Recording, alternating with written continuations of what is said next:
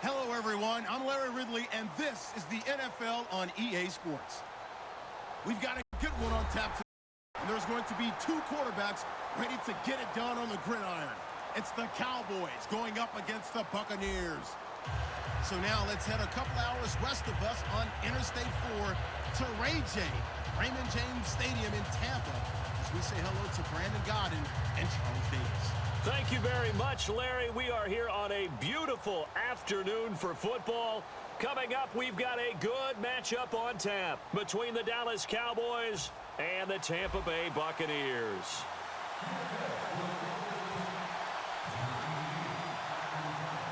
Set to go now on a beautiful sunny afternoon. And off we go from Tampa. That's fielded in the end zone. And he'll elect not to return this one, so they'll bring it out to the 25 on the touchback.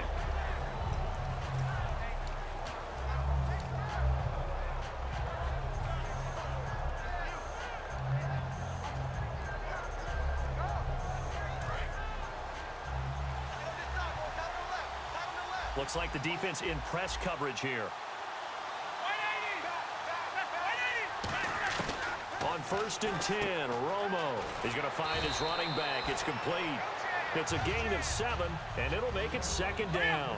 A good, safe pass there right off the bat. That's almost a rhythm play. That's what we like to call it. Get them into rhythm early, something safe, something they're confident about, something they feel good.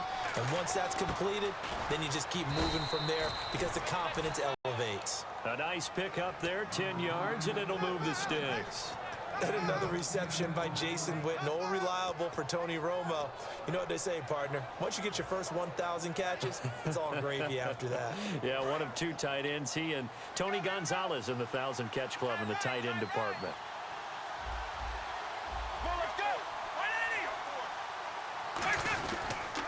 Here's the first carry for Ezekiel Elliott. Give him a couple on the carry there, 2nd and 8. This offensive unit today, they're going to need Dez. A full combo plate. Size, speed, toughness, not to mention incredible aggressiveness going and getting the football.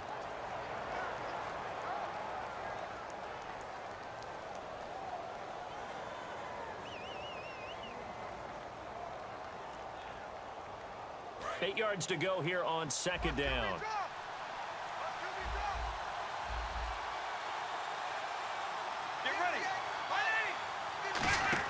Now it's the Florida Atlantic alum. This is Alfred Morris. And he'll be brought down at the 48-yard line. It's a 9-yard gain, and it keeps the drive moving. And that's a nice pickup of a 1st down on that 2nd down run. And at that yardage gained, they can run that play on any down. Now Tony Romo on 1st down. Throwing for his running back, and he's got him complete. It'll be a gain of 4, and that'll make it a 2nd down.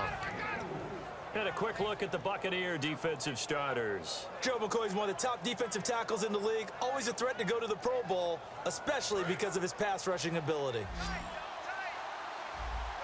And on the outside, they're playing press coverage. Here's Romo now on 2nd down. His 3 incomplete. Receivers work all the time on making sure they catch the ball, haul it into their before they turn and run. A little bit of loss of focus on that play.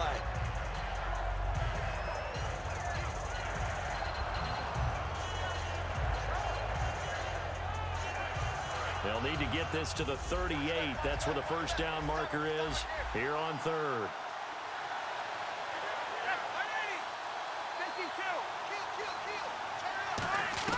Throwing on 3rd down. Romo. He's got a man. It's Williams. 9 yards on the play and a 1st down.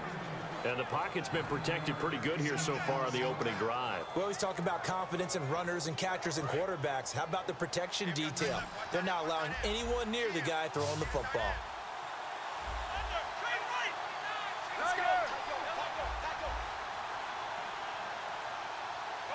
And they'll send the slot in motion left. A 1st down carry by Elliott. And he's going to take this one down to the 25.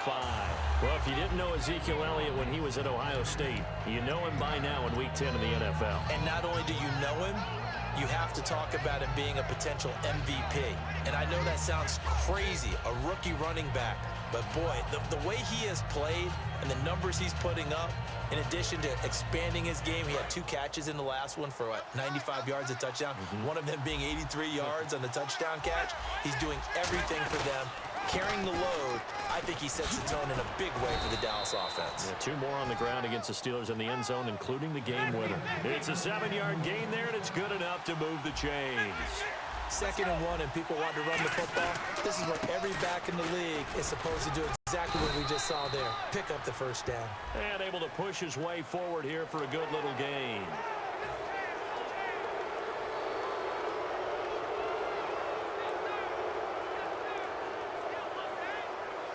So 5 yards remain now, still first down.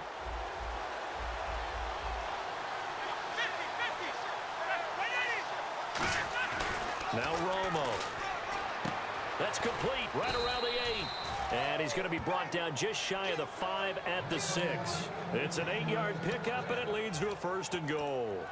And how about this first drive? They're being aggressive, slinging it around. Really confident, too, because they're not trying to fool them with running plays, throwing it, and they're being very successful right now. And this seemingly endless drive continues.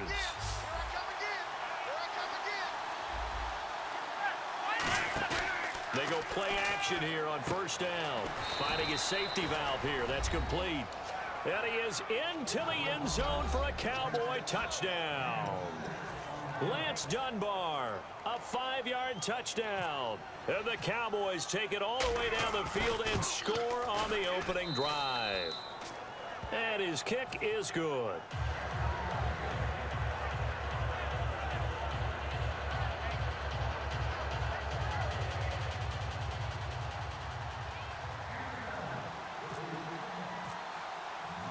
Bailey now to kick it away. Touchdown. This fielded at the 2. And he'll get it up past the 20 to the 22-yard line. You know, last week, Charles, I asked you about this Dallas defense. What do you make it an 8-1? So much hype about the offense. Let's turn it defensive. And they're a defense that really doesn't care about who gets the credit. And I know that's one of those great cliches. But they don't have that superstar that everyone just latches onto, except maybe Sean Lee, their linebacker, who I think is a marvelous player all over the field when he's out there. But also, in this game, as a return to the Pittsburgh area where he grew up and grew up a Steelers fan, had to be very sweet for him to take away a victory. Exactly. Get to 8-1. A big welcome back for Doug Martin, by the way. Been out since week 2, comes into the game in week 10. Numbers not amazing. 33 yards on 16 carries. Did score a touchdown, though. I was a little surprised he got 16 carries. I thought he'd be just a tad more limited than that, but he must have felt good going into the game and continued throughout.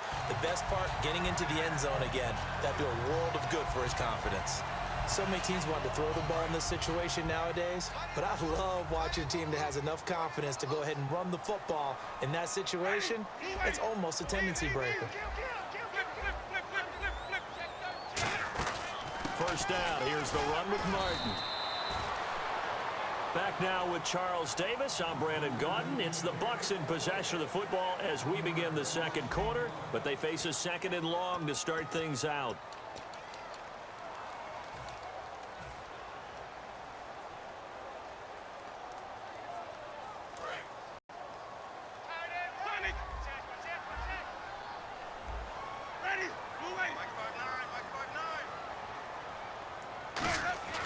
They'll try to throw now. Winston. On the catch, this is Russell Shepard. And to the 42-yard line here and brought down there. He had time, was able to survey the field and find a soft spot in that zone coverage. And that's where it gets difficult for a defender, Brandon. You go to your spots on the field that you have to cover, and when the offense finds an area that you're not in, that's where they throw the football. And he fires one that's intercepted. Picked off by Morris Claiborne. And they'll set up shop right near midfield at the 49-yard line. Here comes the 11 on offense back onto the field for Dallas. And Ezekiel Elliott effusively praised his O-line after their Week 10 win. Said, bottom line, I'm running behind the best O-line in the league. And he's right. And they invested in this offensive line. Travis Frederick, the center, is a Pro Bowl guy. Got a man. It's caught inside the 10. Touchdown, Cowboys. Des Bryant, 48 yards. And the Cowboys will extend their lead. That was a nice little setup there off play action for the long touchdown pass. And I've got to tell you, it brings back bad memories for a guy like me as a former defensive back, because in a playbook I knew a long time ago, we described that play pattern as draw pass 9 go, meaning fly pattern, play action pass, try and hit him for the deep ball, and boy, were they successful on that one. So tough because his speed is so great. You've got to make sure you don't miss any cues or keys in order to try and keep up with him. Draw pass 9 go. That's still a nightmare to this day. Yeah, I still wake up in the middle of the night and feel the guy going past me. They go back to the air here after the INT. And it pops free. The collision there jarred the ball loose and brings up second down. And Charles, I got to tell the story of our production meeting the other day. The guys were discussing MVP candidates, and you jumped in and said, hey, we need a collective MVP, the Dallas Cowboys O-line. And I'm just glad the table supported me when I jumped up on it, because this Dallas offensive line fires me up. Travis Frederick at center, Ronald Leary at left guard, Zach Martin at right guard, Doug Free at right tackle, Tyron Smith at left tackle. They're as good as it is in the league. I think they're the best in the league, clearly. They should be in consideration for the MVP. And the offense looking to pick up the first down after the second down incompletion. On third down, Winston. He's got Evans. And he's got the first down yardage before he's brought down at the 42.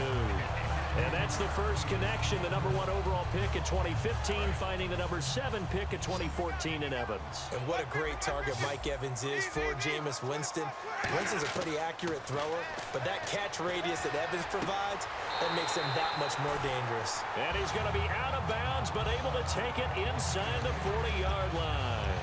I do have to admit, I like it when it all comes together. When the top part, catching the football, right, whether you're catching it with your hands or cradling it, comes together with the legs, in this case the feet, doing a little toe tap to stay in bounds and complete the catch. And a great job by our crew. Shot. Love when you see the grass or on the field turf, those rubber pellets flying up. Great catch. That one good for 16, and the drive will continue. And now the passing game here in the second quarter starting to heat up a little bit. Don't you feel the rhythm starting to happen, right? You see it. Now the confidence is starting to rise. I think now as a play caller, because that has happened, you lean on it a little bit more. You don't go totally away from running the football, but you do say, guess what? We can throw it. We can throw it well with a whole lot of confidence. It's caught. Humphreys. They'll get a couple yards on that one, and it'll be a second down. I know many people like to throw to the tight end, maybe in a little flexed out position because he creates mismatches with his size. But slot receivers do the same thing with their quickness, their speed, and their route running savvy.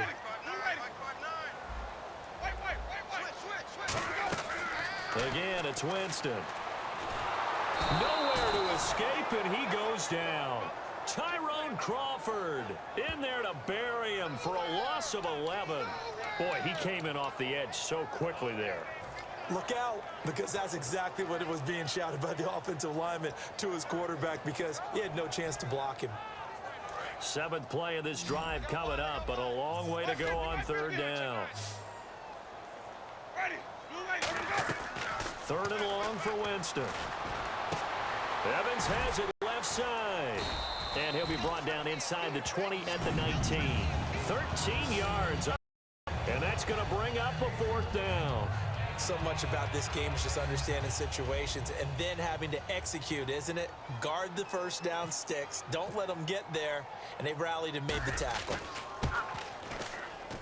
A minute 59 to go in the first half. We'll come back to Tampa after this timeout.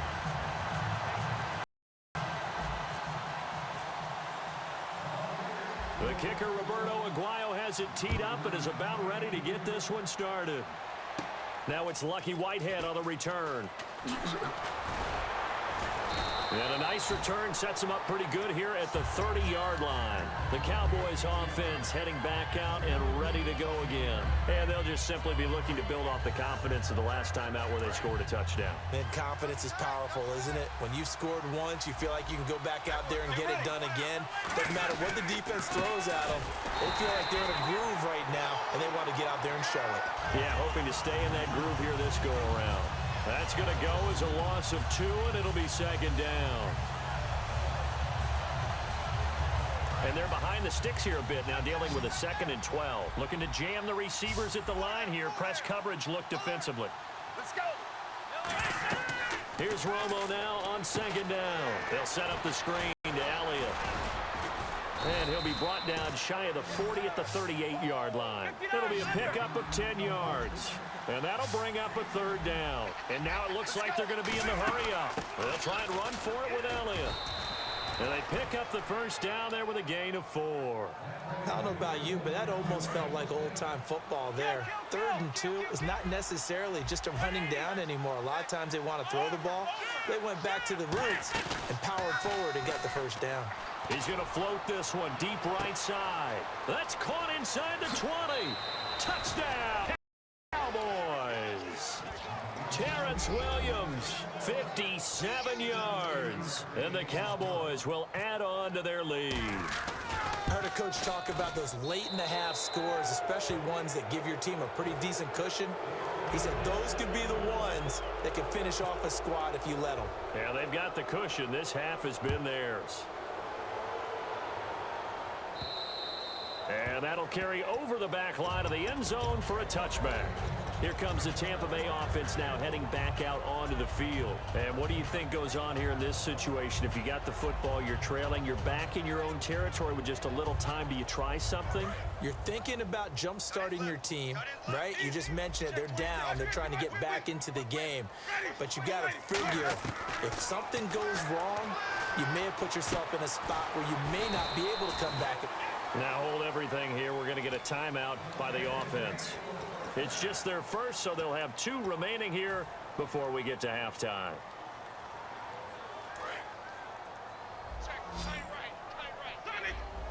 One receiver to the left is Evans. On 1st and 10, Winston. Over the middle to Evans. And he'll get it down to the 47 here. It's an 8-yard pickup, and it's a 2nd down. And the offense moving quickly to the line. 2nd down, Winston. And incomplete there. A nice hit. Jars the ball free and brings up 3rd down. On any passes in the middle of the field, anyone who's going after the football is going to be conscious that it's probably going to be contested and often physically. Sometimes that leads to drops. They'll run it. Here's Martin. And he's got the 1st before he's brought down at the 39-yard line. Now whistles come in. We're going to get a timeout here by the offense. So that means they're down to 1 remaining here as we head toward halftime.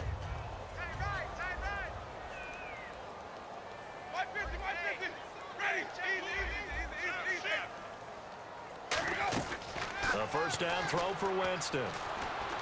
And that is incomplete. 16 seconds now on the clock. I hope I don't sound too rah-rah on that one, but that's the exact right throw. Either your receiver gets it or no one gets it. Give him a lot of credit for being really precise with it. Got rid of it. No one got it. Throwing again. Winston on 2nd and 10. Oh, he almost had it. Already with 1 interception, just missing his 2nd there.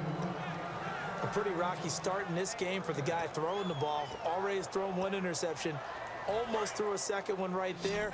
All he's doing right now is giving the defense a whole lot of confidence. They'll put 2 receivers left, 2 to the right.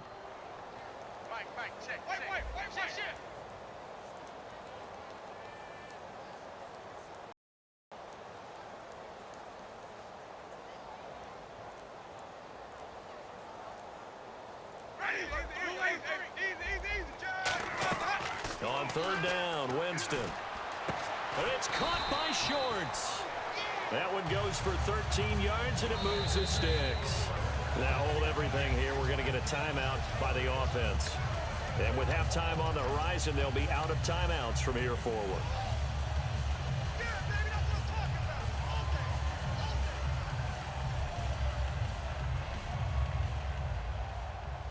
So 3 seconds here remain in the half. On is the field goal unit to see about getting 3 points. He hit his first. Now this from 43. And Aguayo able to knock it through. We have hit halftime. Still 2 more quarters to go. We'll take a timeout. We'll be back after this. You're watching the NFL, and it's on EA Sports. It's in the game.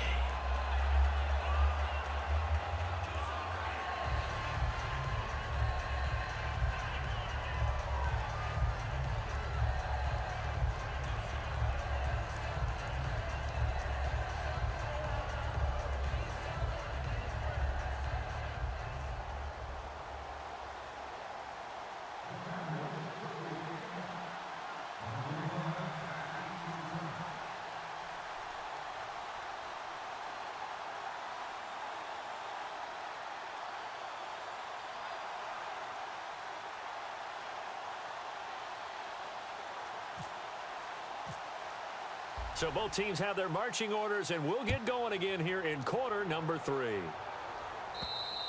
And this will be a touchback as that sails over the end line. Out come the Buccaneers. They'll have it first to start in the 3rd quarter. They have the ball here for the inaugural drive of the second half. Pretty big deficit, though. We'll see what adjustments were made in that locker room.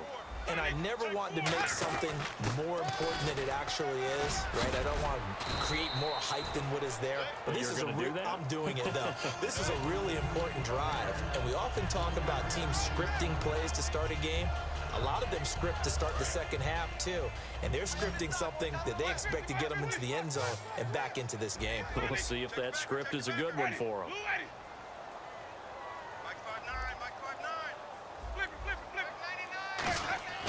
Now a play fake to Martin. Here's Winston. And break. The tight end's got it. And able to break one tackle, but then quickly brought down. But a nice little gain. So much goes into a successful play, doesn't it? How about that play action there? Freezing the defense just enough to bring the tight end free downfield for the completion. And on 3rd down, the Cowboys bring in an extra defensive back.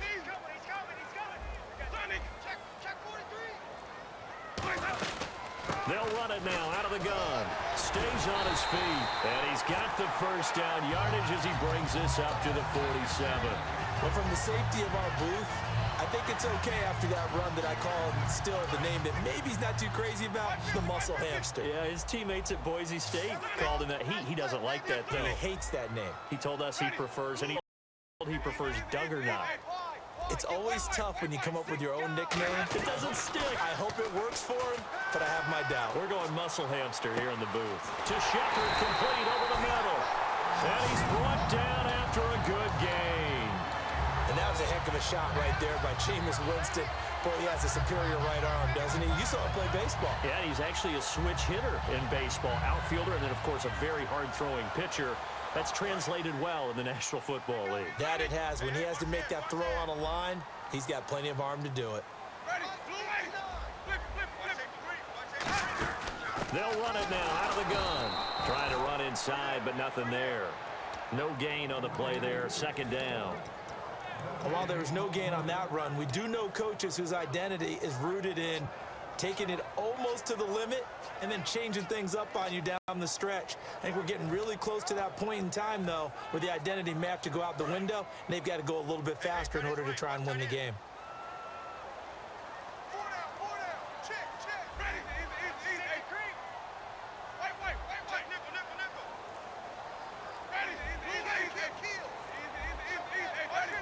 The play clock's running down. They just do get the play off. Now Winston. And the hit jarred it loose. It's incomplete. After watching him drop that slant, I can hear my old coach's voice ringing in my ears right now. You can't run with the ball until you catch it. Trying to get those rack yards before he secured it.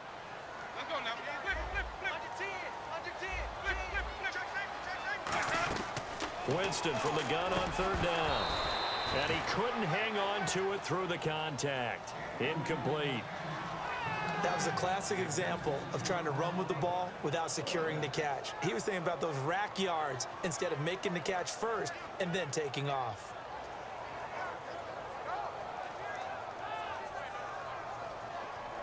Roberto Aguayo out now for the Buccaneer field goal try. Spotted at the left hash, this from 45. And Aguayo's kick is good. And they're hanging around here as the lead's down to 12. So his third field goal of the ball game brings him a bit closer, but there's no question they need to start turning some of these threes into sixes. And sevens and probably even eights. You know, as a kicker, you just head out when you're called upon, so he's done his job. It's the rest of the offense that needs to get it in gear if they want to close this gap. And he'll get across the 20 before he's brought down at about the 23-yard line. A look at the offense now here, coming back out on the road for their first possession of the second half. And that recipe on their last drive that resulted in a touchdown looked pretty good, so they'll be hoping to do that once more. And it takes me back to when we sat with the offensive coordinator and the head coach. They felt pretty good about their game plan and thought there were some holes in the defense, and they exploited them the last time out. Let's see if they can come back and put together a similar drive. And we'll see if they can do just that. And a nice carry there of 15 yards. Looks like the defense in press coverage here. Looking to speed things up here, going with some tempo. Now it's Romo.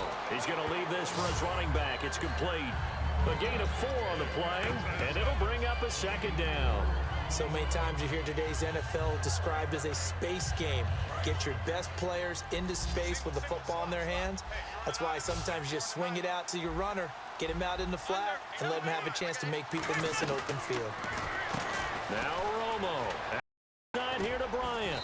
And he's brought down. A good 14 there, and it moves the chains.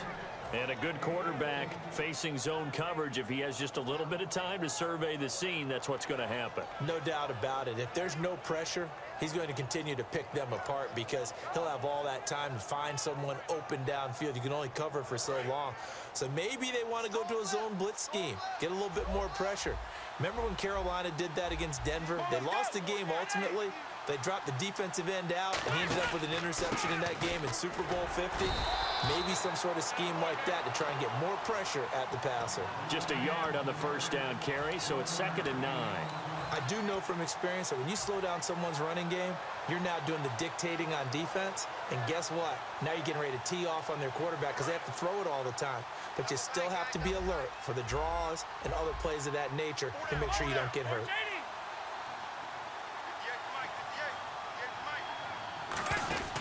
On 2nd down, here's Romo. Complete to Bryant. They'll lose a yard, and it brings up 3rd. Well, that was well defended, and as a cornerback, what you're taught when you see a wide receiver screen, either you get underneath the play before the blocking forms, or you're going to have to fight your way through it by getting through some blocking. That was a really nice play there.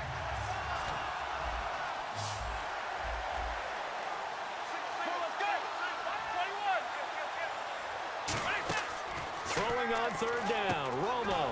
He's going to flip one out here to his running back. Back now in Tampa. It's the Cowboys with a football. They'll be looking to tack on to their lead as we get set for the 4th.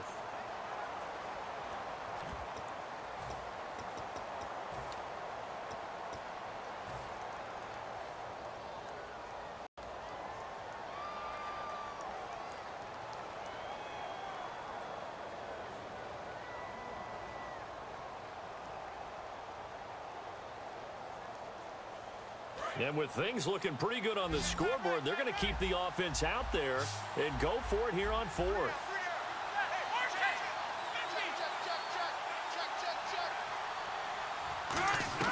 They do snap it. Now Romo looking deep downfield. And intercepted. Maybe the turning point they need. Picked up by Brad McDougal. And he'll return it to the 24-yard line. And now the Buccaneers offense gets set to head back onto the field. And tough to win games if you're going field goal, field goal, field goal here. They got field goal last time. Now they'll be looking looking for a touchdown. We're looking for the big chunk now because, as you noted, the field goal way of doing it makes it that much harder and puts more pressure on every possession for you now. Go ahead and get 6 and feel a lot more comfortable about the position they're in. Bigger chunks. We'll see if they can get the score.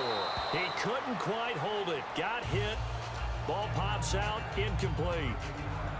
It looked like they had something there, but I think that he was thinking about running with the football before he actually hauled it in, and that led to a big drop. So the incomplete pass brings up second down. They'll put 2 receivers left, 2 to the right. Throwing again, Winston on 2nd and 10. Oh, he almost had it. Already with 1 interception, just missing his 2nd there. Pretty nice coverage there, but a missed opportunity for an interception. Let's face it, a lot of these defenders, they've got it all. Speed, athleticism, hands, a little bit questionable.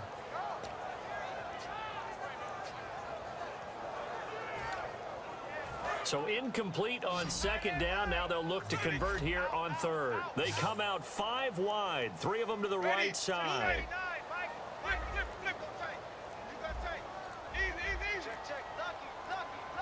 Play clock winding down. On 3rd down, Winston. And incomplete. The contact made the ball roam free and brings up 4th down. It looked like they had an opportunity for a big play across the middle, but he didn't have the concentration or the focus necessary and dropped it before he could haul it in.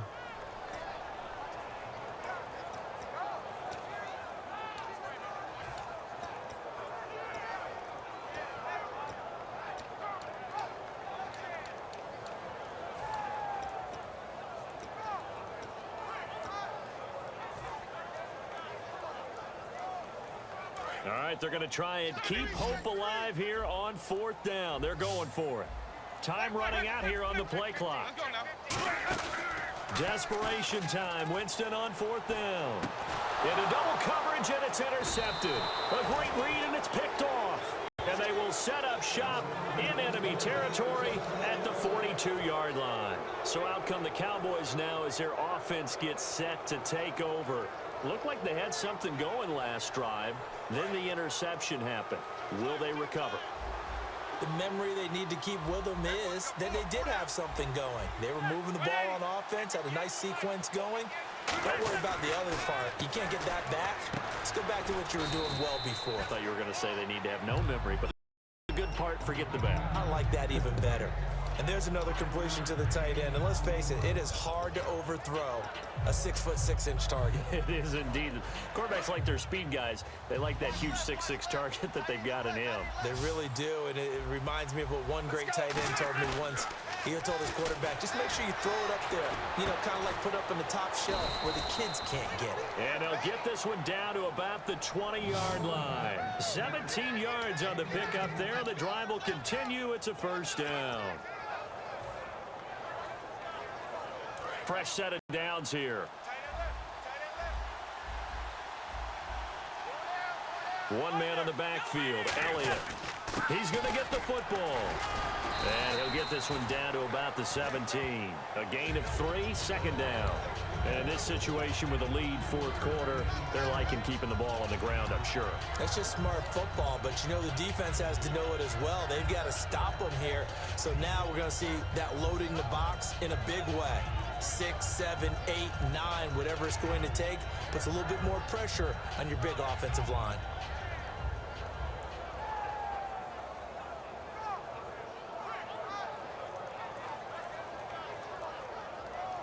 See if they stay on the ground for 2nd down.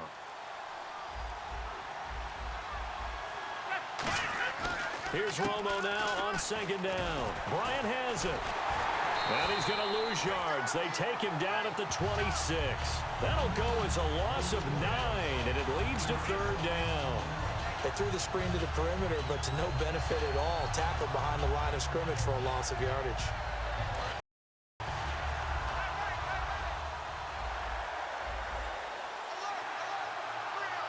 Let's go. Play action. It's Romo. And he couldn't hang on to it through the contact. Incomplete. We know it's not an easy job to go out and catch passes when people are trying to tackle you and knock the ball away. But the bottom line is, that's a pass he's got to have and a pass he should have caught. So now on 4th down, Romo off, Bailey on for the field goal try. Oh, they flip it to the kicker. He looks like he's going to throw it. And this one will not work out. It is incomplete. They pass up the 3, fake it. It doesn't work. Now the Buccaneer offense set to take over again. And following the interception, we'll see what they can put together on this drive. I hear my old college coach right now. He always used to tell us before every game, the team making the fewest mistakes will win. What they're hoping is that that last mistake is their only one of the game. Coaches, that's all they talk about, turnovers, right? Minimizing those and maximizing opportunities.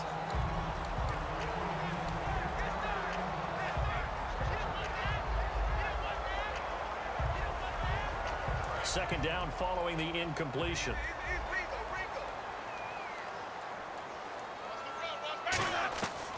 On second down, Winston again. And he comes back with one complete. And he'll go out of bounds across the 35-yard line.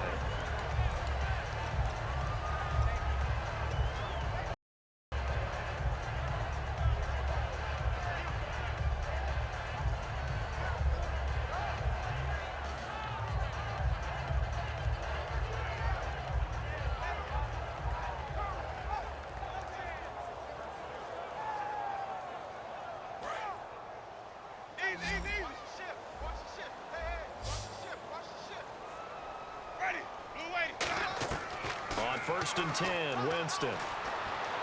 Over the middle to Evans. And he's taken down, but not before getting this across midfield and just shy of the 40. When Mike Evans sees man coverage, I don't think he's the only guy who gets excited. I'll guarantee the guy throwing the ball does, because guess what? He's got a lot of options about where to place it because of Mike Evans' size and frame.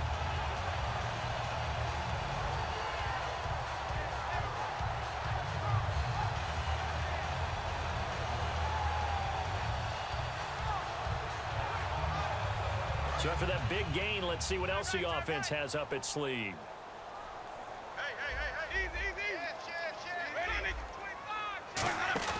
They go play action here on 1st down. He's got time. He's going to fire one deep over the middle. So they took a shot on 1st down, but couldn't connect. That's going to frustrate the coaching staff a little bit as they dialed up the deep shot, but they weren't on the same page on that play. Heck, I don't think they were in the same book. I think he thought he was going to do something else, ends up throwing it over the sidelines. Well incomplete.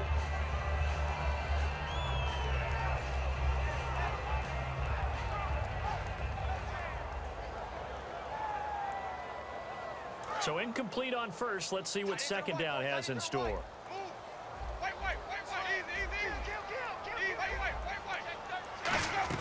The 2nd down throw for Winston.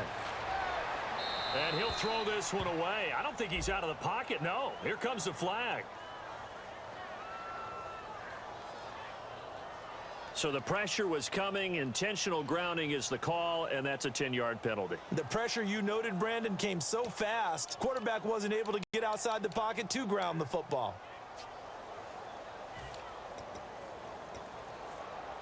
And the yellow flag hurts this offense, and now they face a tough 3rd down.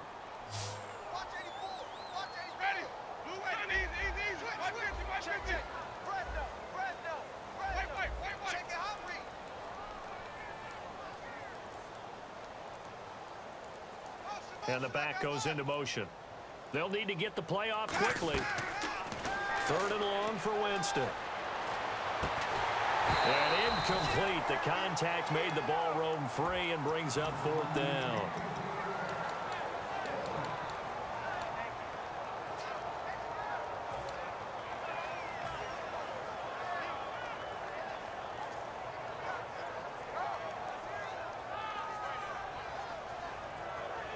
And they're indeed going to go for it here on 4th down. So trailing here in the last quarter. Let's see how this plays out. Got to try it here. He's back to throw. He's got time in the... It's caught. Shepard. And he's brought down after a good gain. Time for a break. We'll come back to wrap this one up.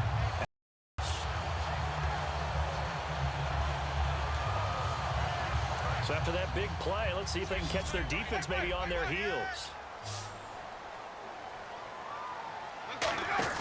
Now a play fake here on first down. Surveying the field. And this is caught now for a late touchdown. So hold everything here. This one's not over yet. And they put it in the end zone, which was job one. Now they have to convert.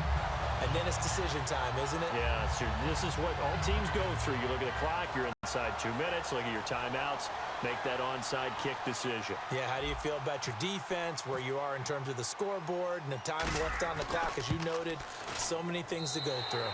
And this is back to a 5-point game.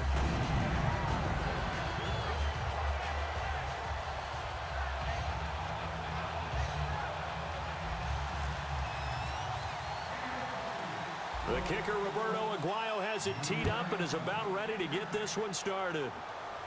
This fielded a few yards into the end zone. And now here come the Cowboys. And last time this unit was out here, costly turnover, and then that turned into 6 points. They've got to make amends. And how many times have we sat in meetings with coaches and they use the term complementary football? Offense take care of the defense, defense take care of the offense. That didn't happen on the last possession. Now the defense loses him. It's complete. Touchdown, Cowboys. Des Bryant, an 80-yard touchdown. And the Cowboys will extend their lead. Well, it'd be real easy to say that they are firmly in control right now, but I'm looking at your face and I'm thinking I've got to be careful with that. Well, it's a 2-score game. You're inside of 2 minutes. I think you can breathe relatively easily now. Yeah, you can, but still, you got to stay vigilant. Can't give up anything cheap and easy. That could put you in some jeopardy. And he'll take it back to about the 19-yard line.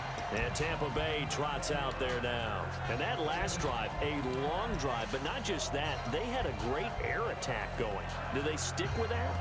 I would think that they would, because if they were confident enough to do it on the last drive, starting backed up in their own territory, why would you change anything? They've got to be confident about what they're presenting and continue to do so. Yeah, because the secondary, they really look clueless.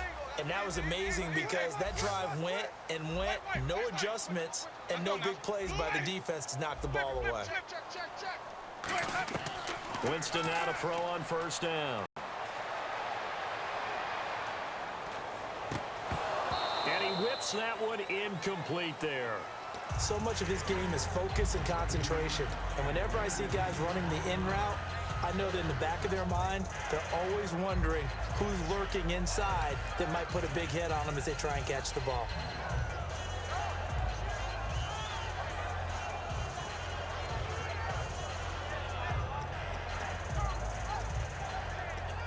Ten yards still left on second down.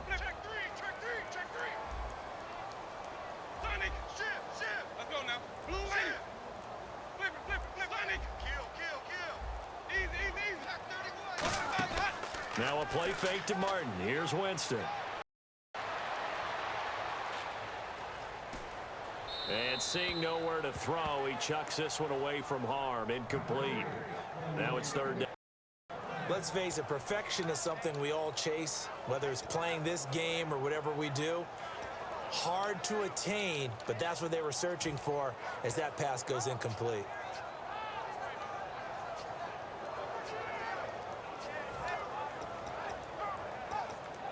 Incomplete pass on second down. Let's see what the offense draws up here on third. On third down, Winston. And this is intercepted, and that should do it. Picked off by the linebacker, Sean Lee. And his guys are going to take over at the 39-yard line. Obviously disappointing, but you had to go for broke here, down 2 scores. So that forced you to make some throws you definitely wouldn't want to make. And I think this interception is going to pretty much write an end to this one. He's going to loft one deep left side here. And incomplete. He dropped it in the end zone. Des Bryant, the intended receiver. And it's second down. And when all else fails as a defender, when you're not there in the coverage, your best friend is exactly what we saw there. A big play shot taken by the offense. Unfortunately, it ended in a big drop. Call it a gain of 4, and it'll leave them with a third down and 6 to go. some of the most unselfish players on any football team? Defensive tackles, because we ask them to just eat up blocks and allow other people to make tackles. But when he can make a play himself, as we just saw there, that's a big day. And the box with an extra defender in the secondary now on third down.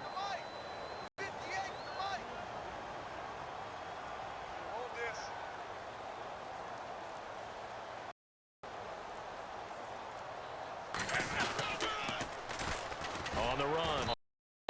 And he is going to... And now the Bucs deciding to take a timeout defensively. It's just their first. They've got 2 more to use here in the final stages.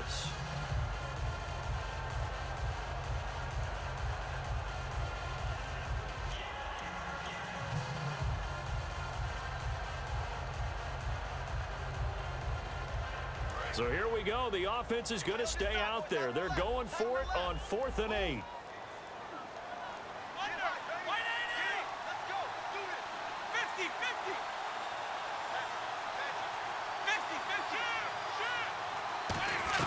On 4th down, Romo flush to his right. And that is incomplete. Boy, it looked like he had it and dropped it. And the Buccaneers defense holds and they get the football back. Now the Buccaneers offense gets ready to head back onto the field. They can't do much at this point, partner. This one is going to go down in the loss column. You don't make up for what has happened during the game in this sequence here.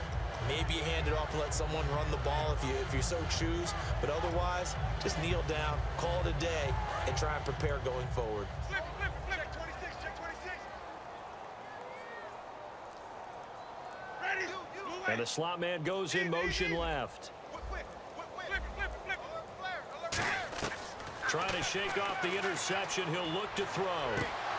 And this is intercepted, and that should do it. Picked off by Orlando Scandrick.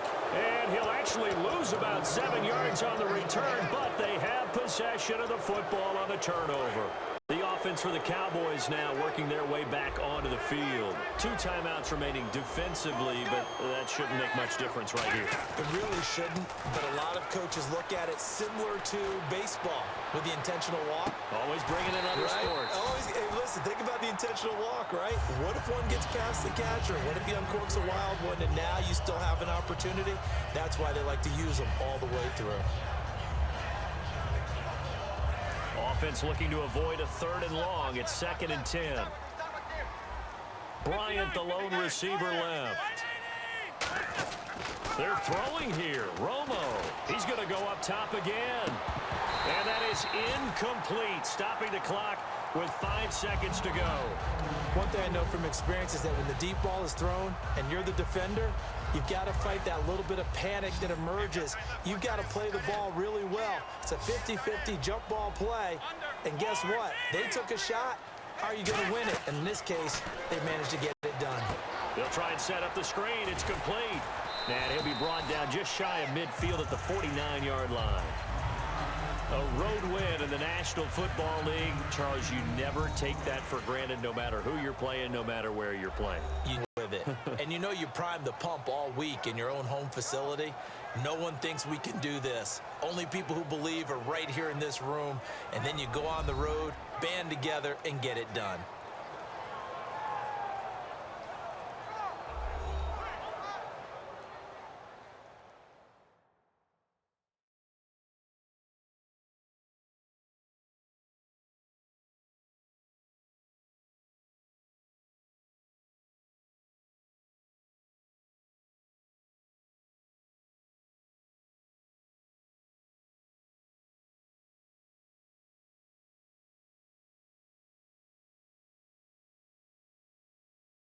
That'll do it for us. For Charles Davis and all our hardworking crew, I'm Brandon Gaudin. You've been watching the NFL on EA Sports. For more, find us on Twitter at EA Madden NFL. With that, we say so long from Tampa.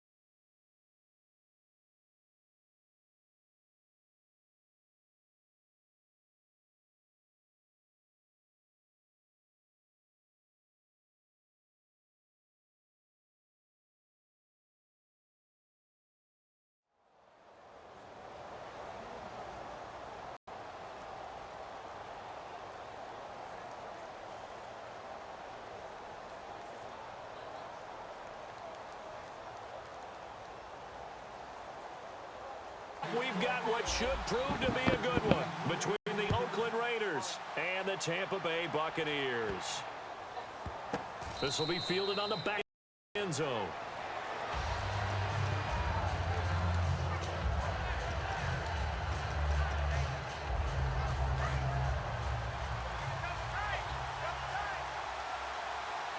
And on the outside, they're playing press coverage.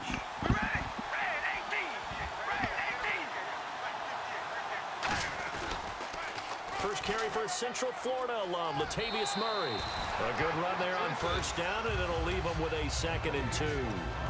I know the toss play begins with the guy taking the snap and turning around and tossing it to the runner. Oh, my God, But where the real intrigue is, can they seal the edge, whether it's an offensive tackle or a tight end in the direction they want to run the football? If they do that, that's the result that you get, that type of a game. If they don't, oftentimes it's not a very successful play. Only 3 there on the pickup, but that's enough to move the chains. Not too many more ideal situations in 2nd and 2 in order to try and pick up a first down. They ran it and picked it up. First down and 10 now for the offensive group. On 1st and 10, here's Carr. Throwing for his running back, and he's got him complete. And he'll get up near the 45. They'll spot it at the 44. I know most of the time when the ball's in the air, you're thinking wide receiver, tight end, but running backs, they can be a big part of any passing offense nowadays. And he'll take this one up close to about the 45. A yard there, and now it'll be 3rd down. Well, sometimes we talk running backs, sometimes we talk wide receivers. Walford, the tight end in this unit, very important. Clive Walford, a terrific player. Knows how to work the inside portions of the field, but also can surprise you and get deep. Carr to throw on 3rd and 1. He rifles one that's intercepted. Reed, and it's picked off. And they'll set up shop in enemy territory at the 45-yard line. They told us repeatedly earlier in the week in our meetings, we need some plays from our defense here on the road early. They got one. And don't think they were above all week long pointing out to their defense that the other defense is rated higher than them. You going to let that happen, guys? Is that how we're going to play? And they responded to the challenge.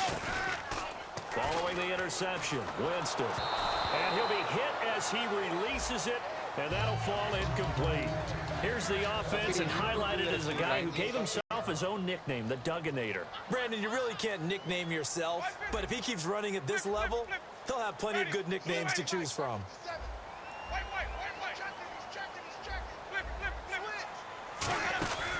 Now the first carry for Doug Martin. And the big boys up front, they're going to stop him right at the line. He's brought down that time by a couple of Raiders. And we take a look now at the defense for the Raiders. Malcolm Smith may have entered the league without a lot of fanfare, but how about it culminating with an MVP award in the Super Bowl? Winston from the gun on 3rd down. It's caught by Mike Evans. Give him 9 on the play, and that's going to make it 4th down. So much about offense is what you call hidden yardage. You know, you throw the ball to someone, they catch it, and then they can make a big play. You know, they create a play, run after catch. They did a really nice job hitting that and keeping him from a first down. Yeah, stopped him in his tracks. Winston to throw for it on 4. And it is incomplete. Boy, it looked like he had it and dropped it. And the Raider D, they get the football back. Now the Oakland offense heading back onto the field to take over. And following the interception, just any interception, are you a little bit more cautious when you start that next drive, or no, you just throw that out the window? I think you are. I don't think that there's any way you can run back out there and go, totally didn't affect me. Let's just go ahead and be loose with the football again. You're going to take care of it, but you have to be careful about being too cautious because now you can't run any offense at all. Still want to attack. We'll see how they attack him here. From midfield, here's Carr. Holmes has got it complete. And he'll take it down shy of the 45 at the 46. It's a gain of 5, and it'll be 2nd down. Looking to jam the receivers at the line here. Press coverage look defensively. Carr to throw on 2nd down. It's caught. Reception by Holmes. Yeah. And he'll get it down on the play to the 37. They get 9 out of that one, and as a result, the drive continues. When you see zone defense and you know you've got a drag route on as your primary call, You got to be really careful as a passer about how far you let your guy go because he might wander into some tough coverage. When you see passes knocked down by those guys I call the frustrated fullbacks, the linebackers, you know that in their zone coverage, they were able to drop, see the ball thrown, and react to it very quickly. To throw his car to the left side and complete for Amari Cooper. A really good pickup of 28 yards. Well, we know he's got the speed there. He needed the speed and the hands. A great catch. And because of that speed, you have to respect it as a defender. So you have to either play off or make sure you're somehow in contact with him, and he's able to do exactly what you said. Use the speed to his advantage and go up and get the football. That's a big-time play right there. He was trying to get it to Andre Holmes that time, and that'll bring up second down. Possible run anticipation here as the D-line sandwiches together. It's a tried-and-true formula, and I don't think it'll change for as long as we play football. And he is in. Touchdown, Raiders. Clive Walford, a 9-yard touchdown grab. And the Raiders have taken the early lead. Boy, it's nice to have that big, reliable target you can go to. Each and every time. A lot of people see that position as a fallback. Throw it to them when all else fails. Not at all. This guy can make plays, and that's exactly what he just did. Yeah, play here for a touchdown. Fielded about a yard deep.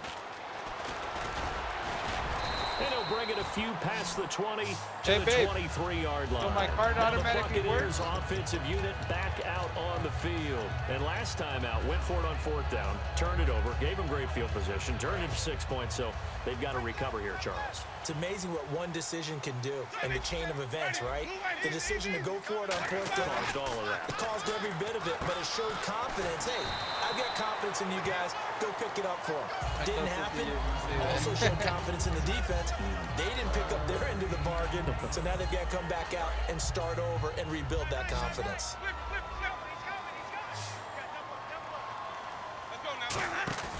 Now a play fake here on first down. Finding time. He's going to and that's caught inside the 35. That one goes for 36 yards.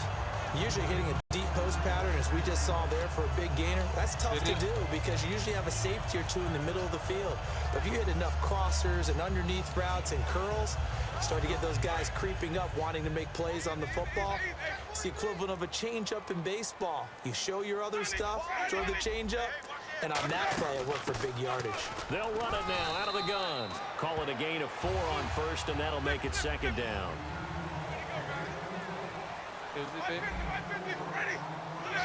Slept on him.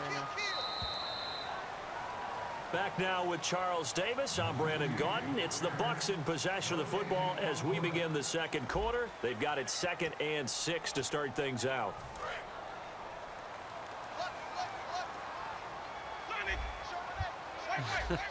Maybe.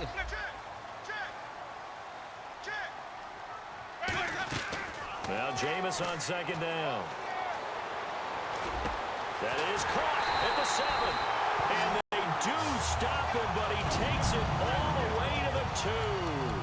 One thing I can say pretty safely, that route is not called if you don't have a guy who can throw the ball and put some mustard on it. Because if you're going to lollipop it in the middle of the field, bad things usually happen.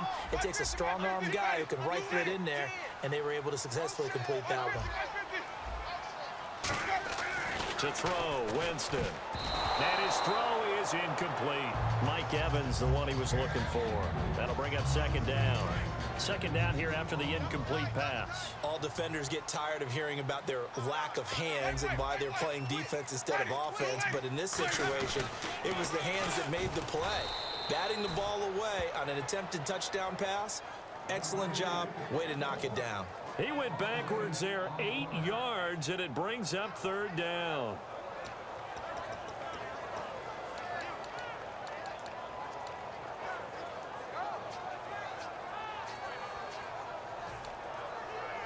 So a ways to go here on 3rd and 10.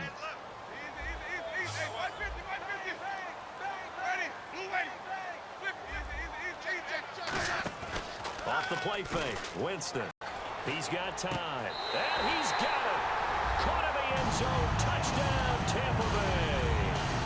Mike Evans from 10 yards out And the Buccaneers are an extra point away from tying up this football game. It's good, and we're all tied at 7 apiece. So we're right back where we started, all even as the kick's away. This is taken at his 4. And he's up across the 25 and down at the 28-yard line. And now Oakland ready to take the field. And they will simply, Charles, be looking to duplicate what they did last drive when they were able to push it in for 6. And they hope it'll be that easy, right? To be able to take exactly what happened before, replicate it. They may have to make a few additional changes along the way because I'm sure the defense will make some adjustments, but they've got to have great confidence having scored the last time out. And after the play on the ground, that brings up 2nd down here. Carr going to throw. Now they go screen. It's complete. It'll be a gain of 8 yards, and that'll make it 3rd down. The screen was executed and completed, but where's the worry on the play? How many times is a quarterback going to get hit? Because offensive linemen have to do an acting job of making sure it looks like they're whipping on blocks. But you got to slow them down a little bit, because if you don't, that's a lot of big guys coming at your quarterback in a big, fast way. And boy, he can get hurt. Joe McCoy is always going to be linked with Ndamukong Suh. They came into the NFL in the same draft class. There was a lot of debate about who was going to be the better defensive tackle. They just do it 2 different ways. McCoy, more movement, more elusiveness. That allowed him to make the play there for a short gain. I tell you, on 4th and 1, when you're way back on your side of the field, I thought this might just be an attempt to draw him off and get the first down that way. But they were going for it the whole time, and they wind up getting it. A right side catch by Crabtree. And able to break 1 tackle, but then quickly brought down. But a nice little gain. Looks like the defense in press coverage here. Now Carr throwing on 2nd down. This one caught left side by Cooper.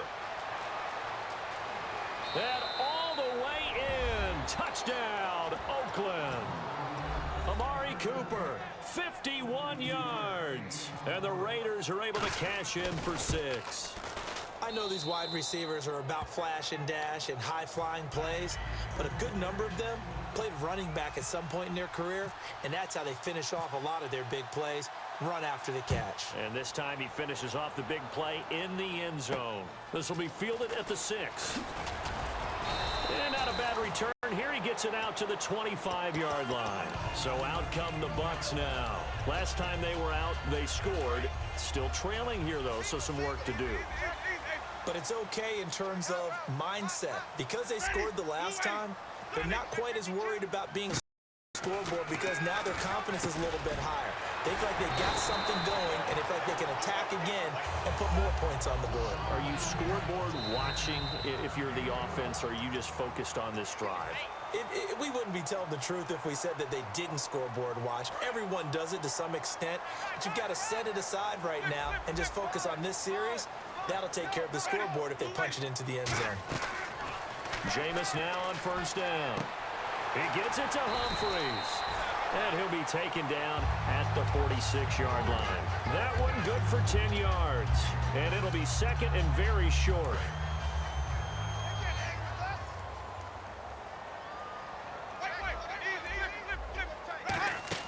On 2nd down, Martin. And he'll be brought down just shy of midfield at the 49-yard line. 2 yards on the pickup there, but it's enough to give him a new set of downs. And now they're in the hurry-up. They run again on 1st down. Martin. And he's brought down. And a nice carry there of 15 yards. That's another nice run, and I have to tell you, some of the coaches that I played for, their philosophies were always different when they see a guy running the ball well. Some of them wanted to immediately go to play action and throw it now because it's wide open. While other coaches said, now whistles, and the Raiders are going to signal for a timeout. It's just their first, so they'll have 2 remaining here before we get to time.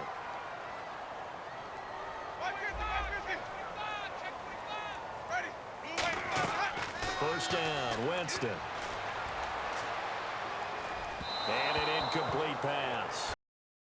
That'll stop the clock here with just under a minute to play in half number 1. So 2nd and 10 here. One receiver to the left is Evans. On second down, Winston again. To Shepard, complete over the middle. Give him 6 on the play, and that's going to lead to a third down. Now whistles come in. We're going to get a timeout here by the offense. It's just their first, so they'll have 2 remaining here before we get to halftime. The first carry here for Jaquiz Rodgers. And he gets the first down yardage he needs before he's brought down at the 6. Now that was a gutsy call. In today's NFL, that is a passing down, but they broke tendency, and in a big way, and they were rewarded with a big run. Now they're set up with 1st and goal. Got to give a lot of credit to the offensive coordinator. He didn't play it safe, took a chance, and it paid off. And that one will fall incomplete. Clock here now just under 30 seconds to go in this first half.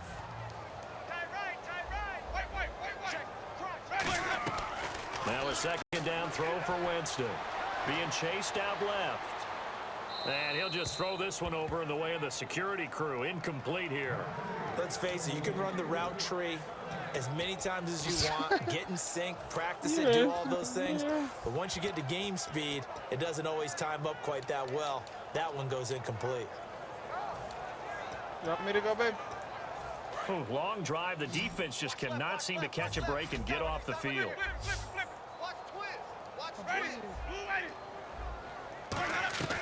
Third and goal. Winston.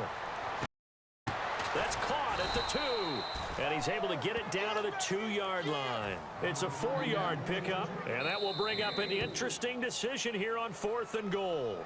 Now the Raiders are going to use another timeout here. So that means they're down to 1 remaining here as we head toward halftime. And Aguayo able to knock it through. And they'll cut the lead back down to 4 now at 14-10. So a field goal here. They're still down, but they put a dent into that lead before the break. And that's got to feel good because now they've seen that they can put some more points on the board, and that gives them a whole second half to get back to where they want to be, and that's in the lead. This fielded a few yards into the end zone. And not wanting to risk anything here late in the half, he'll just take a knee, and they'll bring the football out to the 25. And now here come the Raiders. And from this spot in the field with the clock where it's at, you think we're just going to see a knee and that's it? And I think in this situation, that's the proper play.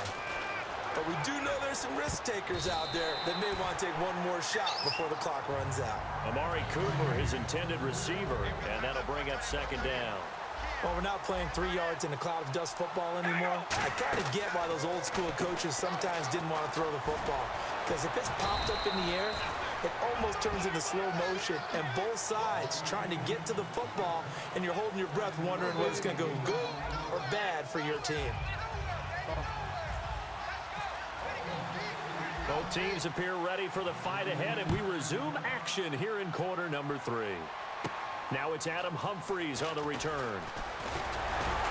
And it's a pretty good return here up to the 29-yard line. Out come the Buccaneers. They'll have it first to start the 3rd quarter. They're down here, but very much in this game. What's the tonality of a coach's talk when a game is within striking distance like this at intermission? Typically, what they're doing is emphasizing the things that went well in the first half and wanting more of that. Sure, you've got to go over some of the errors and clean up some things because there's a reason you're down. But overall, I think they want to stay positive, stay up with this team. We're just starting the second half, and we've got the football. Let's go ahead and punch it in, and then we'll take it from there. See how that recipe works. Just a yard on the pickup there, and it'll bring up a 2nd and 9. Tough day, tough sledding right there, and it's been that way the entire game. Not a whole lot of room to ramble for him. Yeah, you're right. It's been that way all afternoon. Didn't get a whole lot better there.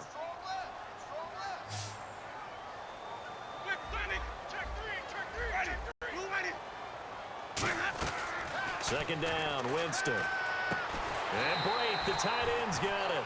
A nice pickup there of 11 yards, and it'll move the sticks. And there's a completion to the tight end. And look at the size of these players nowadays. At that spot, 6'4", 6'5", and up. A lot of guys used to be basketball players, somehow came back to football. That's really good for the game of football. You're getting better athleticism, great hand-eye coordination, guys who know how to control their bodies when they run their routes. And he'll get down to about the 26-yard line. 8 yards on the pickup, and now they'll have some options on second and short. This drive is turning into an extended one, and the guy carrying the ball, he's becoming more like a body blows guy. Every carry is putting some damage on the defense. So after a while, I'm not too sure how many guys are going to want to run up and tackle him. And they'll lose a yard that time, and that's going to lead to a third down. And quickly, they get to the line. Jameis to throw it. He's got Evans. And he's brought down after a good gain. 23 yards on the play. And fits the exact right word. Over the middle, there's almost always traffic, so anytime you're a receiver in that area, you're not just focused on catching the football. You're wondering where the collision's going to come from, right? Because there's almost always someone there. And he's into the end zone for a Tampa Bay touchdown. Mike Evans, his second touchdown of the afternoon. And the Bucs are going to retake the lead. It's good, and they'll take a 17-14 lead. The kicker, Roberto Aguayo, has it teed up and is about ready to get this one started. This fielded a few yards into the end zone. And last year, that would have been a net gain of 5 on the return. This year, he stopped where he would have been if he had taken a knee, and that's at the 25. A look at the offense now here, coming back out on the road for their first possession of the second half. They trail offense, first time to touch the ball in quarter 3, and we'll see what they can do. And I can't wait to see what they have planned. And now the Bucs deciding to take a timeout defensively. It's just their first, so 2 remaining as they burn one here in this third quarter.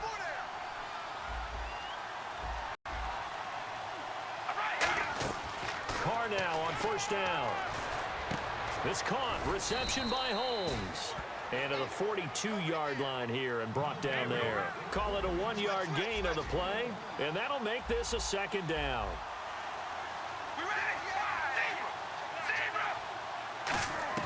From the gun, it's Carr. Here's Walter in the middle. And he's going to get this down to the 35-yard line. Every quarterback likes having a reliable target at tight end, and I think young quarterbacks especially, because they want to get the ball in their hands quickly. I think these two, Derek Carr and Clive Walford, that's a pretty good connection for years to come for Oakland. Yeah, he started to come on strong end of his rookie year. Now the Raiders really hoping for that second-year jump out of Walford. Again, they'll throw with Carr. And he fires one that's intercepted. Picked off by Chris Conte. And he's able to get it back to right around the 27. And Tampa Bay trots out there now. And that last drive, so effective in the passing game, resulting in the touchdown. Maybe not many people were focused on the trenches. There was good protection there.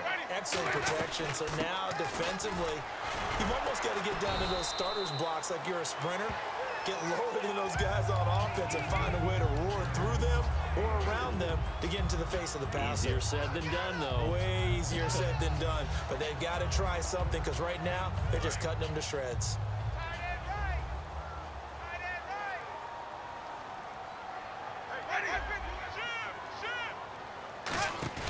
Play action now. Winston.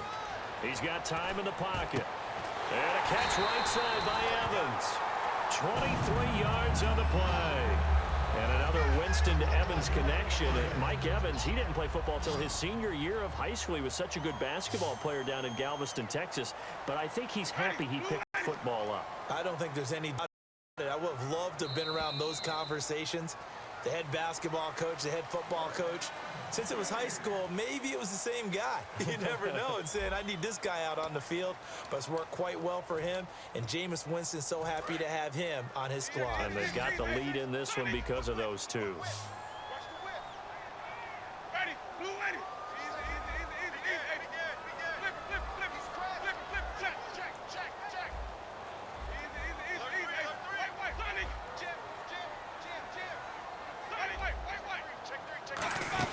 They'll run it now out of the gun.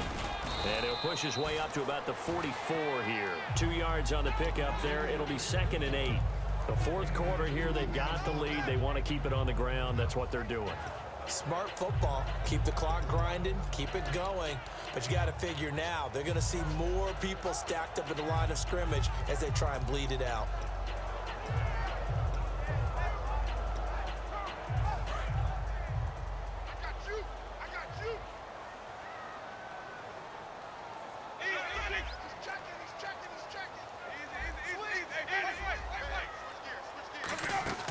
run it again with Martin. Looking for a seam, but finding none. He'll get back to the line of scrimmage, and that's it. Now whistles, and the Raiders are going to signal for a timeout. It's just their first. They'll be down to 2 remaining as we step aside here in the fourth quarter.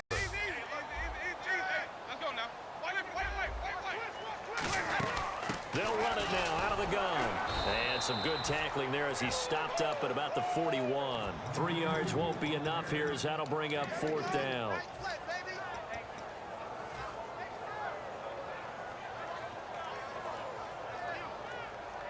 And here's a big one now. Trying to hold this lead. They're going to go for it here on 4th down.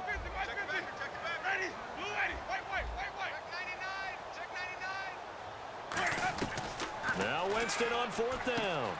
Over the middle to Evans.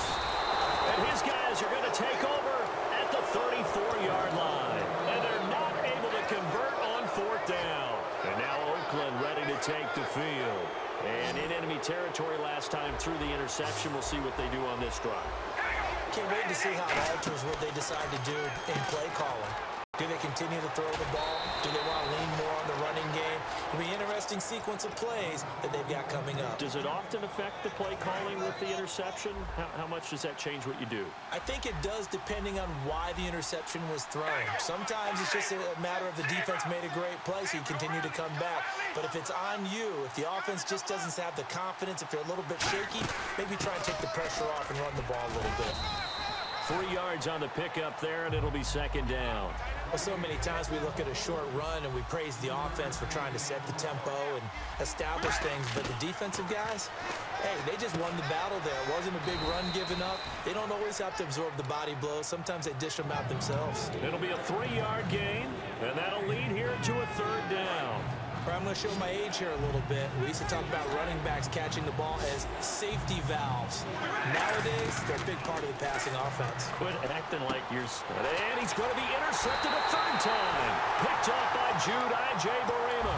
And they take over. They'll set up shop at the 46-yard line. And Tampa Bay trots out there now. And last drive, now hold everything here. We're going to get a timeout by the offense. That's going to leave them with just 1 remaining here in this 4th quarter.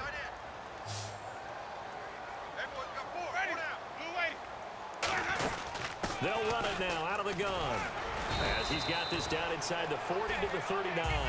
7 yards on the pickup there, and it'll leave them with a 2nd and 3. I know that every now and then we get in those meetings with coaches, and you almost want to roll your eyes when they talk about staying on schedule when they're moving the football. But would you say a 7-yard run is ahead of schedule? 4th quarter with a lead, you love that, don't you? No doubt about it, because staying on schedule... And the pressure gets there, and Winston goes down. Now the Raiders are going to use another timeout here. That's going to leave them with just 1 remaining here in this 4th quarter.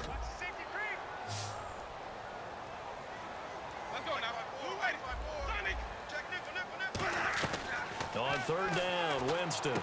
To Shepard, complete over the middle. And he's able to get it to the 33. Good enough for a 1st down. And that pickup of a 1st down, that's going to leave a mark because they really needed to stop them there, didn't they? Oh, so frustrating. Defensively, you're a play away from getting that football back here. Down late, tough. Now they've got to find a way to create a turnover or a takeaway. Otherwise, this one will probably get away from them. Give them 27 yards that time. And the Buccaneers are going to have a 1st and goal. I don't know about you, but I feel like there's a little extra juice when you see Jameis Winston connect with Mike Evans early.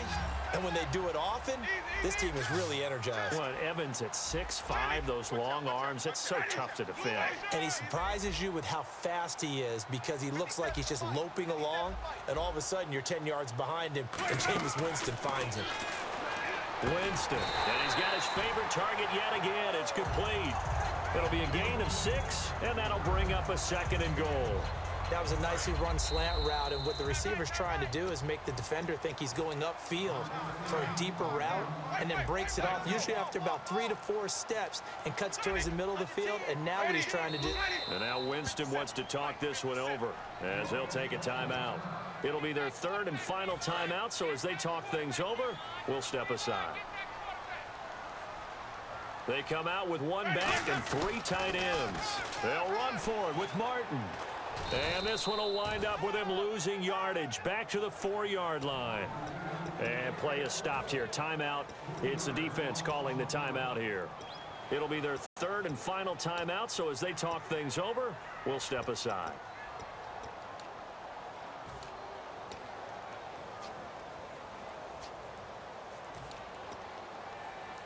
Line of scrimmage at the 4. Here's 3rd and goal. They come out here in the I. Here's Winston. And he couldn't hang on to it through the contact. Incomplete.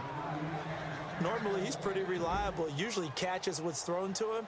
On that play, he simply dropped it. And Aguayo's kick is good. And they stretch the lead to 6. It's 20-14 now. So they get the 3 here, but you wonder whether that's going to be enough. Yeah, I mean, you've now made it so they need a touchdown rather than a field goal to catch them. But you're right. If they'd gotten 6 out of that drive, this would be a much different game. The Raiders offense now, they trot back out. And with 3 interceptions thrown already, we'll see. Do they rely more on the ground game here? They may have to change things offensively to try and settle things down, not just for the guy throwing the ball, but for the rest of the offensive unit, because their confidence has to be shaken a little bit. And you just wonder, is the backup going to start to warm up a little bit over on the sideline? Well, how about keeping your head about you in this situation? No more timeouts. Finds a way to get out of bounds. Now they can breathe a little bit as they contemplate what to do on the next down. Look at it, Carlitos. He's back to throw. Now they set up the screen. That's complete. Murray. And all the way in. Touchdown, Oakland. Latavius Murray, 57 yards. And the Raiders are an extra point away from taking the lead. And they have taken the lead here in this 4th quarter. Now Janikowski following the score. He'll boot this one away. And this will not be returnable. It's out of the back of the end zone for a touchback. And Tampa Bay trots out there now. They're only in need of a field goal, a decent amount of time on the clock. So tell me if I'm wrong. You don't have to be too panicked here. No, not at all. I agree with you. And this is where your preparation and your confidence comes into play. They've worked on these situations. They practice this all the time. They practice it all the time. They know what they want to get done. And in a lot of cases, the great competitors, they love this situation. They think they can go ahead and get it done. They practiced it. We'll see if practice makes perfect. Another carry now for Rodgers. And he'll be brought down just shy of the 45. A nice run there, 9 yards, and it'll be 2nd down. Some runs are blocked so well, you almost forget that someone has to carry the ball to gain the yardage. The leverage by the offensive line to create space up front, really well done. Able to get away. That's why you keep the legs churning. It's a 10-yard pickup, and it moves the chains. And they're going to speed things up here. How many times do we say in this game that speed kills, and it does it in so many different ways? In this case, you got a back who's quick and shifty, can make moves, make people miss, but also gets to and through a hole before it can close down. That's some of the benefits of that speed, not just outrunning people in the secondary, and that led to a really nice game. A gain of 4 that time as the drive continues. Well, that was a unit that understood exactly where the first down marker was, handed it to their guy who could run it, created some space, and he got there.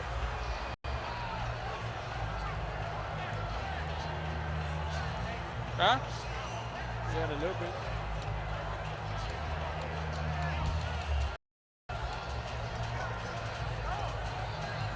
So they're still at the original line of scrimmage here. 2nd down and 10. Let's go now. They'll look to throw. He finds his target. It's Evans. They'll lose a yard, and it brings up 3rd. 7th play of this drive coming up, but a long way to go on 3rd down. And they're going to hurry back to the line now. Ready, go.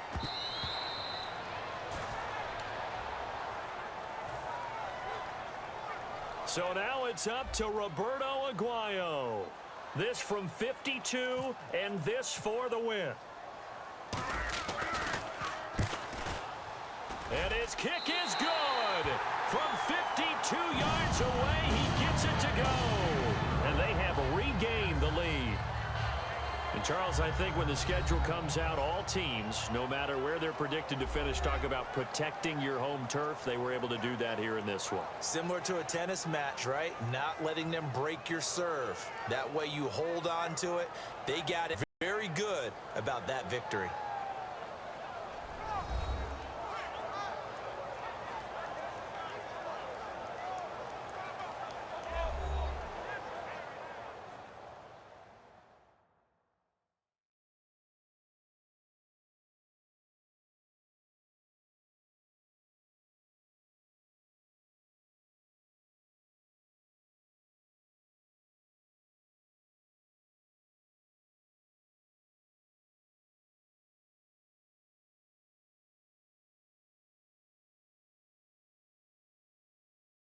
So that'll just about do it for Charles Davis. I'm Brandon Gaudin. You've been watching the NFL on EA Sports. For more, log on to easports.com.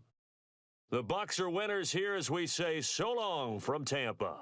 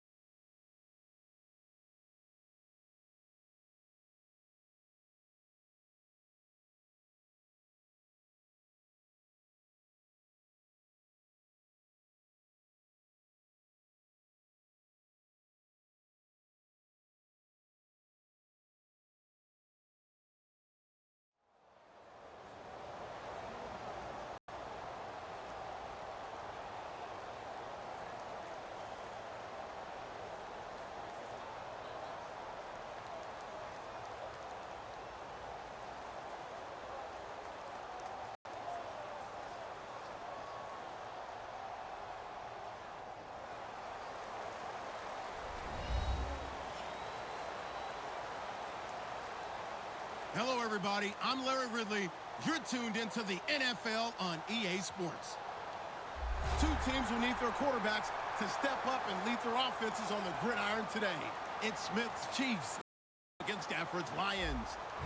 With that, let's send you indoors to Ford Field in Detroit as we welcome in our broadcasting team of Brandon Gaudin and Charles Davis. All right, Larry, first opened in 2002. There's a look inside Ford Field here in downtown Detroit.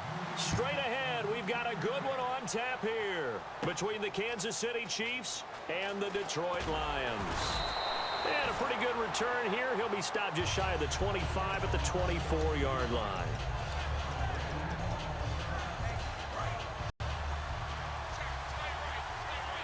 And on the outside, they're playing press coverage. They'll run it now. This is Jarkandrick West. And this defense feeling the encouragement. They stop him at the line of scrimmage on the first play of the afternoon. No gain on the play there. It'll be second down. Here's Smith now on second down. Looking left side. That's caught by Macklin. A really nice pickup of 14 yards, and it moves the sticks. So here we go, 1st and 10 now. I like watching the wide receiver screen because it's a real teamwork play. Because guess what? The guy catching the ball, he'll get all the credit. But how about the people up to block in front of him, either fellow receivers or offensive linemen? That makes that play a really nice timing play and sometimes big. And the starting crew defensively for Detroit. As Darius Slay continues to improve at the cornerback position, he may live up to his own nickname as the Slaymaker. Now Smith, and Hill with it over the middle. Jeremy Maclin missed the Panthers game. Tyreek Hill, Charles, he stepped up, 10 catches, 89 yards. And he doesn't look like Jeremy Maclin as your classic outside-the-numbers receiver.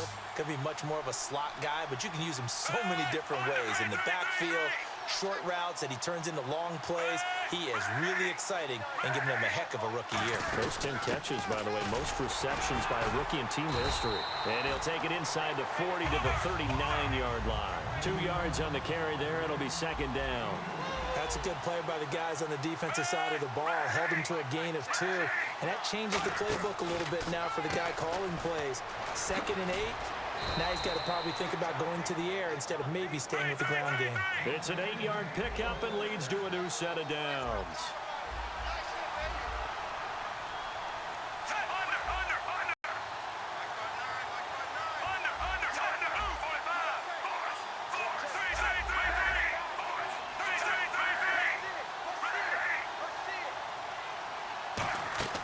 Now a play fake here on 1st down. And he takes a shot on the release as this will be incomplete. When defenses get to the quarterback that quickly, a lot of times it's called a jailbreak. It wasn't quite that fast, but fast enough that he had no time to look downfield and set himself to throw the ball. And as he tried to do that, he was hit and it forced an incompletion. Here's Smith. He's going to flip that out to the flat. It's complete. And he's taken down, but not before reaching the 10-yard line. A good pickup there of 20 yards. We can talk all we want about football being a game of strength and brawn. It's also a game of mismatches, and they're trying to create one there, getting it to their back out of the backfield to make a bigger play. As we often say, get it to him in space, let him use his leg. Yeah, if he can get a matchup against a linebacker or maybe a defensive end dropping out in a zone blitz, he's going to win that battle just about every time.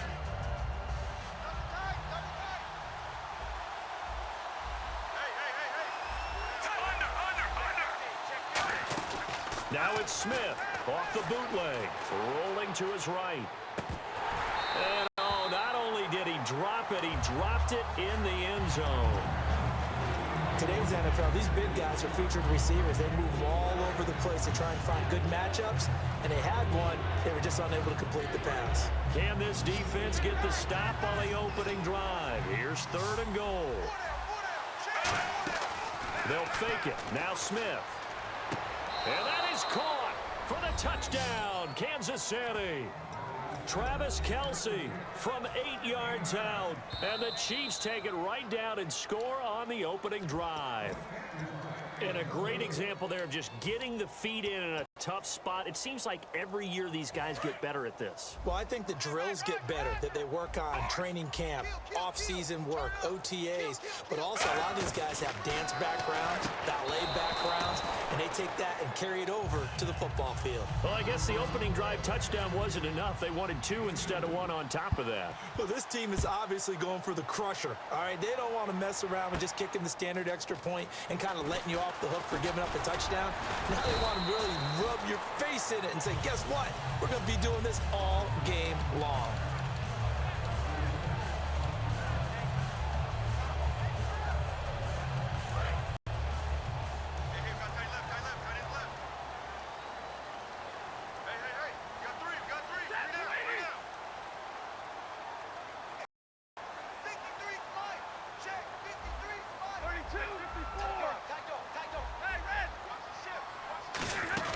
Now the Notre Dame is Theo Riddick.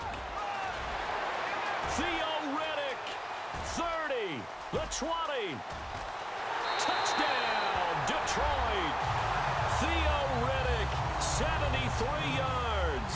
And the Lions are a 2-point conversion away from tying this game. And those are the highlight reel runs you dream of right there.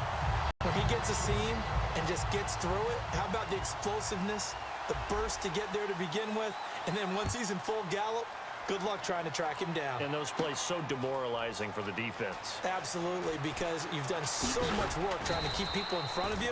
When they're past you and behind you, that's a tough one to swallow. Now the Chiefs offense, they get ready to head on the field.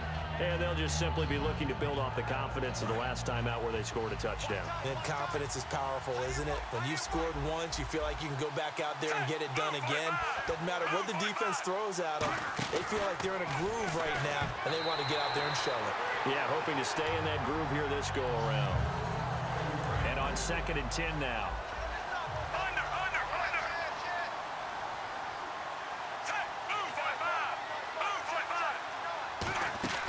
They'll run it now out of the gun. And he's going to be met at the line of scrimmage and taken down. And they'll lose a yard that time, and that's going to lead to a 3rd down. And now the Lions going to stop us momentarily as they call a timeout. They'll have 2 remaining as we step here in this first quarter. 3rd and 11, 5 in the secondary now. Nickel look. Throwing is Smith. And he to Kelsey. And they'll get 17 yards there. Good enough for a Kansas City 1st down. And there's a completion of Travis Kelsey. I think he's starting to come into his own as a tight end and as a player, and that makes his quarterback Smith really happy. No gain, and it's 2nd down. Looking to jam the receivers at the line here. Press coverage look defensively. Now it's the Princeton man. This is Spencer Ware. That 2nd down run, a big help. The 7 yards leaves him with just a 3rd and 3 now. Well, that's why the guy with the headsets is down there. All right, they know what they're doing because they got stuffed on a running play on 1st down. And I think myself and probably the fans were saying throw the football in this situation. But he knew what he was doing, called another run, and now they got 3rd and short. Smith. And this is incomplete. So certainly an interesting call there to go for it. And this defense will take over right at midfield. And Detroit getting set to go now. And they hit the home run last drive. 1 play on the ground all the way to the house. Now the defense, maybe they're expecting a run here. Partner, I love your description because when we talk about hitting the home run, we're usually thinking about a passing play, aren't we? Something in the air, deep ball. But how about them just taking it big-time jaunt? Now if you're coming back out, now they've established this run game, the play-action pass could very well be open. And when this offense is clicking on all cylinders, the running back is in sync as well. The focal point. Runs, catches, blocks, sets the tone for the offense. Call it a gain of 4 there, so it sets up a big play here. 3rd and a yard. Big 20.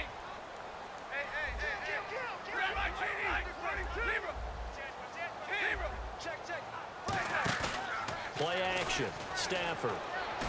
It's brought in by Bolden. And he's going to get first down as they bring him down at the 23. Trying to get one more in here before the quarter breaks. He's such a good route runner. Shows it there on 3rd down. Very proficient and a good pass. And you know what I've observed over the years in the NFL? The better a route runner you are, the more confidence your guy's going to have in you to go to you in important times because he can trust you being in the right spot, and they connected there and picked up a 1st down. They'll run it now out of the gun. And he'll be taken down near the 20 at the 21. Give him a couple on the carry there. 2nd and 8. In order to play really good run defense when you're playing a 3-4, those 3 guys up front, the nose tackle and the guys they call the defensive ends, they're usually big, big people because they're going to have to eat up a lot of blockers because it's usually 5-on-3. And when they do their job well, guys who play on the inside, those inside linebackers, they're able to just roam and hit. They'll run it now out of the gun. And he picks up the first as he's able to take it down to the 7-yard line. On 3rd down, that's a good job of situational football and understanding where the 1st down marker was and getting there. A shotgun snap for Stafford. This will be caught at about the 5. Call it a 3-yard gain, and it'll be 2nd and goal. An ex-teammate used to tell me all the time, I hate experienced quarterbacks because no matter what, You really can't hide what you're doing. And I think that right there, he knew right away where the blitz was coming from, where his primary guy was going to be, and he ended up going to a secondary target for a nice game. I was just going to ask you, that wasn't the primary target. He's so good at that, isn't he? I think he knew right away that he wasn't going to get to his primary guy. I think he read that as soon as he got to the line of scrimmage, knew where the pressure was going to come from, and said, I know how to beat that, and that's what he did. And they're definitely showing blitz here. And he goes in motion here in the backfield.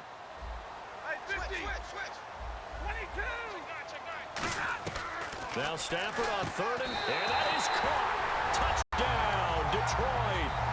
Marvin Jones from 3 yards out. And the Lions are going to jump back in front. So on third and medium, they dial up the pass, and it works to hit the end zone. And it's really not a surprise to me. That's a throwing down in the NFL because of how tough it is to run the football. But what offenses like to do is still show run formations to make them respect it. In this case, they took a nice shot at the end zone and made it pay off. And the Chiefs now getting set to go. And last time we saw them go situation, it's not like it's a fourth quarter do or die. They went for it, didn't get it. We'll see how that affects them this go around. Partner, I'm wondering if we're starting to see the effects of analytics coming into play here, where people are studying the number of possessions, how many times you should go for it, what position it leaves your team in. Maybe we're starting to see a little bit of that creeping into the NFL game. Yeah, I think we've seen it in other sports, maybe in Jeremy Maclin. And he takes it into the end zone across the chalk. Now, there is a flag down, but I think that's offsides on the defense. Yeah, I think that's going to stand, partner. And it's up and good.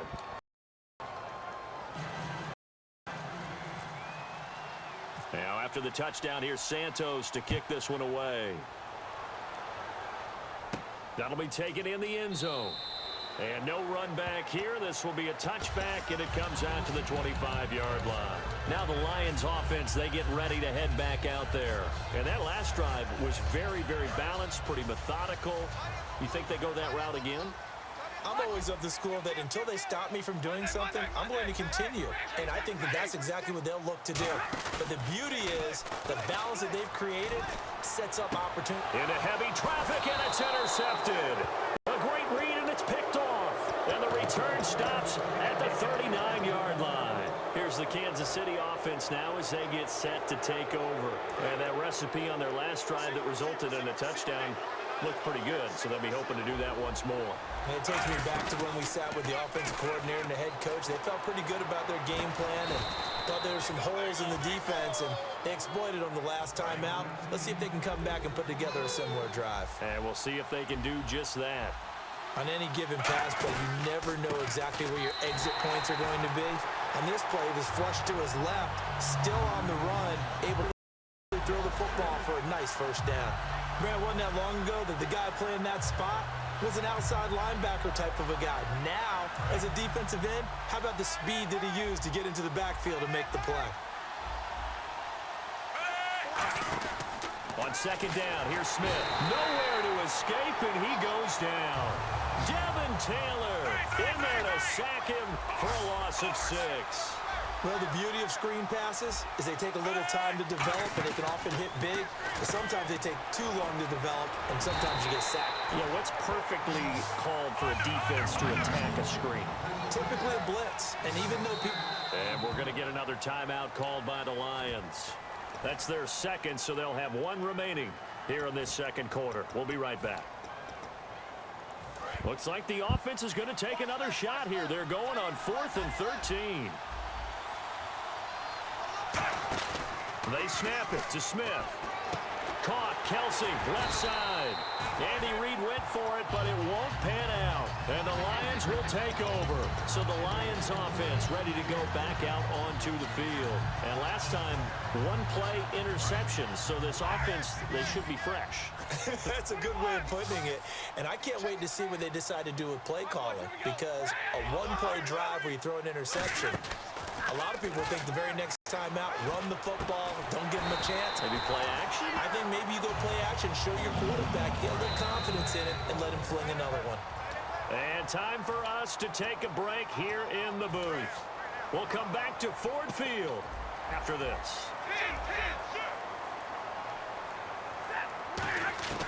Stafford on first down.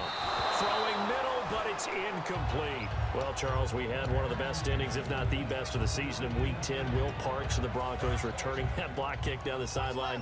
White cleat, white sideline. Did he step out? Hard to tell. Before I even get to that answer, you know what it reminds me of? A hockey player told me a long time ago, you never wrap your stick with white tape, because then the goalie can find the puck a lot easier. Wrap it with black tape to try and hide it a little bit. We talk about a white shoe on a white sideline. Hard to tell whether he did or didn't. And since the call on the field was he didn't, it had to stand. So that made it really work out well. So if you're going to play, white cleats might be the way to go. He was trying to find Marvin Jones that time. And now it's second down. I think that's a big-time play there because the slant route is really hard to cover because the timing is so quick. But able to see it, diagnose it, and get to the football, that's why he was able to bat it away. They'll run it now out of the gun. And nowhere really to go there. He'll take this up just shy of midfield. Boy, this Chiefs defense, they were something against the Panthers in Week 10, especially the fourth quarter. Eric Berry, what a pick six he had. Marcus Peters with an impressive late strip of Kelvin Benjamin set up the game-winning field goal. They were good. Well, how about when Carolina had, what, a 20-play drive and looked like they were about to go up 3 scores, and they get the SEC connect. Oh, man, it's caught inside the 10. And he's going to be marked down deep into Kansas City territory. It's a big play there for the Lions. 45 yards. And now a first down following that long gain.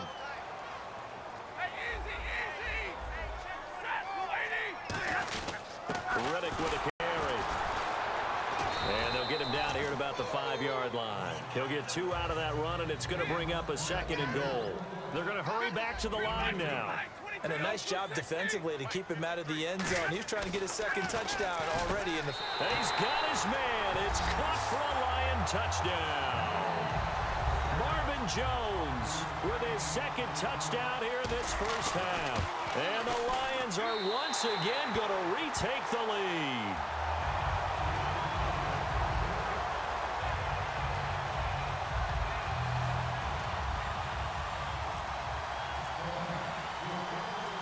So after the touchdown, Martin now on to kick this one away. Fielded about a yard deep.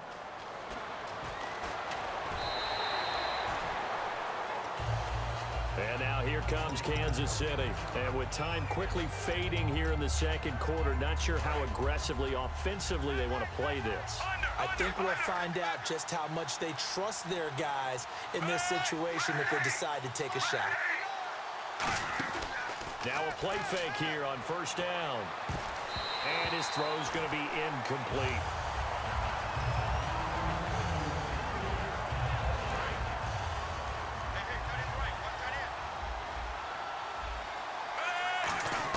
Second and 10, Smith again. Pressure from his right, and he goes down hard, flat on his back.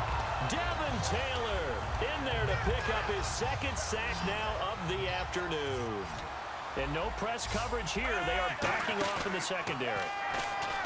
Smith and Hill with it over the middle. And able to get it here to about the 16-yard line. So 2 quarters down, 2 remain. And never mind, Larry. These two teams apparently anxious to get back at it.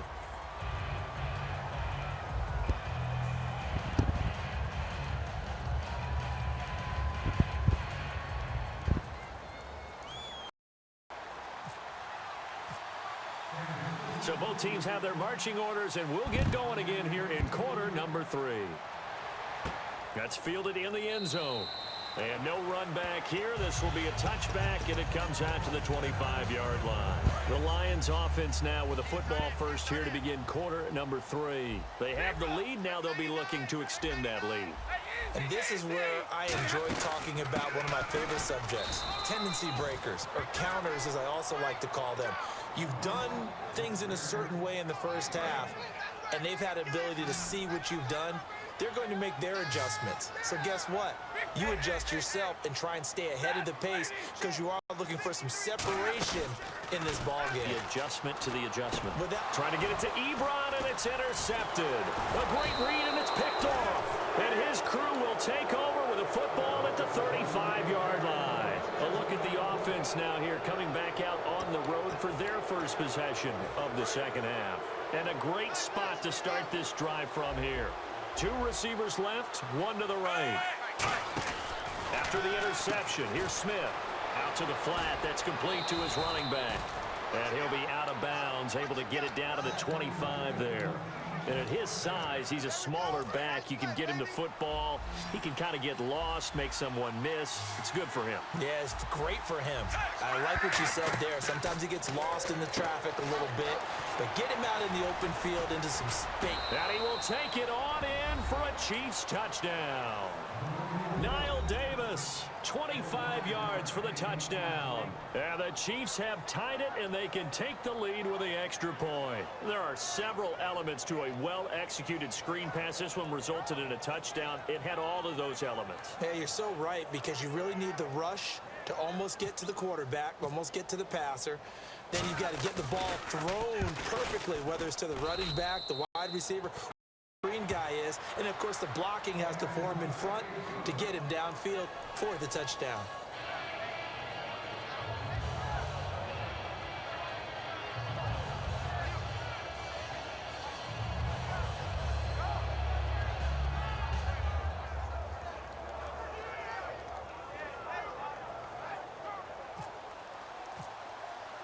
Now after the touchdown, here's Santos to kick this one away. That'll be taken in the end zone. And no run back here. This will be a touchback, and it comes out to the 25-yard line. Here's the Detroit offense now as they head back out onto the field. And following the interception, we'll see what they can put together on this drive. I can hear my old college coach right now. He always used to tell us before every game, the team making the fewest mistakes will win. What they're hoping is that last mistake is their only one of the game. Coaches, that's all they talk about, turnovers, right? Minimizing those and maximizing opportunities. 15 yards through the air and a first down. And when you're playing a quarterback with some experience and some moxie, you enter the danger zone when you decide to blitz him, because if he's able to diagnose as he did on that play, he can hurt you downfield. He reads defenses so well, doesn't he? He really does, and the best part about that play for him, I don't think that was his primary target. I don't think so either. I think he had the read, figured out where the blitz was coming from, and went to a secondary target for a really nice gain.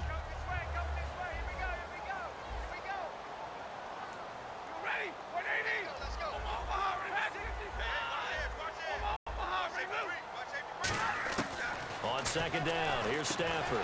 And incomplete there. A nice hit. Jars the ball free and brings up third down. So a second down incompletion now brings up third down.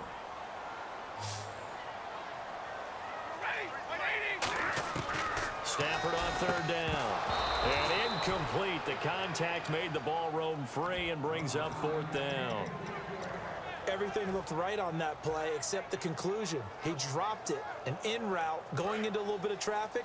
Maybe in the back of his mind, he was wondering where the hit was going to come from. They come out 5 wide, 3 of them to the right side. They are going to go for it. It's Stafford.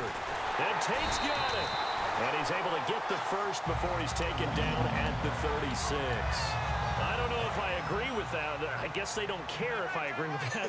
But, boy, you have to be surprised by that, right? I definitely was surprised that they decided to go for it in this situation. But they must have either felt like they either had a great play call on or they're trying to show extreme confidence. And once again, leverage wins. The offensive line, lower than the defensive front. They moved them and found some good space for the guy carrying the ball.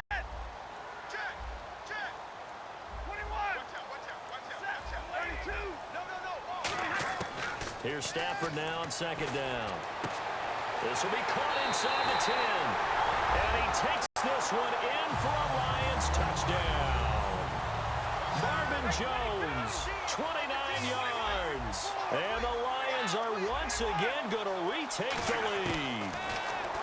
And he's going to be intercepted a third time. Picked off by the free safety, Eric Berry. And a big turnover there as his guys will get the football back. Here's Martin now following the score as he'll send this one away. This will be taken in at the 1.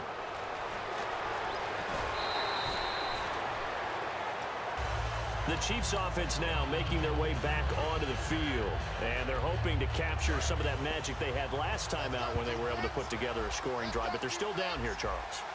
Not the major concern, though, because of what you talked about. They scored the last time out. They feel good about themselves. They feel like their game plan is now in effect.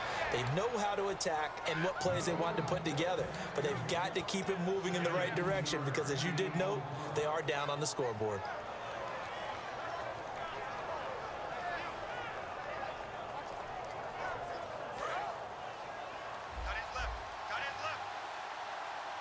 Shift together here from the D-line. On 1st and 10, Smith. To the right side, it's Kelsey. And he'll be brought down at the 48-yard line. Give him 8 on the play, and that'll make it 2nd down. And now it looks like they're going to be in the hurry-up. Looked like the screen pass was taken away there, and that was a nice job of improvising, but it's not normal. Usually when the screen pass is taken away, you're taught to just throw the ball at the ground at the feet of the receiver so that you don't get it intercepted and just start over, but he ended up finding another receiver. So the run moves the chains, and here we go on 1st down.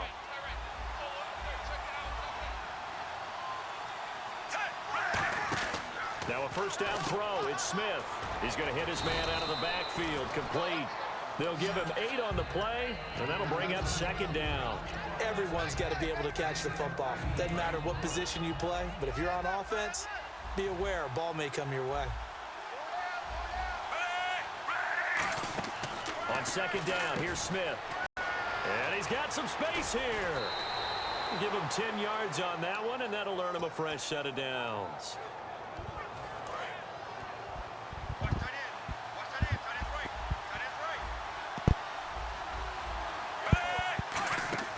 On 1st down, Smith. And it's incomplete. Boy, he doesn't drop many like that one. 2nd down.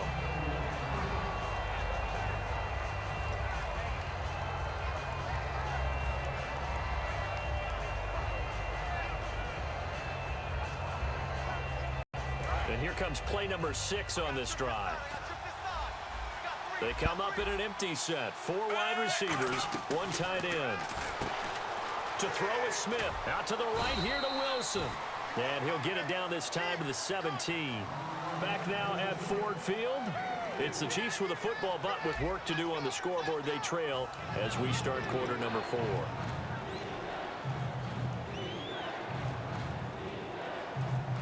Seventh play of the drive upcoming here on 3rd and 6.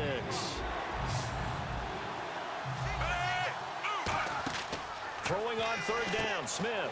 They'll set up the screen with Davis. Just a 1-yard pickup on the play. 1 score down. Here we go. They're going to go for it here on 4th down. Desperation time for Smith on 4th down. The Chiefs tried it, but they're turned away on 4th down. And the Lions will take over. And Detroit getting set to go now. And that last drive, a drive, but not just that, they had a great air attack going. Do they stick with that? I would think that they would, because if they were confident enough to do it on the last drive, starting backed up in their own territory, why would you change anything? They've got to be confident about what they're presenting and continue to do so. Yeah, because the secondary, they really look clueless. And that was amazing because that drive went and went, no adjustments, and no big plays by the defense to knock the ball away. They go back to Redding. And he'll be brought down right at the 30 here. 5 yards is the pickup there as that extends this drive. Offense comes to the line now, 1st and 10. But we always talk about good down and distance, allowing offenses to expand their playbook. Well, 2nd and 2, that means your playbook's wide open. You can run just about anything. But a lot of times, the play caller, he just looks down at his sheet, sees the short yardage runs, and goes to one of those. Credit him with a 1-yard gain there to make it 2nd and 9. The best defensive linemen, they play with great leverage so they can get low and not get bowled over by offensive linemen. They have excellent hands. They can throw people off on a play. We just saw a great example of a really good run stop by a guy playing the defensive tackle position. The good signal callers would never go back in the huddle and play the blame game because they need those guys to protect him. But on that last one, his offensive line, they lost their leverage very quickly, and that's why they were able to get to him and hit him as he tried to throw the football and force an incompletion. Throwing on third down, Stafford. The completion good. This is Eric Ebron. They'll give him a yard on the play, and that'll bring up fourth down.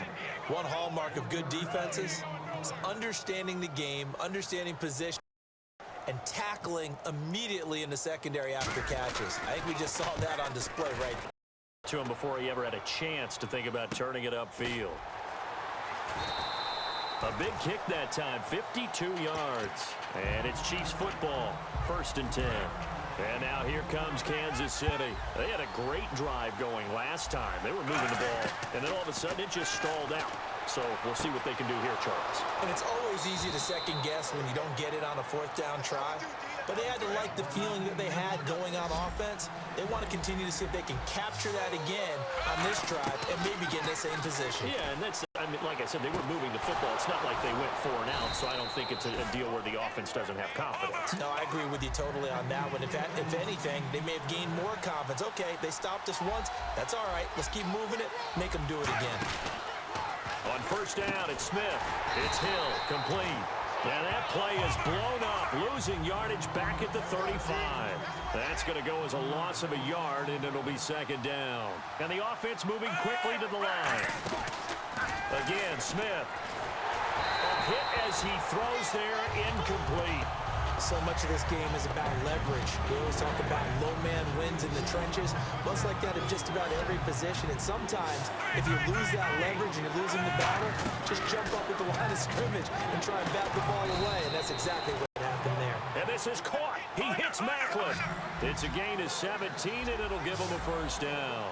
Well, the advantage has certainly shifted to the defense as we began that 3rd down play, and they found a way to force. And, a crusher there as it's intercepted. Picked off by Tahir Whitehead. And a big turnover there as his guys will get the football back. And Detroit getting set to go now. And a tight game after punting last time. See if they can get something going on this drive. As they head to the field now, with the game this close, you got to feel there's a sense of urgency for them going on offense right now. But they have to do it without letting panic creep in and affect their play. 5 yards is the tally on 1st down. That brings up 2nd and 5.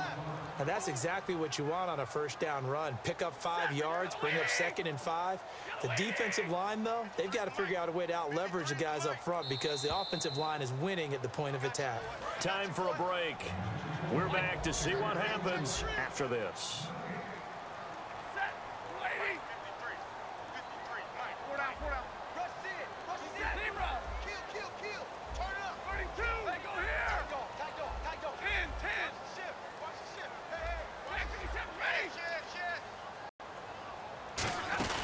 They'll run it now out of the gun. And for one of the few times here today, this run's not going to go anywhere. A couple of Chiefs there to bring him down. Looking to speed things up here, going with some tempo. Stafford now to throw. A strong running. Oh, this is taken in. It's complete. A big 3rd down conversion with a gain of 28. So after that big play, let's see if they can catch their defense maybe on their heels. Well, we haven't been shortchanged on offense. Another fun play to watch there on the deep pass. This game has the feel of, what, a turkey bowl, a Thanksgiving day. You know, when we get together this year, when the Davises and the Gardens get together, that's what our playbook's going to look like. Like they're drawing them up in the dirt, and so far it's working for both of them. And he's going to fight his way forward here for a modest gain. It's a 7-yard carry to set them up with a 2nd and 3. Good, strong run against the 3-4 set. And that 3-4, you got to have the up front eat up a lot of blocks. The guy playing over the center, the nose, he usually has to take on double teams. But when you're able to successfully move him, you're often able to get some yardage, and that's when linebackers have to clean up and make tackles.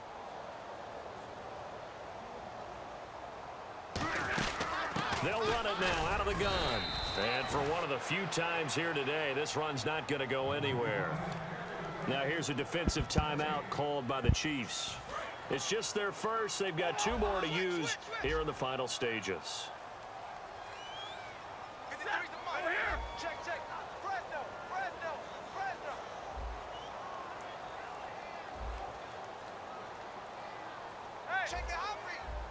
They come out 5 wide, 3 of them to the right side. Watch the eye. Let's go. Hey, we got flag number 52. Now whistles come in. We're going to get a timeout here by the offense. It's just their first. They've got 2 more to use here in the final stages.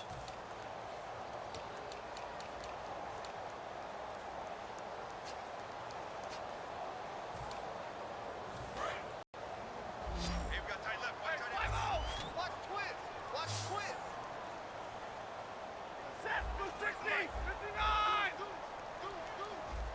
Hey, easy. Twist. Hey, tag 32. Stafford. And he couldn't hang on to it through the contact. Incomplete. So many offenses want to include their running backs into their passing offense and be able to swing the ball out or check it down to. But sometimes those guys are just not as comfortable catching the ball as they are running it. Jim Caldwell is showing a little confidence in the offense, leaving them out there here on 4th down. Monday. Check three. Hey, ready. Kill.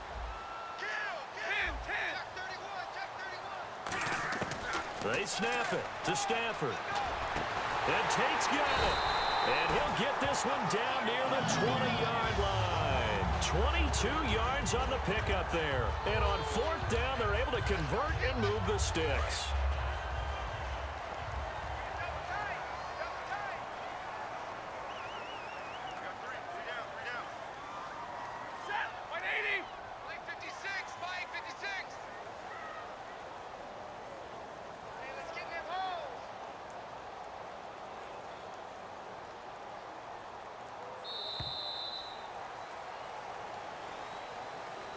And Charles, I think when the schedule comes out, all teams, no matter where they're predicted to finish, talk about protecting your home turf. They were able to do that here in this one. Similar to a tennis match, right? Not letting them break your serve.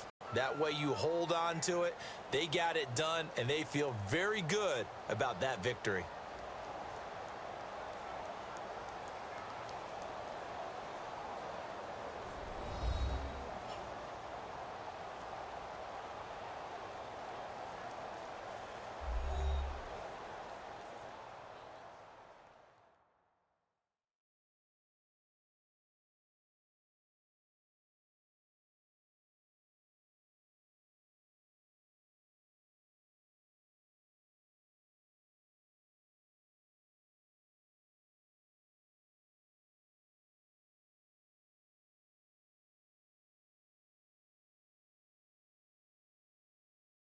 So that'll do it for us. For my partner, Charles Davis, and all the hard-working men and women on our crew, I'm Brandon Gaudin. You've been watching the NFL right here on EA Sports. It's a win for the Lions as we say so long from Ford Field.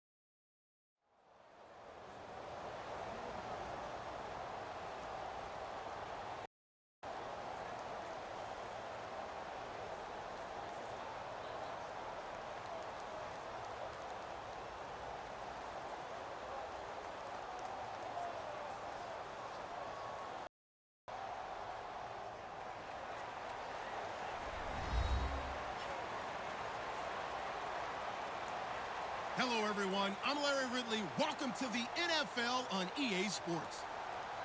We've got a good one on tap today, and there's going to be two quarterbacks ready to get it done on the gridiron. It's Carr's Raiders going up against Rodgers' Packers. With that, let's get you up to Green Bay, Wisconsin, where we welcome in our commentators, Brandon Godden and Charles Davis. This place first opened way back in 1957. We are inside legendary Lambeau Field here in Green Bay. Coming up, we've got a good matchup on tap between the Oakland Raiders and the Green Bay Packers. The veteran kicker Mason Crosby set to do the honors here. And off we go from Lambeau. Here's Taiwan Jones on the return. And he'll take this up past the 20 and down at the 22-yard line.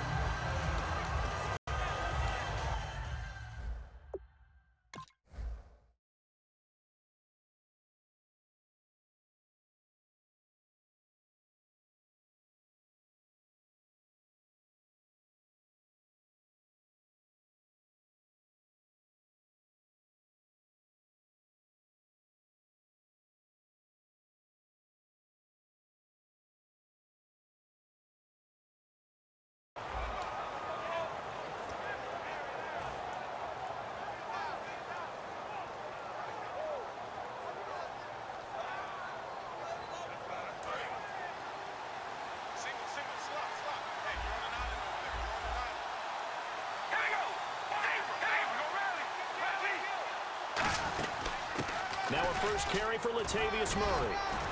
And he'll work his way across the 30 to the 32. Give him 10 yards on the pickup, and that'll bring up a second and just about a few inches here. That was a good, strong run there. While it won't pick up a first down, it was definitely something needed by that offense. A positive run. They got a good push by their guys up front. Maybe something they can build on as this game continues. It's a gain of 4 there, and it gives them a new set of downs. So it'll be first down here after the run. Looks like the defense in press coverage here. Here we go.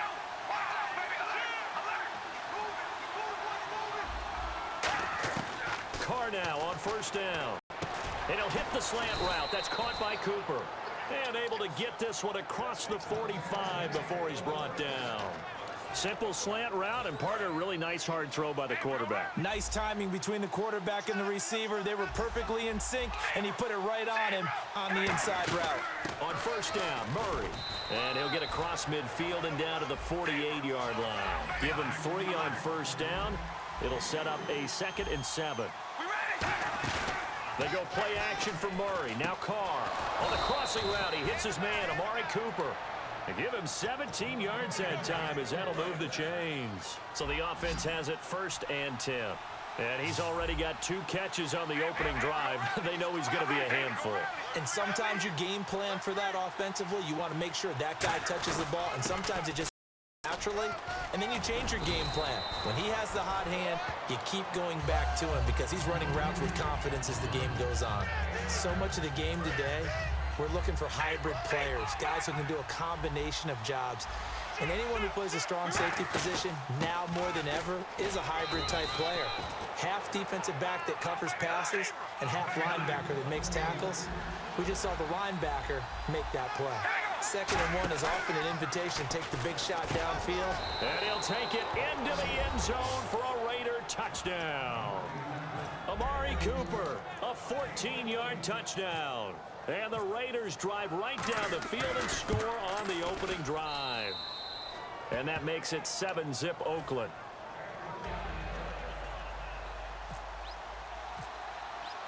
Now Janikowski following the score. He'll boot this one away. That'll be taken in the end zone. And no run back here. This will be a touchback, and it comes out to the 25-yard line.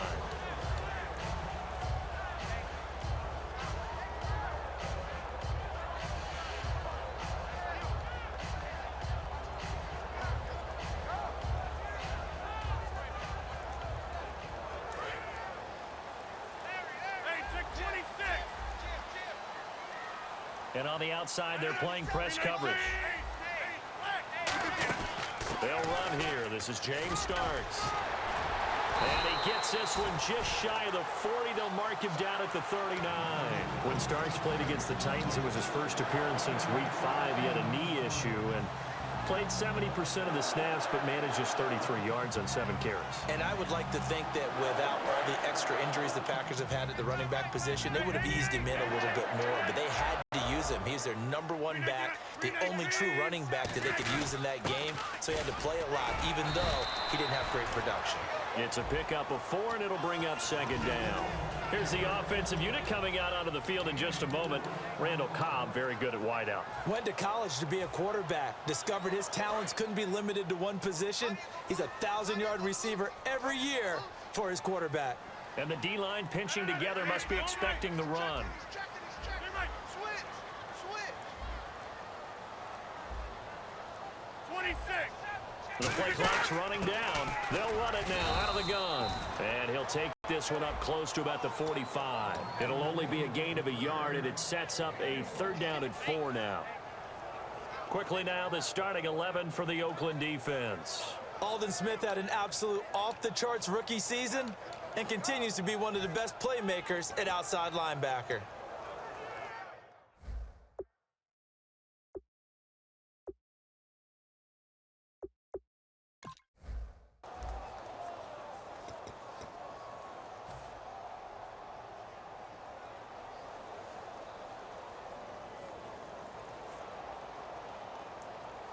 Let's see what the defense dials up here. 3rd and 4. Hey, switch gears. Alert 3. From the gun on 3rd down, Rodgers. It's caught. Nelson. And able to pick up the first across midfield to the 47. Would it be safe to say that as precise as routes are supposed to be run in the NFL, maybe they're not quite as precise in college ball? That's accurate, yeah. And I think we saw a college route in the NFL there. Just find the soft spot, find the dead zone, and find the first down. And that's what he just did. Defense showing blitz. They'll run it now out of the gun. And he'll get this down only to about the 46. Just a yard on the first down carry, so it's 2nd and 9. A 1-yard gain can look like a disaster, but it all depends on how the game is going.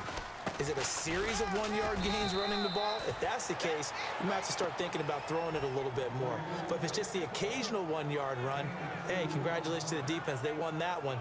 Come back and get them the next time.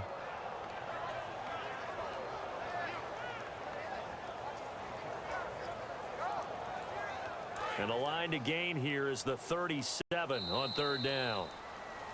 With Charles Davis, I'm Brandon Gaudin. Second quarter about to get underway with the Packers in possession of the football. They're on the march, but facing a 3rd down here.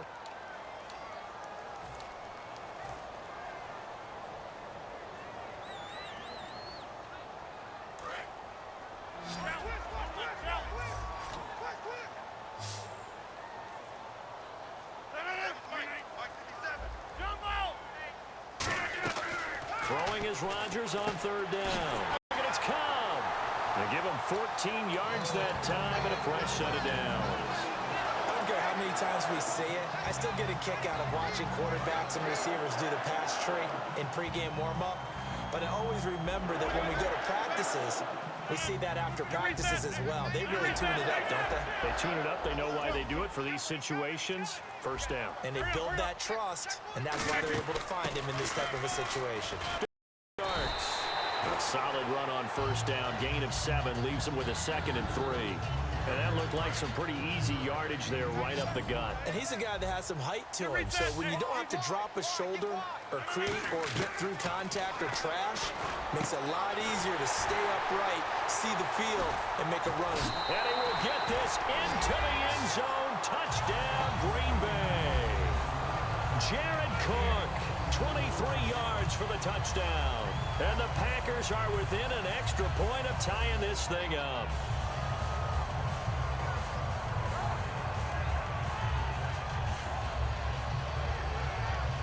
On is Mason Crosby for the point after.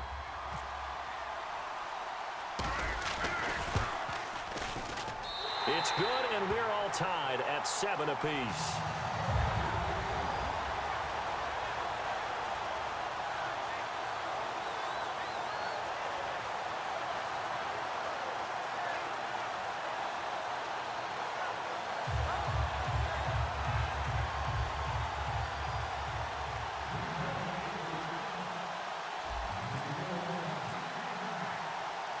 So a tie ball game here as the kick's away. Fielded about a yard deep. And he'll be brought down at the 23, make it the 24-yard line.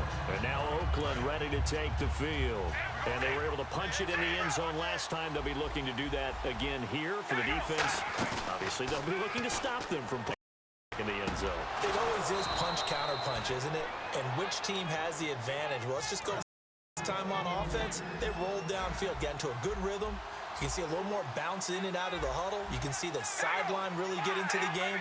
So defensively, you're thinking to yourself, how do we take that away from them? How do we get the advantage back? Let's see what they come up with. I think pressure is always the first way to go. You love pressure. I love it. We'll see if they dial it up this drive. Outside handoff to the right side.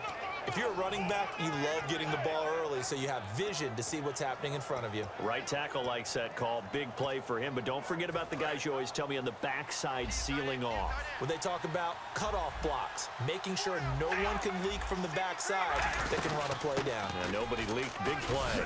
And he's going to get this one down to the 30. And give him 4 yards there. It'll be 2nd and 6. 6 yards here to go for the offense on 2nd down. Looking to jam the receivers at the line here. Press coverage look defensively. Now Carr. Not a run that you're going to write home about, but still a good first down run. That's what an offense calls staying on schedule. 3 to 4 yards on first down.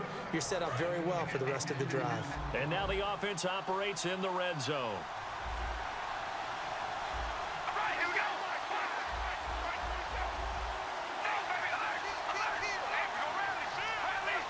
The offense operating inside the 10 at the 8 here. It's first. A pickup of 4 on first down. It'll be 2nd and goal. So that run gets them about halfway home. Yeah, it's now 2nd and goal. The end zone beckons. It looms. They can do whatever they want. Full playbook. Run it again, or they can go play action and try and put it in that way. 2 minutes to play in a tightly contested first half. We're back to Lambeau following these words. Possible run anticipation here as the D-line sandwiches together.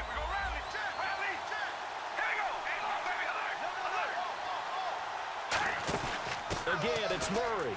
And he's over the line and in for a Raider touchdown. Latavius Murray taking it in from 4 yards out. And the Raiders are able to cash in for 6. And there you go. Nothing really too complex. Block, keep to your assignments. Let them run it in. They did it. Fundamental football. Good blocking beats good tackling on that play. End result, touchdown. This is fielded a couple yards deep. They'll bring it back to just about the 25. Call it the 24-yard line. Now trotting out there, the Packers getting ready to go. And they're going to need another score. Got one last time, but still down here. When you're playing catch-up, every possession becomes crucial, doesn't it? It's vital. Get back out on the field, punch it in the end zone again. They know it's not easy, but what they do have going for them, they did score the last time. They think they've got a good formula working. And what about the defense? Well, now you're just saying to yourself, okay, we gave up a score last time. What adjustments do we need to make to slow them down now and get the ball back for our own offense? Is it more pressure? Is it more zone? What do they have to do? They're trying to figure that out themselves. We'll see if they can figure that out right here. 2nd down following the run.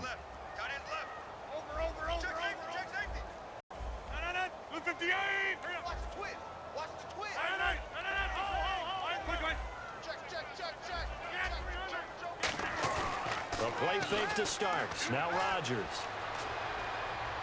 Escaping the pressure right. Oh, wide open. Complete. And he is finally out of bounds, but not before taking it down inside the 30. Of course we think of Aaron Rodgers as a pocket passer, but you and I both know this guy's a pure athlete. He can get outside and make plays with his legs as well. Yeah, showed it right there outside of the pocket and on the money. Throwing on first down is Rodgers. He gets it over the middle to Cobb. It'll be a pickup of 10 yards. And that'll make it 2nd and a foot or so. Slant route's effective no matter who's running the route and catching the ball. But when you have a receiver of that stature, you have to be a little bit more precise throwing it. You don't have the same catch radius with the bigger targets. And now whistles, and the Raiders are going to signal for a timeout. It's just their first, so they'll have 2 remaining here before we get to halftime. Offense coming up, needing 2 yards on 3rd down. And the defense definitely showing blitz here. Again on the ground, again with Starks. And he takes it down to the 13 and picks up the first. 9 yards on the pickup there, and it keeps the drive alive. It's nice every now and then in this game not to see people overthink it. Just hand it to the old reliable guy. Let him pick up the first down. All right. Check. Lucky. 319. All right. Back. All right. Check 3. Into the red zone, it's Rodgers. That is caught at the 7-yard line. Nelson, a career-high 12 catches in that Week 10 loss. He became the 4th Packer this year to catch 10 or more balls in a game. Devontae Adams, Randall Cobb, Ty Montgomery, they've done it as well. And you know what else is really nice now for Jordy Nelson? When's the last time someone asked about his knee, about the return? Is the rust still there? Will he get his speed back? That's all gone now. We're back to full Jordy Nelson again. He's trying to figure out a way to help his team win some games. And he can't corral it. Maybe a big missed opportunity there defensively in the end zone. And now 3rd down. Here's the 7th play of this drive. This is 3rd and 4. Check 50. 319. Hey, watch that one. Kill. Turn up. Kill. Turn up. Hey, 50. Check 49. Halfback sent in motion.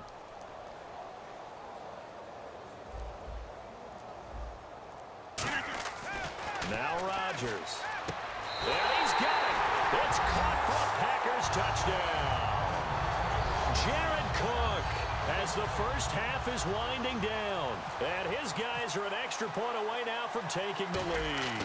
After nearly 30 minutes of football, that touchdown puts us in a position where if they make the extra point, we're right back to even before we start the second half.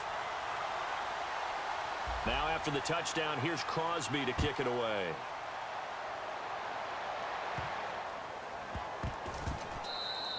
And this will get out of bounds. No worries there, though. That still goes as a touchback. Now the Raiders offense, they get set to head back on the field. And quickly fading here in the 2nd quarter. Not sure how aggressively, offensively they want to play there. I think we'll find out just how much they trust their guys in this situation if they decide to take a shot. And the back goes into motion. Carr now on 1st down. It's caught by Clive Walford. And brought down, but not before reaching the 45-yard line. Now hold everything here. We're going to get a timeout by the offense. So that means they're down to 1 remaining here as we head toward halftime.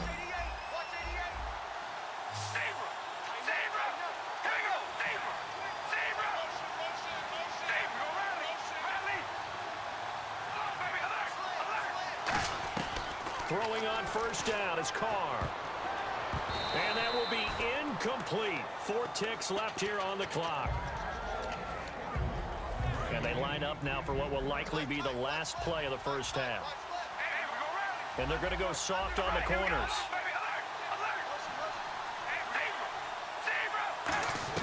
The final shot here before half for Carr. Going up top. Looking for Cooper, and it's intercepted. Picked off by Morgan Burnett. And he will be brought down as time is now run out on this first half of action. First half in the books. You're watching the NFL on EA Sports. Both teams appear ready for the fight ahead, and we resume action here in quarter number 3. That's fielded in the end zone. And no run back here. This will be a touchback, and it comes out to the 25-yard line. The Packer offense now ready to get back onto the field, and they'll be looking to build off of a nice drive last time, a drive that really relied on the quarterback. Making good decisions, distributing the ball well, distributing it accurately, keeping it away from danger. A really nicely run drive. But now the defense, what adjustments do they need to make in the passing game? Pass rush, Pass rush, whether it's the guys up front or maybe you bring additional guys, but you've got to disrupt the timing of them throwing the football. We'll see if they can disrupt it here. And this carry not as productive. He's swallowed up at the line of scrimmage. He's brought down that time by a couple of Raiders. 3-4 defense, usually here you'll see the linebackers come up, make those plays, but the nose tackle also vital. No, it's so vital because what you just pointed out, normally he eats up blockers that allows the linebackers to get to the ball carrier. In this case, he did his job and then some, and there was no gain at all for the runner. Throwing is Rodgers on third down. He'll rifle this one deep right side. That's caught at the 25. It's a big play there for Green Bay.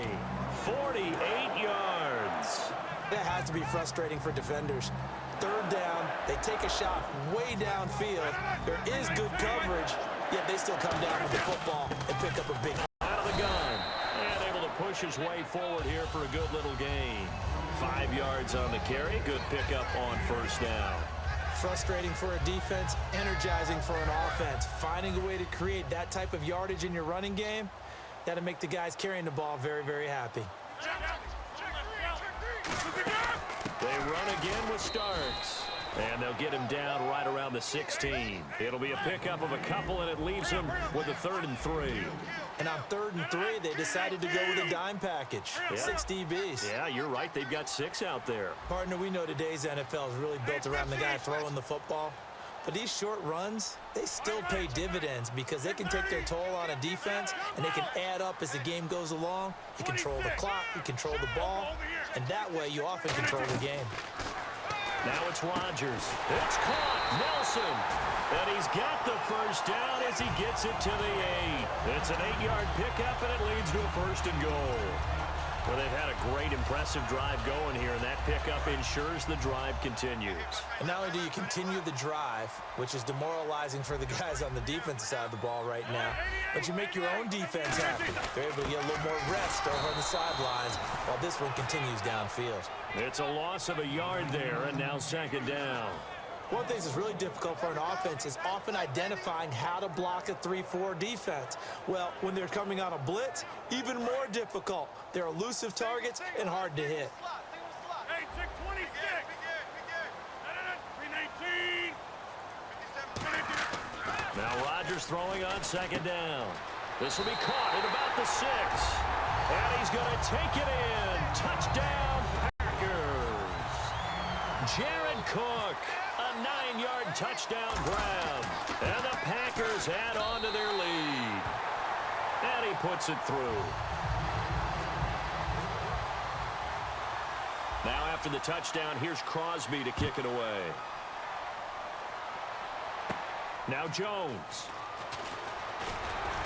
And a pretty good return here. He'll be stopped just shy of the 25 at the 24-yard line. So here comes the Raiders offense getting ready for their first possession of the 2nd half. They're down in this game. A chance for the offense, though, to put something on the board, get some momentum here in half 2. Try and get things kick-started. And he fumbled it. It's on the ground. And the Packers pick it up. And to the 43. So down inside the 45 to the 43-yard line. That's where they'll take over. And Green Bay getting ready to go as they take the field. Good drive last time. Really effective passing the football. Do you maybe mix it up, now go to the ground game and surprise the defense a little bit? I would anticipate the defense making some changes, but I wouldn't necessarily just absolutely go in the opposite direction. They're doing so well throwing the ball. Yeah, I wouldn't change it up until they showed me a reason to do so. And taking it across midfield and inside the 45. And now they're in the hurry-up. So on that play, defense was in the zone. They ran a crossing route offensively, but the defense there, you got to be good with communication, don't you? You certainly do, and it's not something that is really evident when you watch it on the screen. But everyone's talking, communicating, pointing, and to keep prevents you from chasing receivers because you have a specific zone you have to cover. When a receiver's in your zone and he crosses to another one, you got to let your guy know.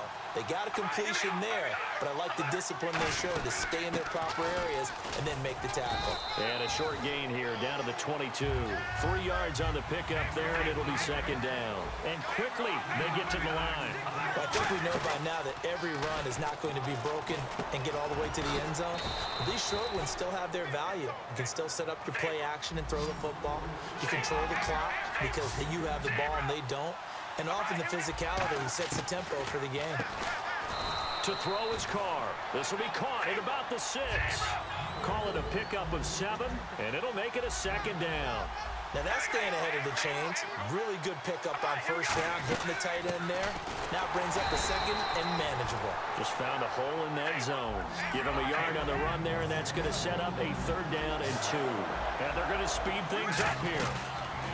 They go play action for Murray. Now Carr. The big tight end, Clive Walford, the intended target. Now 4th down. After all the preparation, all the practice, a play like that will absolutely break your heart. They had everything they wanted, just unable to complete it. In the end zone, a big-time drop. Oh, he left this one out to the right. That's a bad miss. No good. And this score will stay right where it is. And that one, my goodness, that was almost too easy. Yeah, you're not going to have too many attempts shorter than that one. And I don't think this was blocked. That's about as bad a miss as you can have.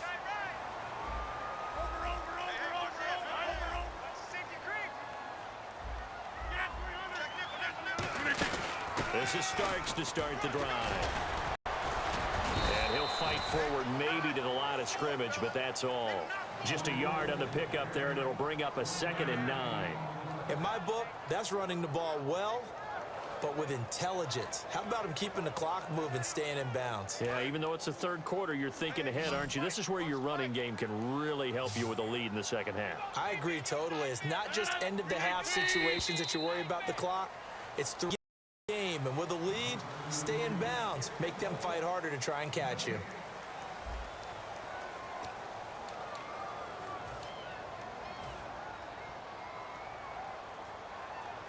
So 2nd and 9, the defense looking to put them in a bad spot here.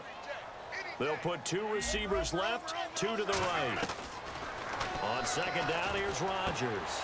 Caught by Nelson left side. And he's brought down after a good gain.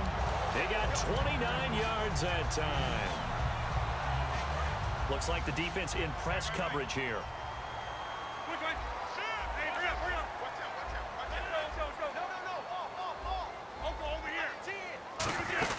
They'll run it now out of the gun. And he'll get this into enemy territory, but not by much as he's down to the 48. 2 yards on the pickup there. It'll be 2nd and 8. The play fake to Starks. Now Rodgers. And he's going to have to eat this one as down he goes.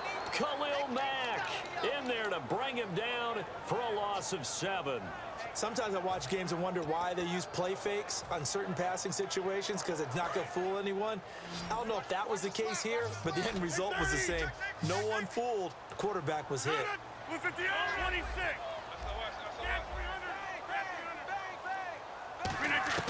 On 3rd and long, it's Rodgers.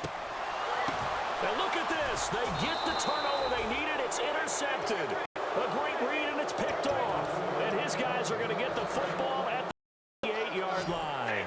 The Raiders offense now making their way back out onto the field. And they had compiled a pretty long drive last time. And he will not get away from the pressure here. Carr taken down. Mike Daniels able to drop him for a loss of 4. And he goes in motion here in the backfield. Carr to throw on 2nd down. Brought in by Walford, right side. A good pick up there of 20 yards.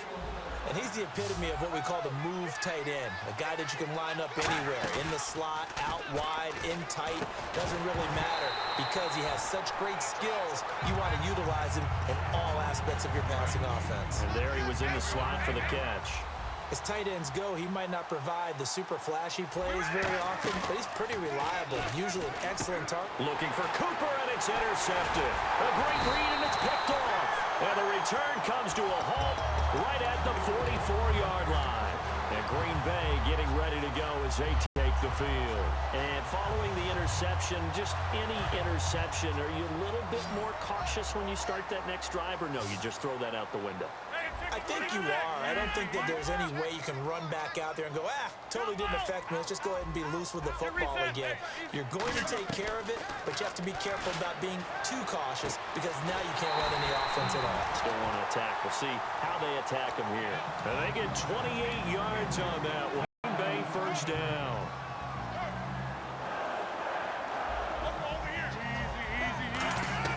Rodgers now on first down. That is caught inside the 5. And he will get this into the end zone. Touchdown, Green Bay. Jared Cook with a career-high 4-touchdown game. And the lead is up to 15 now. And that interception key as it leads to the touchdown. Now after the touchdown, here's Crosby to kick it away. This is fielded at the goal line. And he'll take this one. 25, call it the 26-yard line. The Raiders offense now, they trot back out.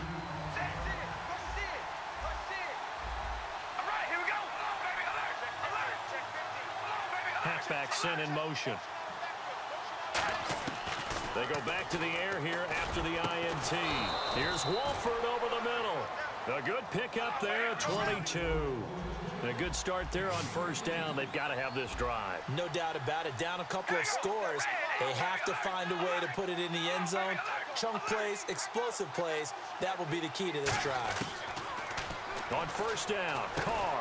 And this is intercepted. And that should do it.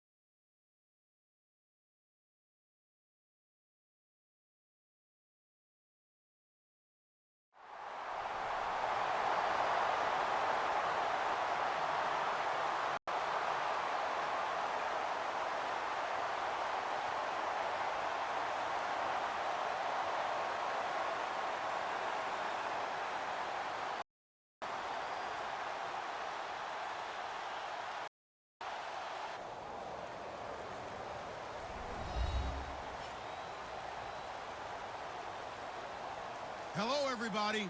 I'm Larry Ridley, and this is Madden 17 on EA Sports. In today's game, we have a matchup of two top-shelf wide receivers. It's Jordy Nelson going up against Dez Bryant. With that, let's go out to AT&T Stadium in Dallas. Here are Brandon Godden and Charles Davis. Thank you, Larry. EA Sports coverage of the NFL brings us to the Lone Star State and mammoth AT&T Stadium in Arlington, Texas. Coming up, we've got what should prove to be a good one between the Green Bay Packers and the Dallas Cowboys. And on the outside, they're playing press coverage. Come on, let's go! Red 38! Red 38! Ohio! Flex round! Flex round! They come out 5 wide, 3 of them to the right side. Packer pressure, and down he goes. Mike Daniels able to collapse the pocket and drop him for a loss of 3. Second down, offense behind the sticks here. 2nd and 13. Now Prescott. Firing quickly here, and that's complete. It's an 8-yard pickup, and all of a sudden here, it's 3rd down. It looks like the Packers have added an extra DB on 3rd down. Here's Prescott. Quick hitter here, it's complete. A gain of 8 and a 1st down. And Brandon, from our time in college football, where receivers weren't running the traditional NFL route tree, one thing they did learn: find open areas, find soft spots, and set up and catch the ball. And I think we just saw that there. Yeah, we saw that indeed, picking up the 1st. 9 yards is the pickup there, and they'll have a 2nd and 1. Shift together here from the D-line. On 2nd down, Elliott. Only a gain of a yard, but that's all they needed, as that's going to move the chains. Now that's the way to do it. Hand it to someone with vision and good footwork, and add a little bit of power, and you find a way to pick up 1st downs. Eluding the pressure right. And a loose football. And this is going to be Packer football.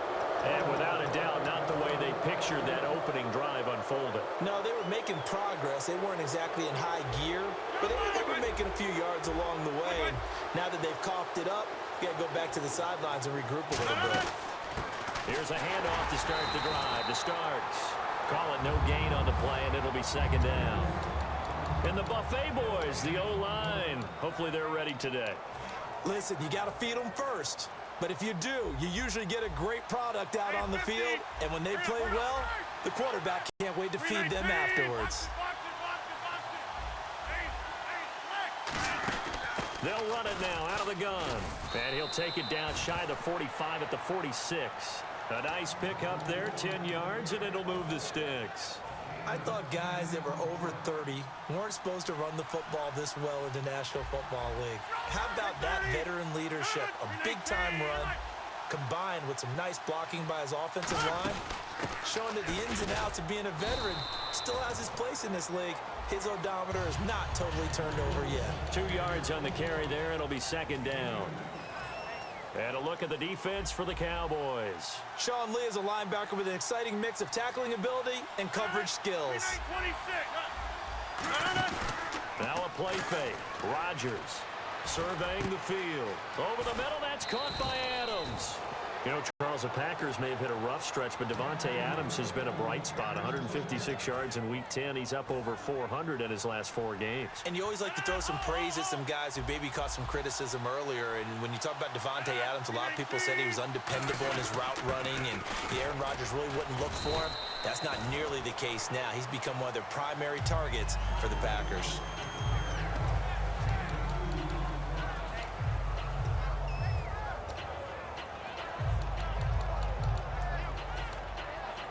See if they stay on the ground for 2nd down.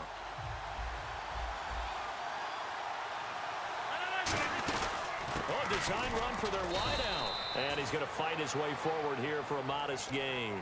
4 yards on the pickup there as it'll leave him with a 3rd and about 4 more for a 1st.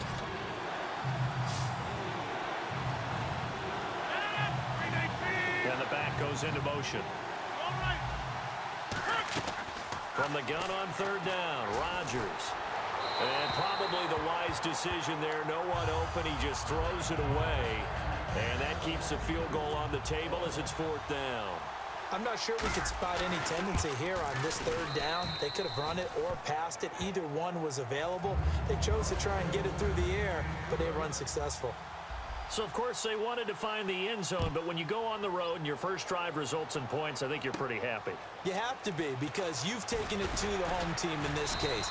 And while you may not have shut up the home crowd, you've quieted them down a little bit. Good way to start. Now the Cowboys offense heads back onto the field. And last time they coughed it up, led to a field goal. They're fortunate that it only led to a field goal, but still, they're not happy about it. Could you sense the relief, though, when they only gave up the field goal? And they were able to trot back out on the field and start this drive. A little more pep in their step because they didn't cost their team a touchdown. But they know they've got to do it a lot better than they did on the last possession. The coach will just be relieved, though, if they recoup with a score here, right? I think the coach would be ecstatic to see them pick themselves back up and now take it downfield, punch in the end zone without turning it over. 2 yards on the carry there, and it's going to lead them to 3rd down. A nickel back added defensively as they look to stop this 3rd and 8. They'll drop to throw. And the Packers give him nowhere to go, and they bring him down. So they're going to come to the line here, and it appears trying to go for it on 4th. Great job defensively. I think he was trying to go through his progressions, find someone to get rid of the football. Before he knew it, he was on his back. So that just brings us right back to what you said in the beginning. A great job defensively. Nowhere to go with the football. That led to the sack. Sitting alongside Charles Davis, I'm Brandon Gaudin, as it is Cowboy football to begin quarter number 2. And they've got it here with a 1st down. Looking to jam the receivers at the line here. Press coverage look defensively. Elliott. And he takes this up right near the 45-yard line. He'll get a nice chunk there on the 1st down run, and it's 2nd and 4. And there's a run to be happy with. Good, solid yardage. You'll take that anytime you hand the ball to a back. Still a couple yards short of the 1st as the 3-yard gain brings up a 3rd down.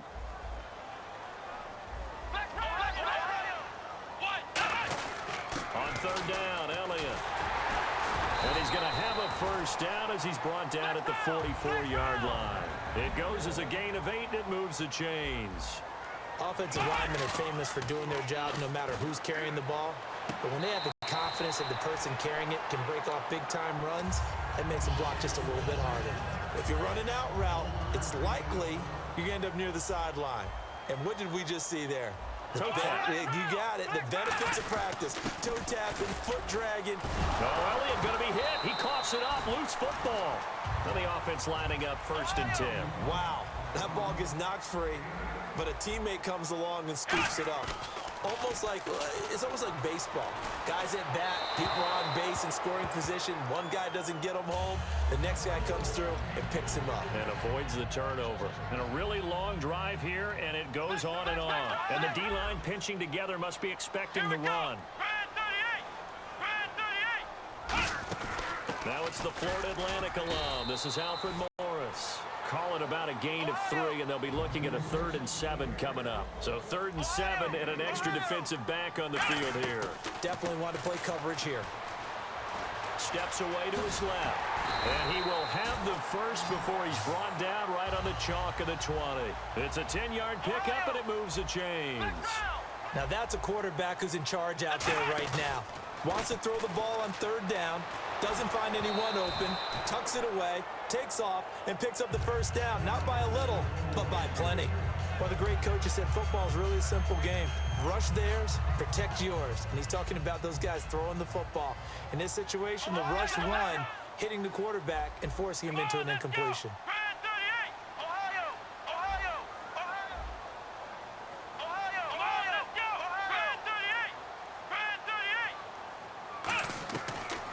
Second and 10, he'll look to throw again. Buying time to his left. It'll be a gain of 8 yards, and they're going to face a 3rd down. Partner, he was going through his progressions. Not there, not there. After about the 3rd one, he decided he better pull it down and run for it. And he slides down and avoids the hit for good measure. Give him a yard on the play, and he's definitely short. It'll be 4th down and a few inches. And, partner, when you run the ball on 3rd and 2, you're telling the whole world you've got nothing but confidence in your offensive line and your runner, and you expect to get it. but they were stuffed on that play. Only got 1 yard. Great job by the defensive front, the linebackers. Everyone got involved to force a 4th down. Well, you just totally get the sense there that a field goal was not in the game plan at all. And the boys up front, they created the surge. I think they knew that they had the leverage advantage. Oh, that's a great point there. Being able to get lower than the defensive front, create just enough space. And I love when those quarterbacks get low and slide in there and get it done. Let's go. 190. After the penalty, it's Elliott. And he'll fight his way down right around the 12. It's a gain of a couple, and it'll be 2nd and goal. On play action, they'll throw. Flush, and he can't find a receiver, and he's brought down. The coverage good, the pressure good, leads to the sack, and it's 3rd and goal now. Brief break in the action here. We're back to Arlington right after this timeout. Now after the sack, here's 3rd and goal from the 20. Bryant, the lone receiver, left. They'll look to throw on 3rd and goal. Dancing, and he can't get rid of it. He's taken down. And now a timeout coming from the defensive side for the Packers. It's just their first, so they'll have 2 remaining here before we get to halftime. And Bailey able to knock it through. And that will tie us at 3-3. So a good snap, good hold, and that one's right down the middle. Never in doubt. Just the way you used to hit them, Brandon. That's fielded in the end zone. And last year, that would have been a net gain of 5 on the return. This year, he stopped where he would have been if he had taken a knee, and that's at the 25. The Packers offense now heading back out onto the field. And they had 3 points last time, but they didn't want 3 points because they were well within range of scoring a touchdown. We'll see if they can do better now. I'm with you on that one. Let's just go ahead and be frank about the whole thing. The only one happy about the 3-point kicker. Exactly. You put him through the post. That's going to help him in contract time. But that offense, they're thinking, let's get in the end zone this time. I don't know if that helped him in contract time. You could have kicked that one through. I don't know about that. Toe bash. I don't know about Toe that. bashed it. Super toe. Offense still needing 10 yards. 2nd down. Rodgers will try again on 2nd down. He completes it to Jordy Nelson. And the play goes for 19 yards. Gives him a new set of downs. There were a couple holes there, partner. Was that zone coverage? That's exactly what it was, Brandon.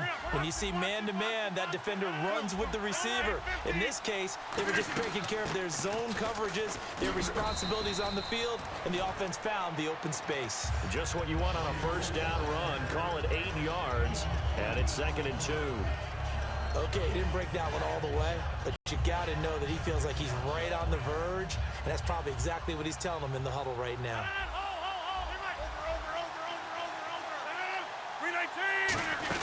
They'll run it now out of the gun.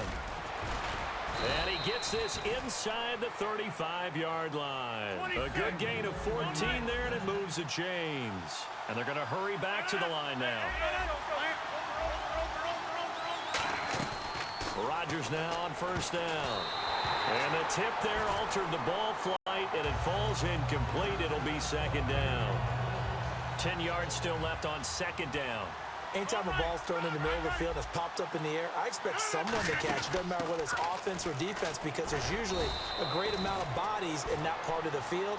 In this case, no one came up with it. Everyone's looking for the big runs, the explosive runs, the 20 to 30-yard plays. But anytime you're picking up good yardage and setting yourself up on down and distance, offenses love that too. Now whistles come in. We're going to get a timeout here by the offense. So that means they're down to 1 remaining here as we head toward halftime. They'll put 2 receivers left, 2 to the right. Rodgers now on 1st down.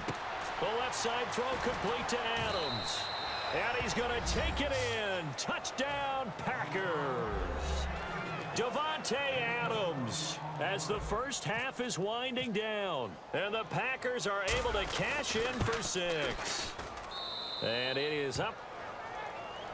And it's good. That'll make our score 10-3 now.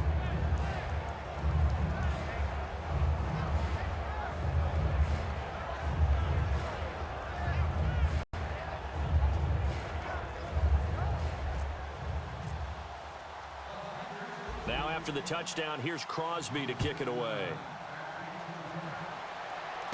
Fielded about a yard deep. And he'll be brought down at the 23, make it the 24-yard line. And now Dallas gets set to take the field. And with time quickly fading here in the second quarter, not sure how aggressively, offensively they want to play this. I think we'll find out just how much they trust their guys. Nowhere to go here. He lost the football. And you see the clock almost empty, so this is likely the last play in the second quarter. Time for a break. We've hit halftime. 2 quarters down. 2 still remain. We step aside. This is the NFL on EA Sports. So both teams have their marching orders, and we'll get going again here in quarter number 3. And it's a short kick, taken right around the 19. And they're going to start this drive in pretty good shape as they get it up past the 30. The Green Bay offense now about ready to take possession here. They have the lead. Now they'll be looking for some separation here as we begin the third quarter. I like the way you term that because now I think they go a little bit deeper into their playbook. They like what they did in the first half. That worked okay. But in order to get the separation that you just talked about, change things up a little bit. Change your tendencies, try and hit them a little bit more with some things they didn't see in the first half. We'll see if they do just that. Now Rodgers throwing on second down. He'll rifle this one deep right side. And he's unable to grab it. Thought he might have had position, couldn't hold on, third down. Well, they went for the big play there, but that drop could really hurt their momentum. Hey, check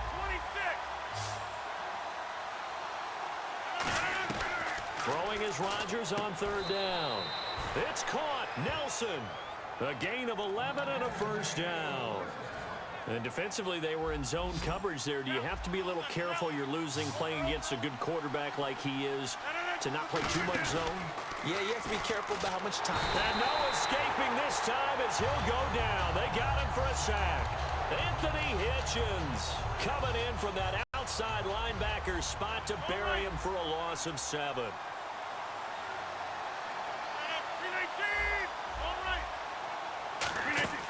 Rodgers to throw on second down. He finds Randall Cobb with a completion. He goes for 18 there as the drive will continue. Quarterbacks love slant racking right into their line of vision, and receivers love them as well because they're getting the ball on the move and able to catch it and try and get upfield and gain additional yardage. And it pops free. The collision there jarred the ball loose and brings up second down. Unable to connect on the first down pass play. Now it's second down. 319! 319! 26!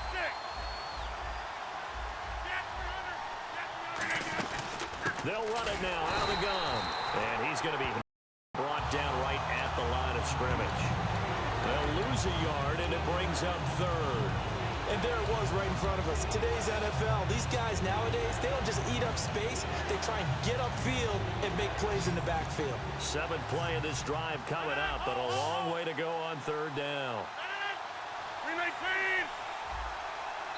Now hold everything here. We're going to get a timeout by the offense. It's just their first, so 2 remaining as they burn one here in this third quarter.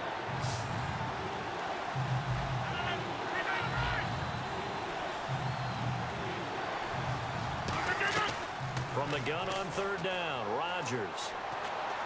And Adams has it complete. And he's able to get it to the 31, and that's enough for the first. One of the selling points of the in route is it gives the quarterback a really nice sight line to his receiver and almost on a direct shot able to throw the ball into the middle of the field and have a great chance of success as they did on that play. Hey, 88! 88! Over here! 319! They'll run it now out of the gun. And able to push his way forward here for a good little gain. It's a 6-yard pickup, and it gets him to 2nd and 4. When you find that kind of yardage, you couldn't be more confident as a ball carrier. And guess what? You're going to go back and tell your offensive coordinator, I'd like to keep carrying it, thank you.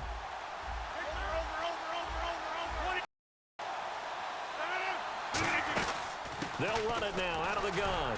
And he's going to take this one down to about the 23-yard line. Still a couple yards short of the first as the 3-yard gain brings up a third down. Oh, just play after play after play on this long drive for the offense. Rodgers looking to throw on 3rd and 2. In the middle of the field, he's got Nelson. And he gets the first down yardage he needs before he's brought down at the 6. So they're operating in the red zone.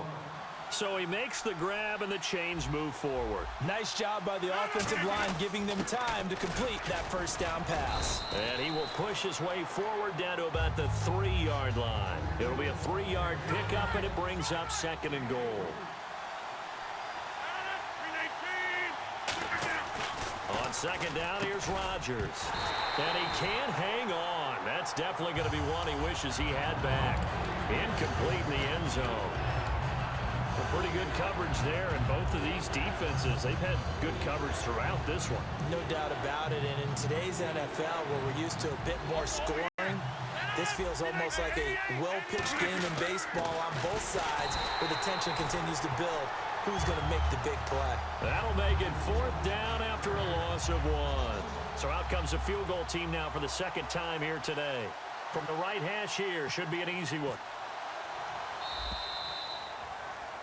Back now in Arlington. It's Packer football here as they've got the lead as well to begin the 4th quarter.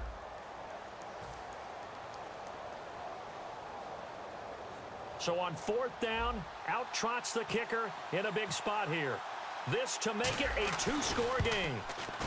And it's no good. And this score will stay right where it is.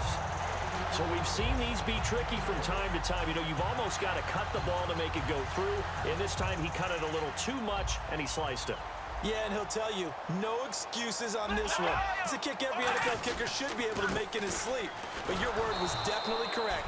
He sliced that one, and he'll miss it wide to the right. Officially no gain on the play, and it's 2nd down. They're going to hurry back to the line now. Now Prescott. Flush to his right. Into a double team, and it's intercepted. Picked up by the former first-round pick, Demarius Randall. And he's going to return it to the...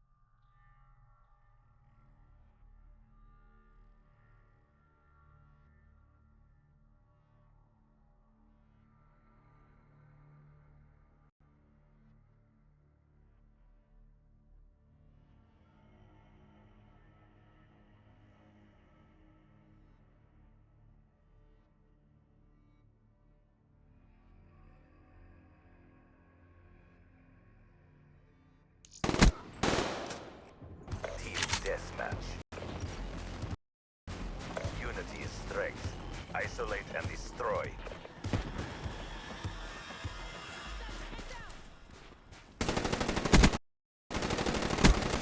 Sniper's gone. UAV inbound. Friendly HCXD deployed.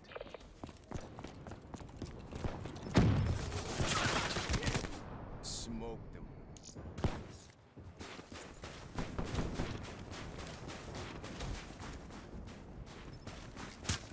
Hostile UAV spotted. Target. They're gone.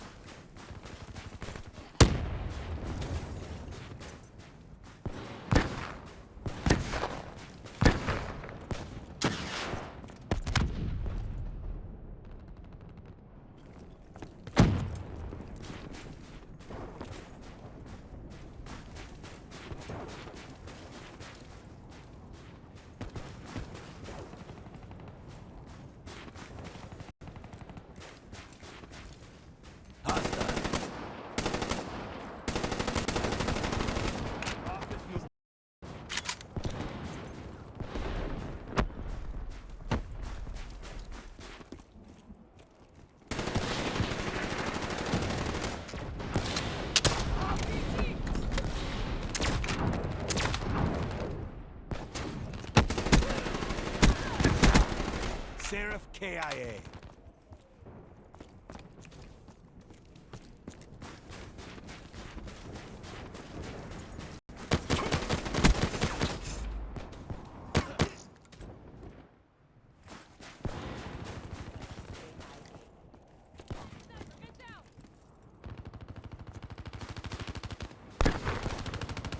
Hostile down.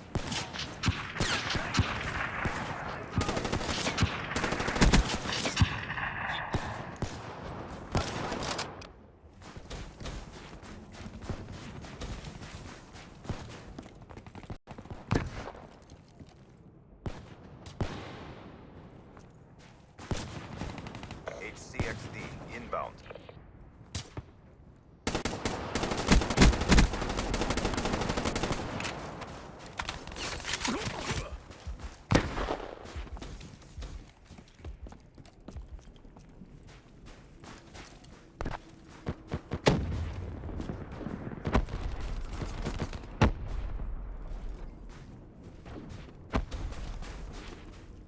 Be advised, hostile HCXD spotted.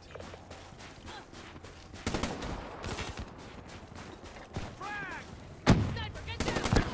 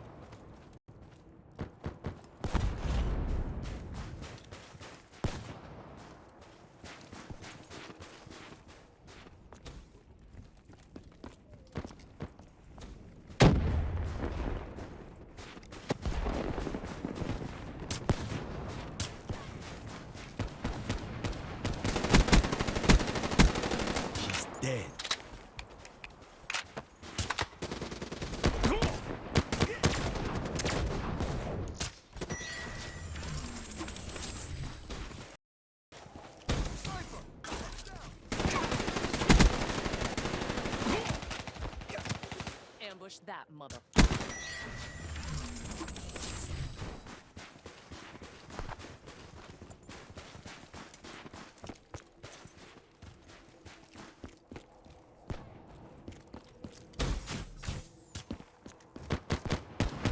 They're gone.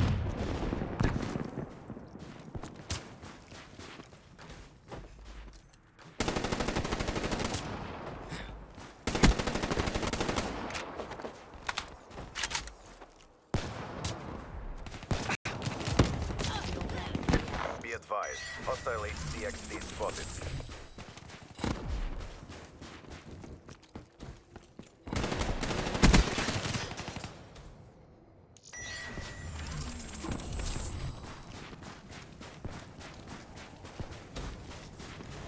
We're letting down the pact.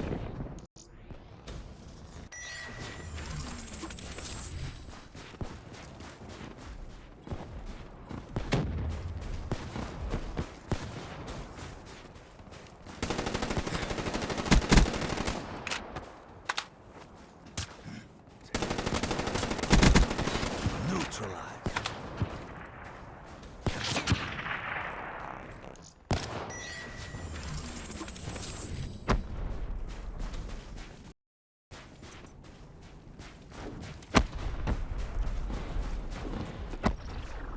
There are no words for what I just saw. That's a hard... Just fall back and regroup.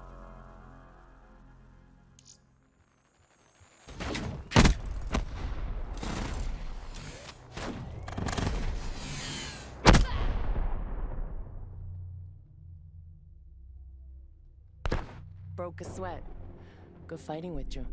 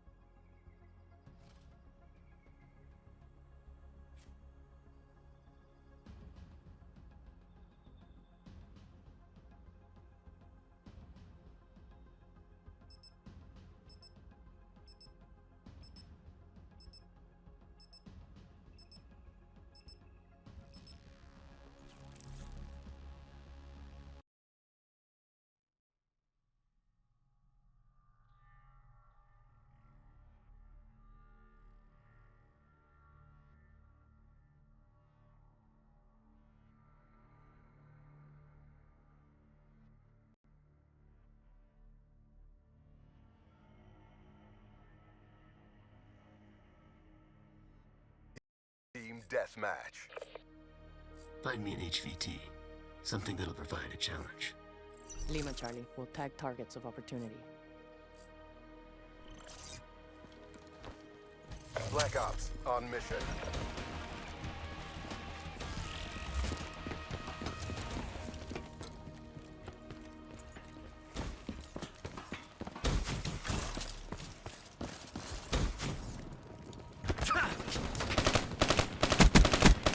Tango down.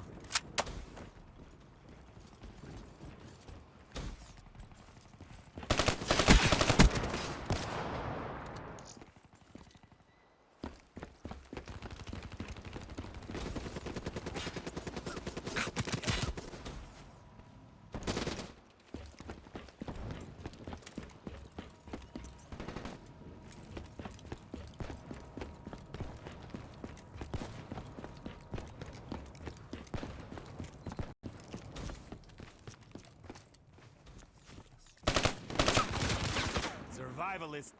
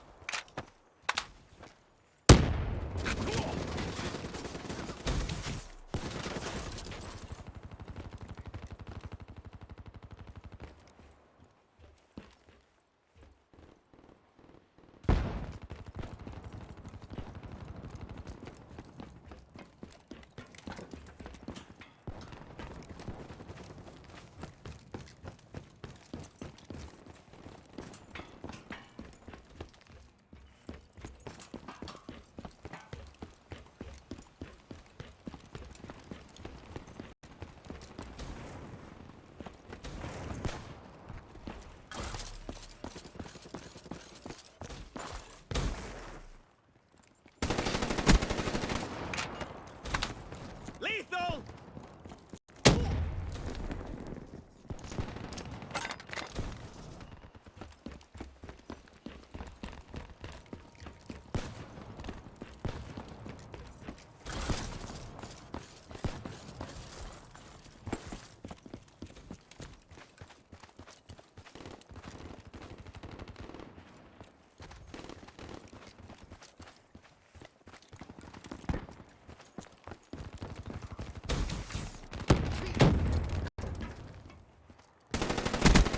EKIA.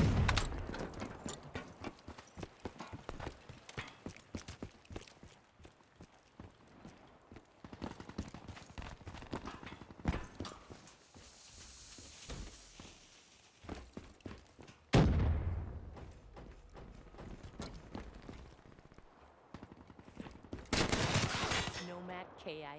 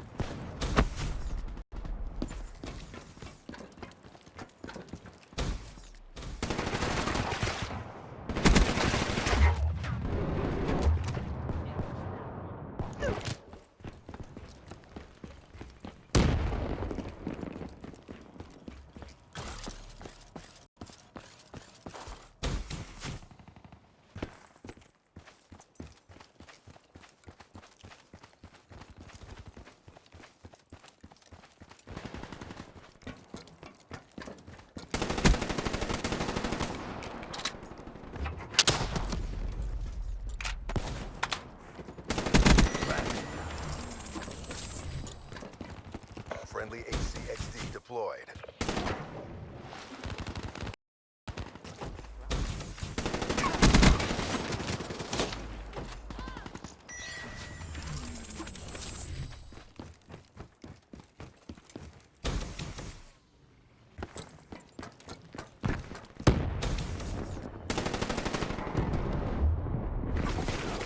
Nomad Q.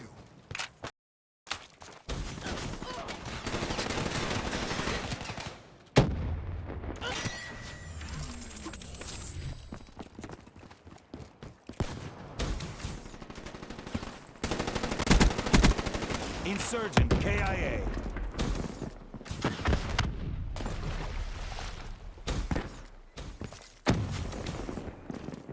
UAV inbound. Body.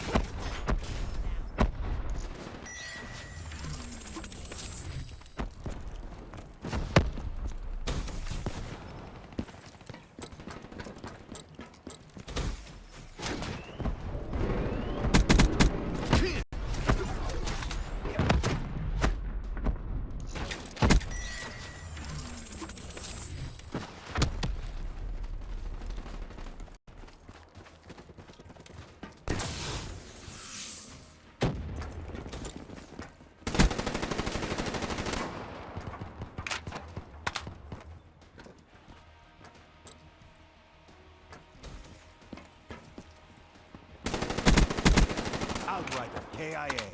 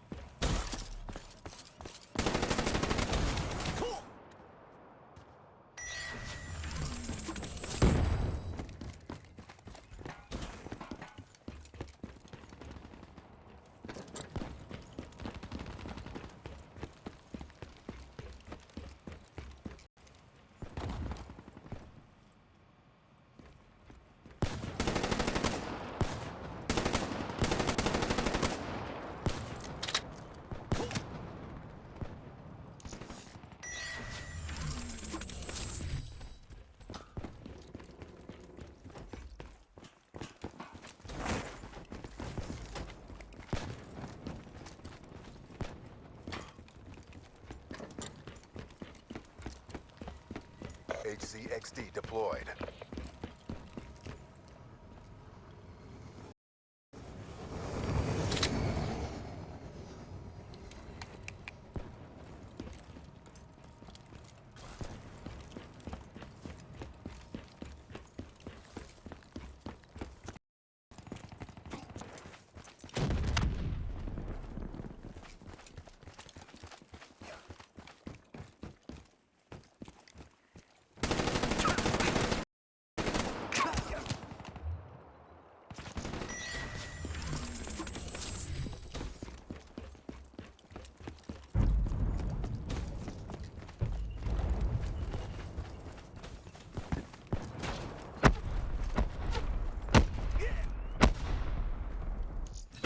We're winning this fight.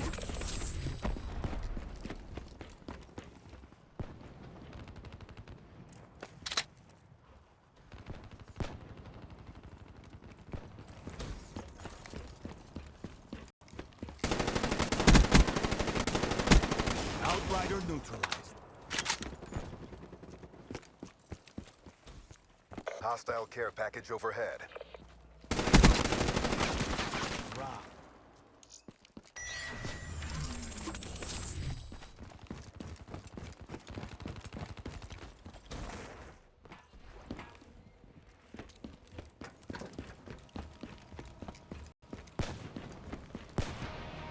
Black Ops at work. It's a beautiful thing. Objectives complete.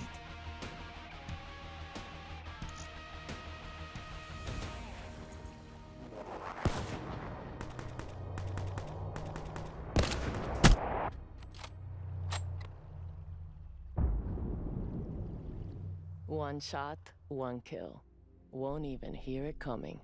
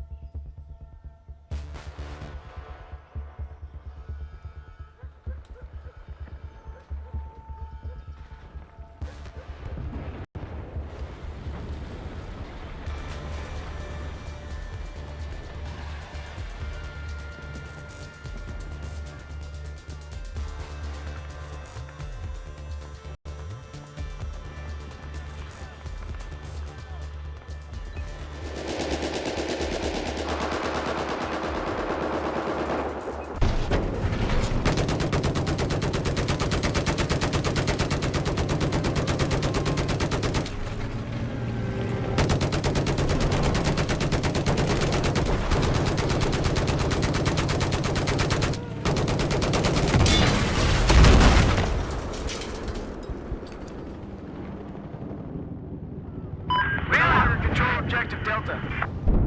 There's an enemy tank located.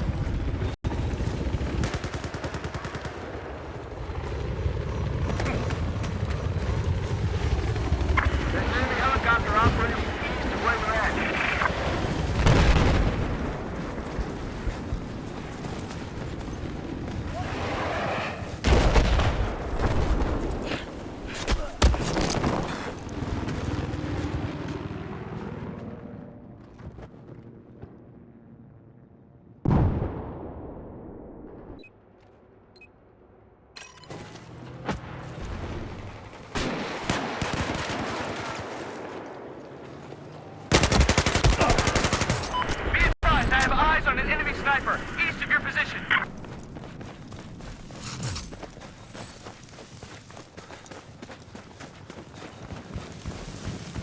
Be advised, we have lost objective.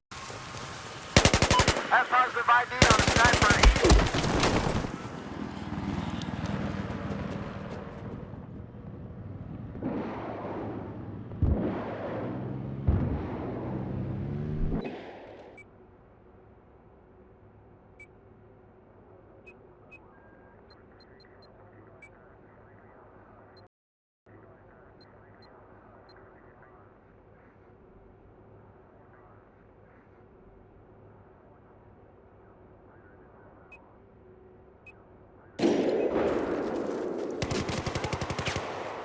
I'm gonna take him out!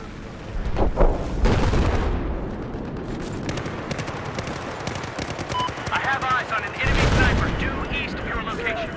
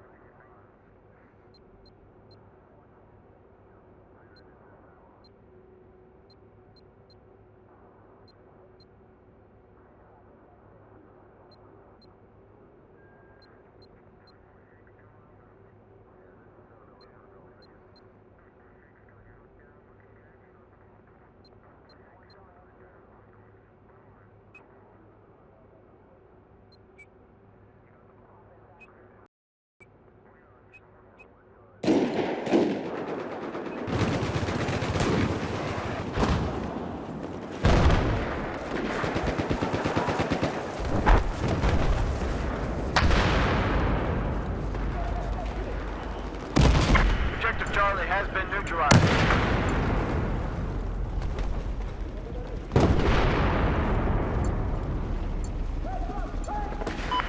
We've taken objective Charlie.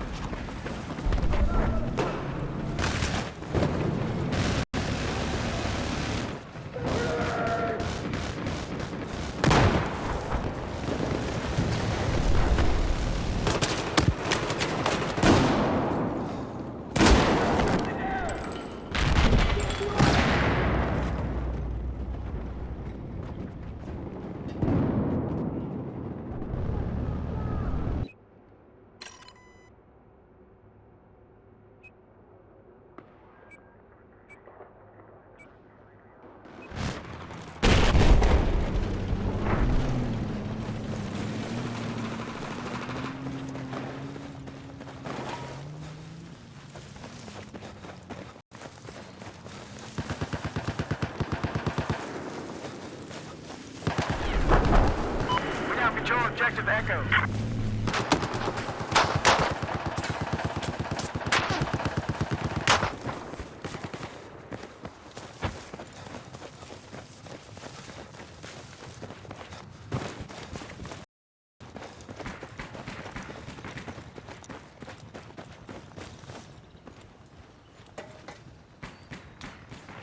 Heads up! Enemy machine gunner west of your location. Objective Charlie has been lost.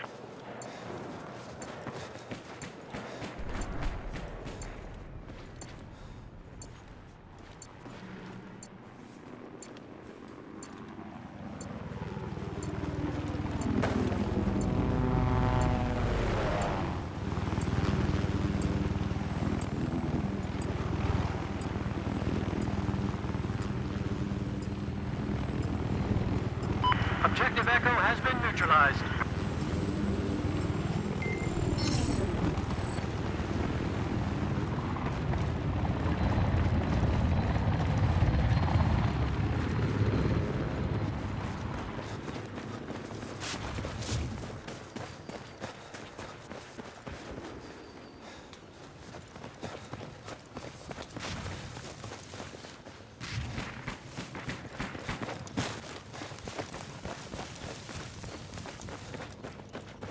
We no longer have control of Objective Foxtrot. I've spotted a hostile machine gunner due west of your position.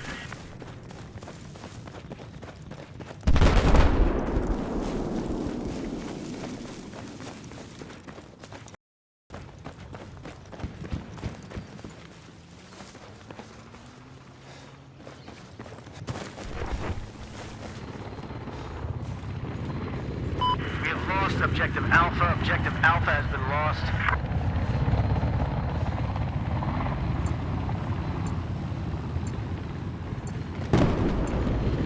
I've spotted a hostile vehicle west of where you are. We've taken Objective Delta.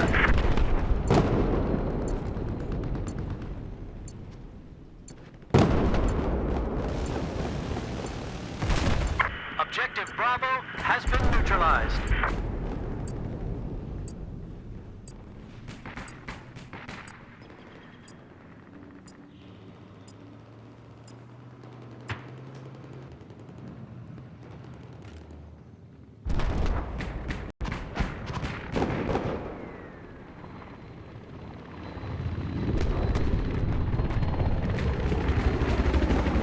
Objective Charlie has been neutralized.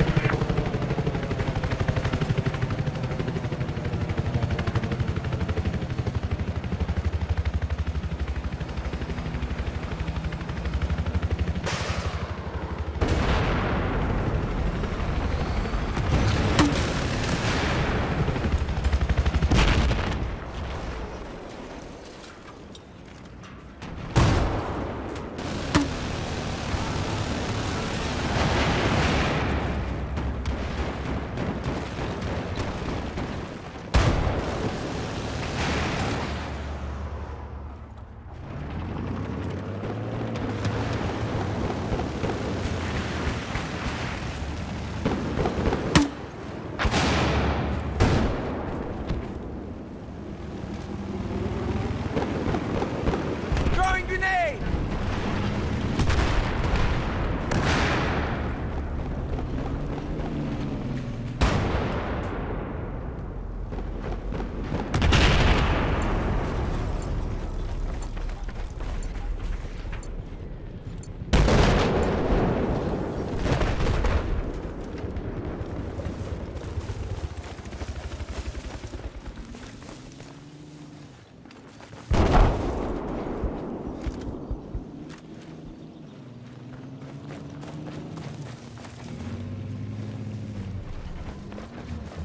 We've neutralized Objective Alpha.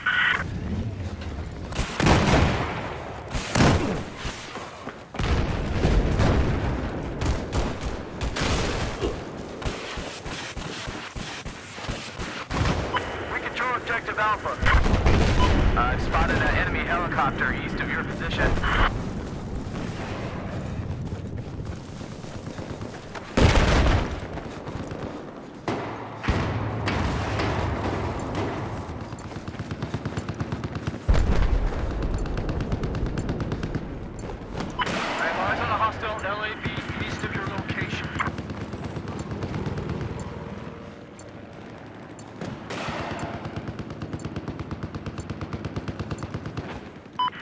neutralized Objective Delta.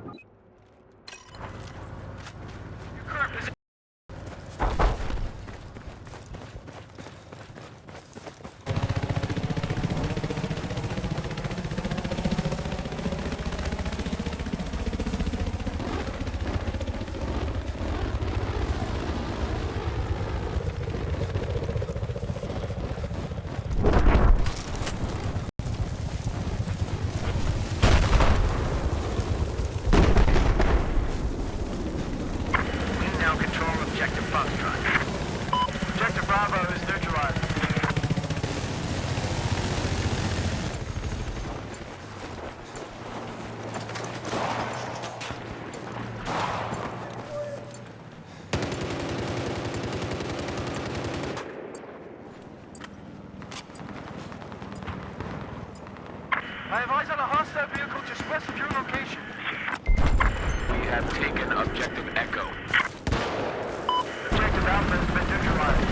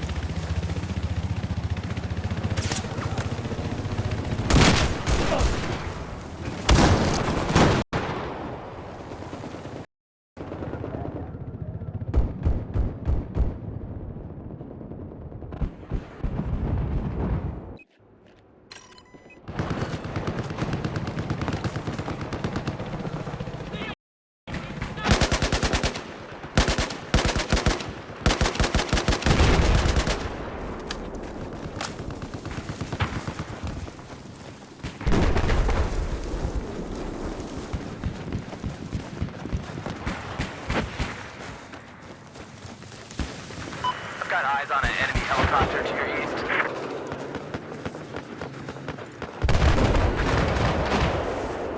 We now have Objective Bravo in our control.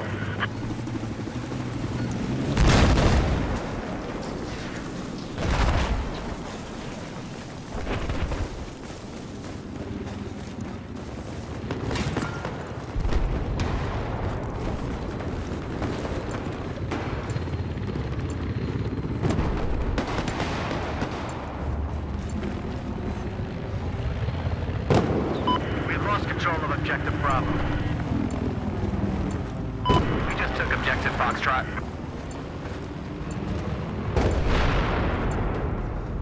There appears to be an enemy sniper located just to your west.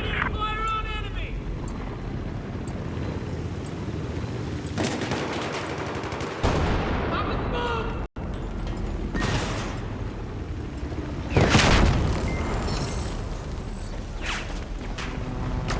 Objective Delta is ours.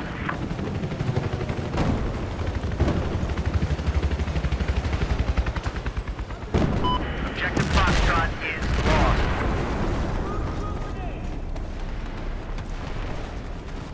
Taking a lot of heat here!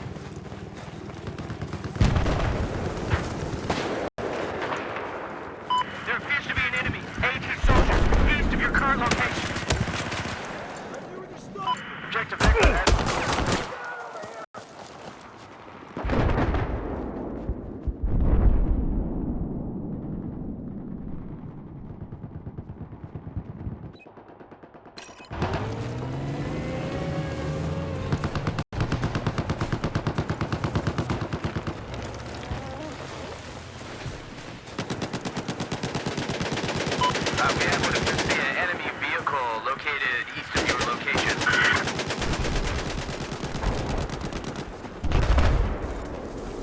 Men, attack this objective!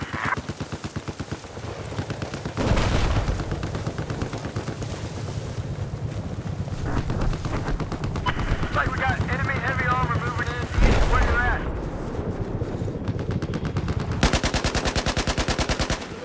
I can confirm objective Echo is now neutralized.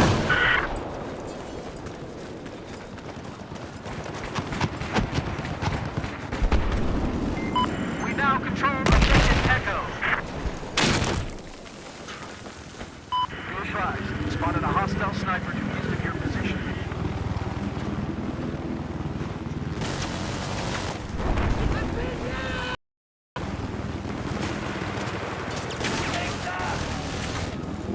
Objective Charlie has been neutralized.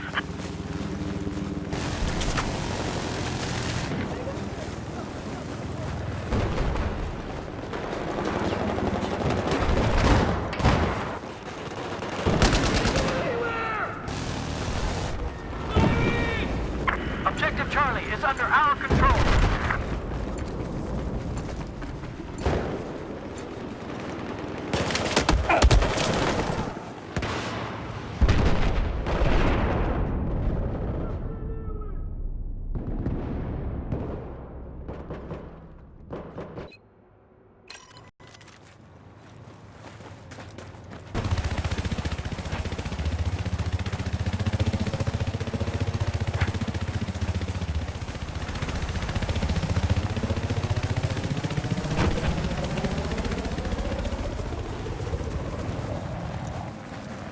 We have now neutralized objective Charlie.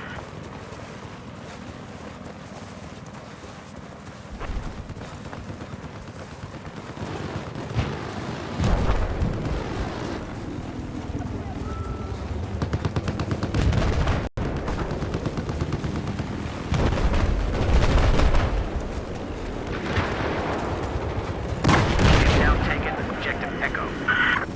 I have eyes on a machine gunner west of your position.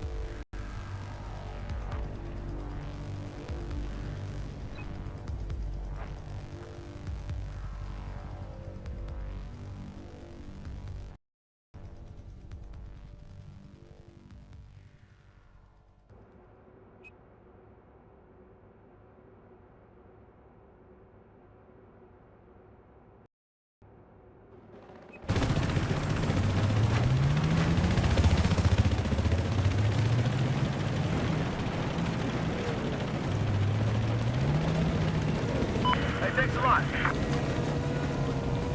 Yeah, you got it.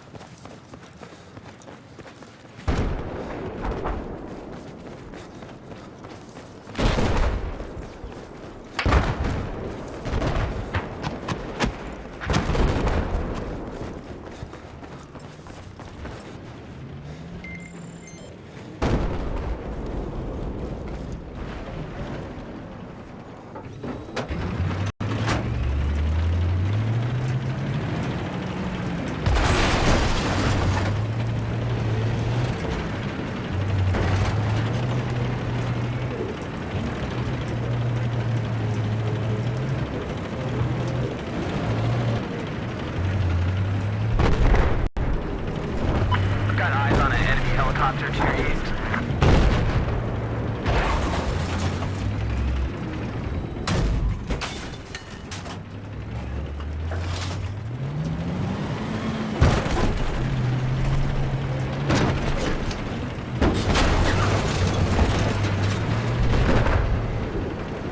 Objective Alpha has been neutralized.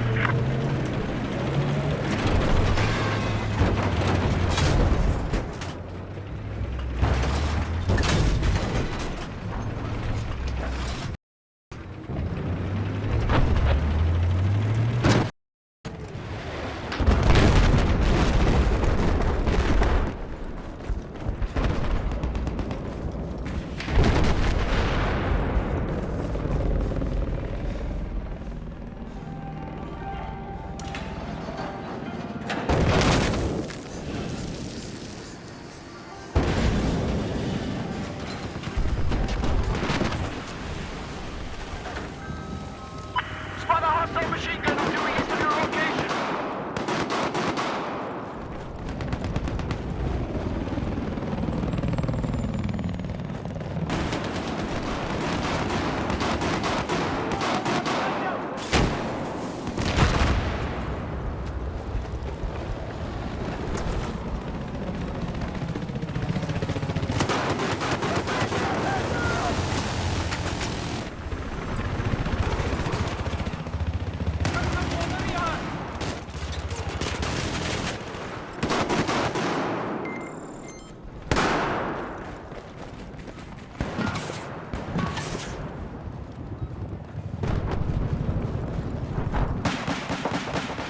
Looks like we got enemy heavy armor moving in east of where you're at.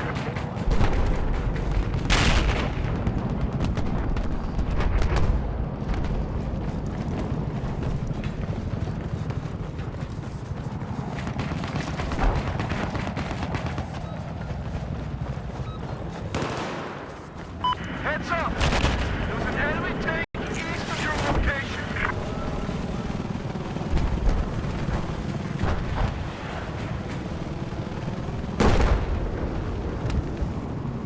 Objective Bravo has been neutralized.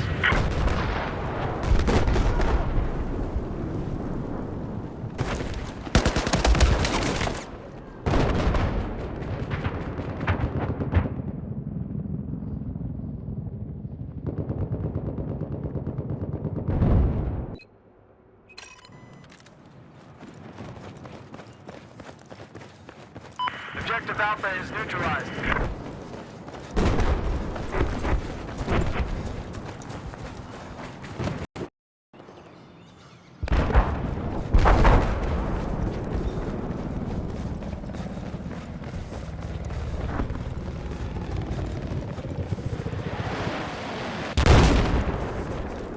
There's an enemy AT soldier north of your location.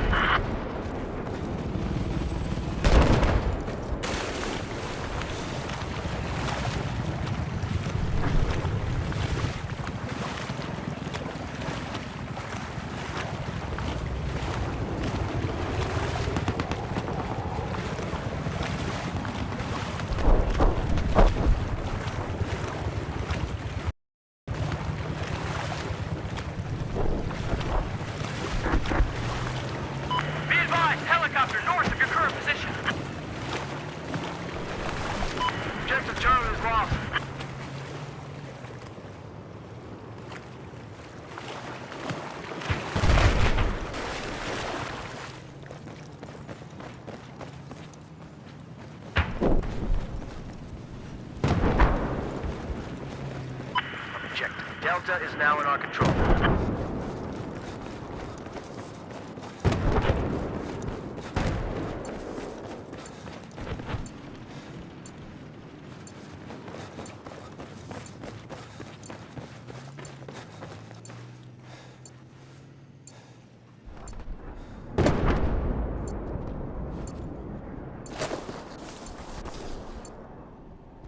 Objective Echo has just been neutralized.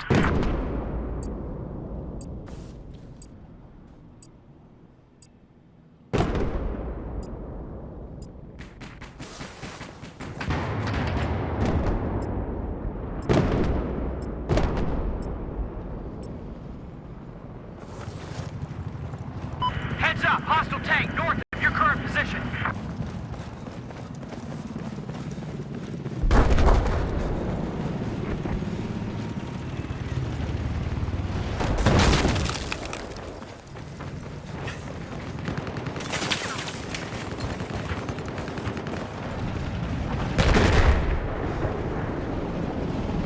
Hostile heavy armor west of where you are.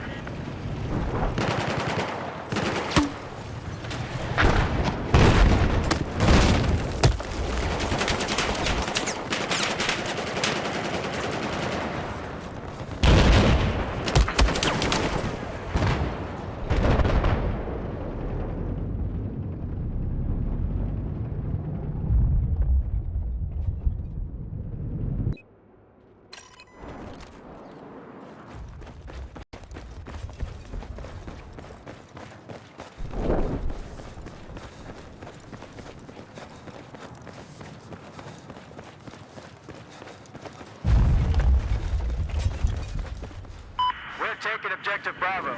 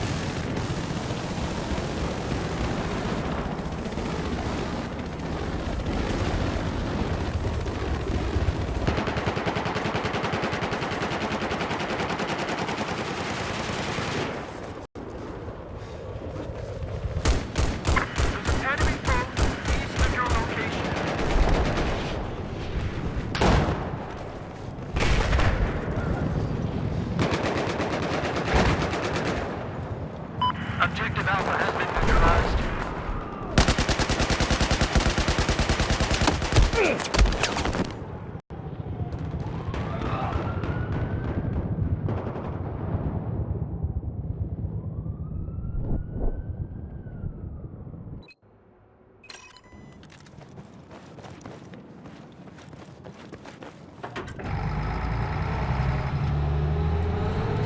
Objective Charlie's been lost.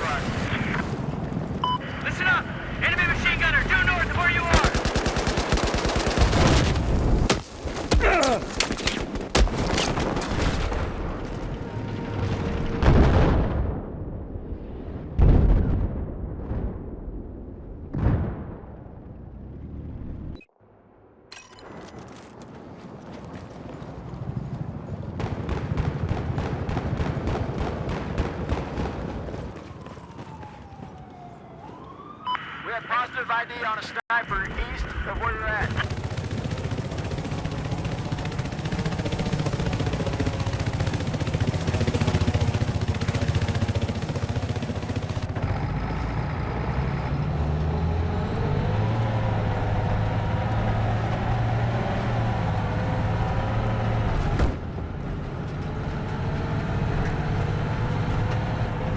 Objective Echo has just been neutralized.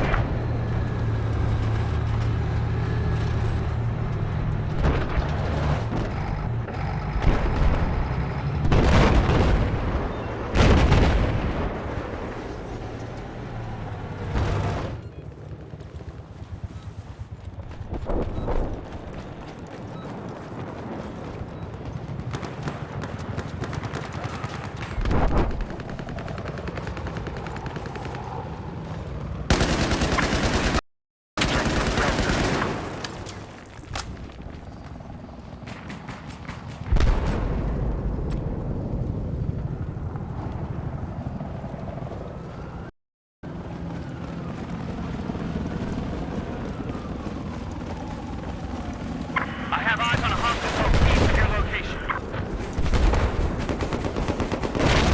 Objective Charlie has been neutralized.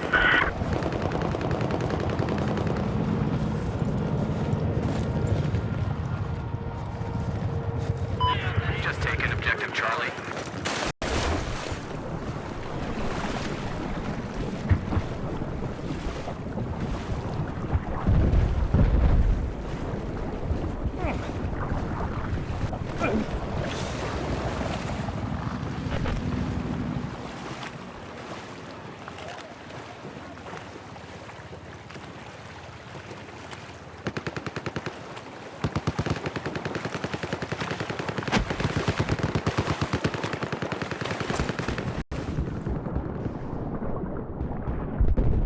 There appears to be enemies of your position.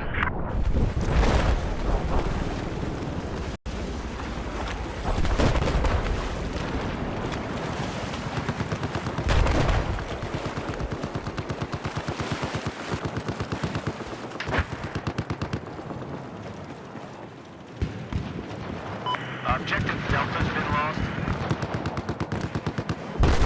I have positive ID on a sniper north of where you're at.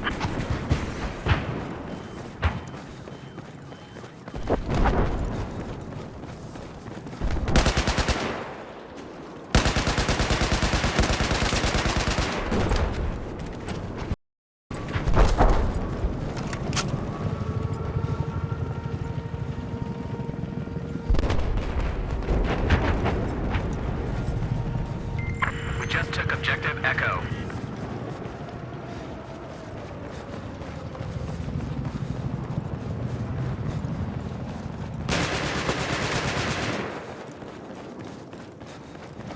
We got an enemy vehicle operating east of the current pod.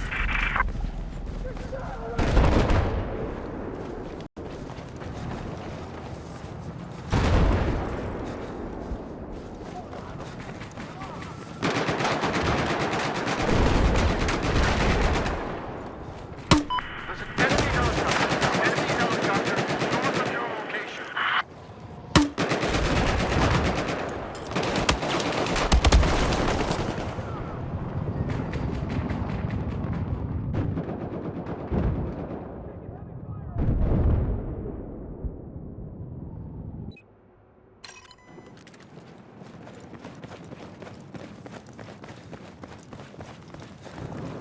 Objective Delta is now under our control.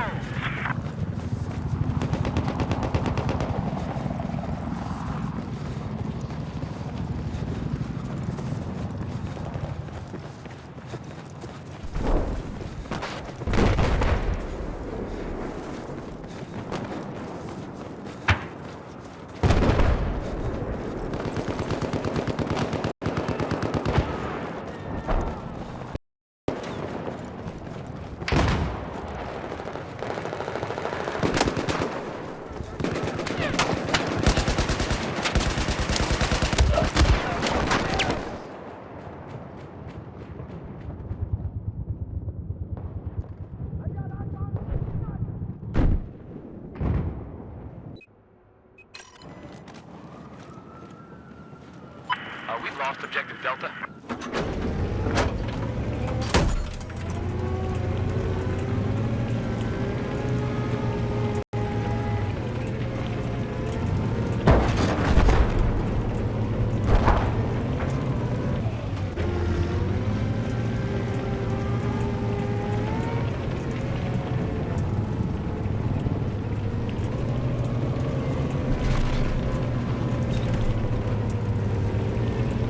We control objective Bravo.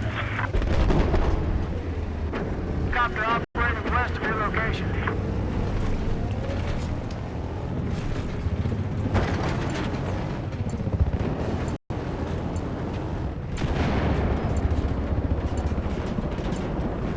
Objective Alpha has been neutralized.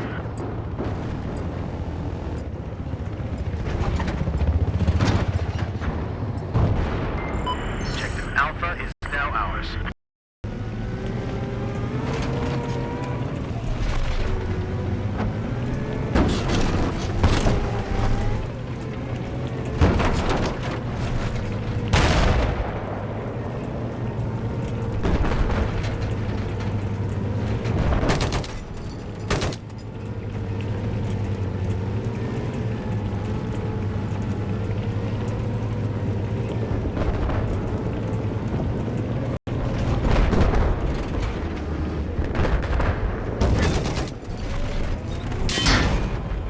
Looks like you have a hostile boat east of your position.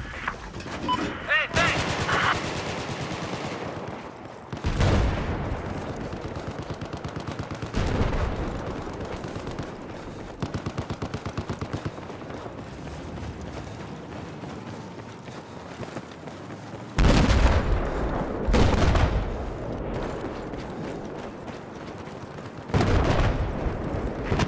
Hostile heavy armor south of your position.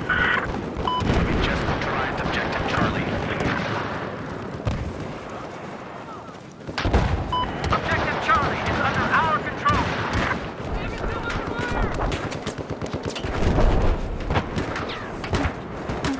Looks like we got a hostile chopper operating.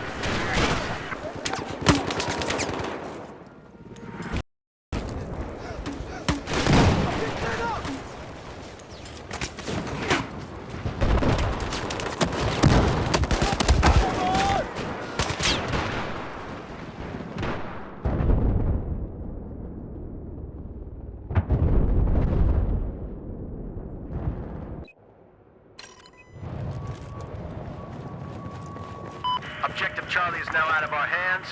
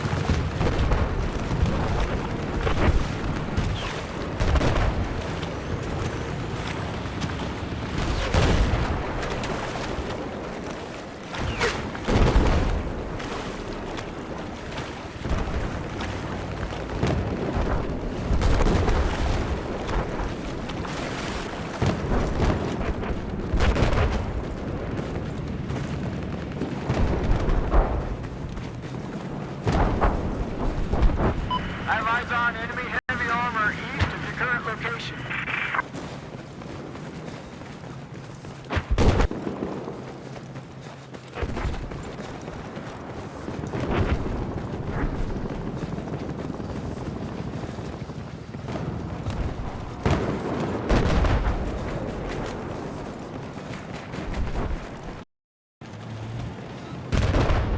We have neutralized objective Bravo.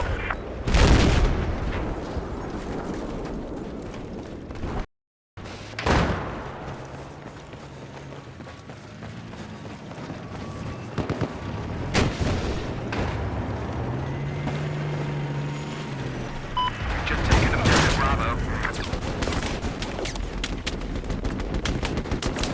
There appears to be enemy heavy armor south of your position.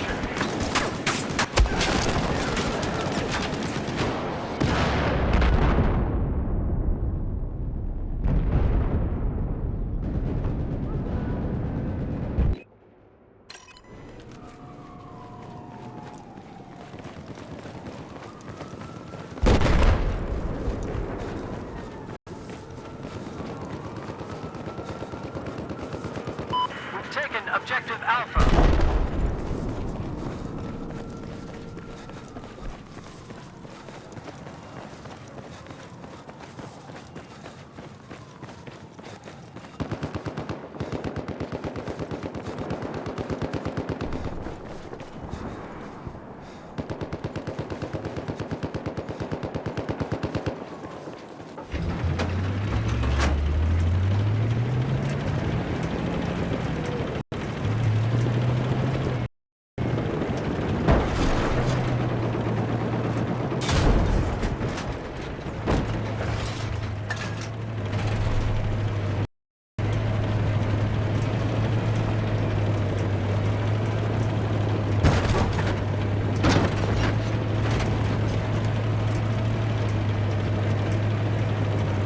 There appears to be a hostile helicopter east of you.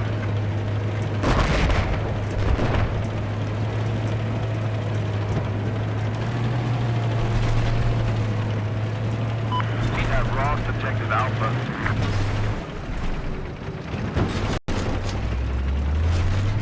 I have eyes on an enemy tank east of your location.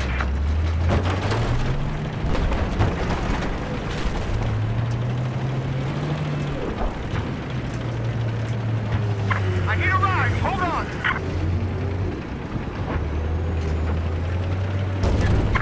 Objective Delta has been neutralized.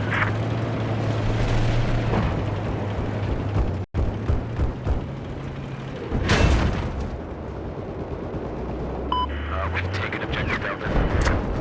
An enemy tank east of your location.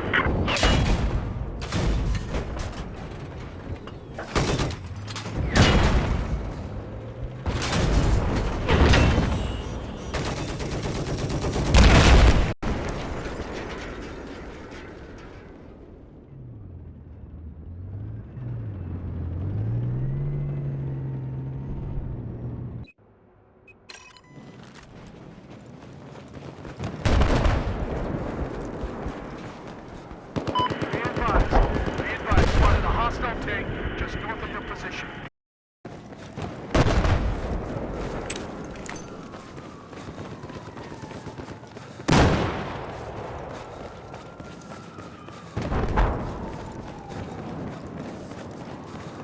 We've lost objective Delta.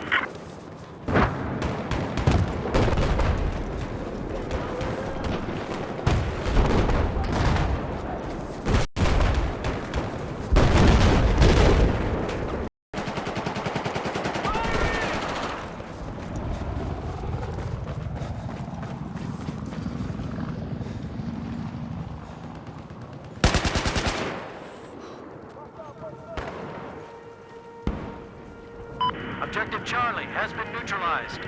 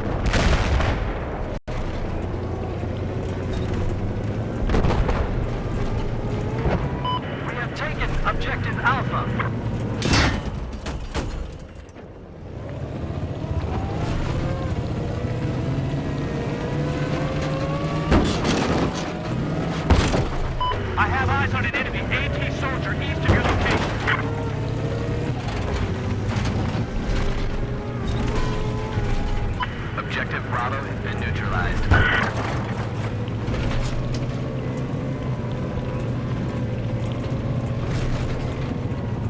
We've taken objective Bravo.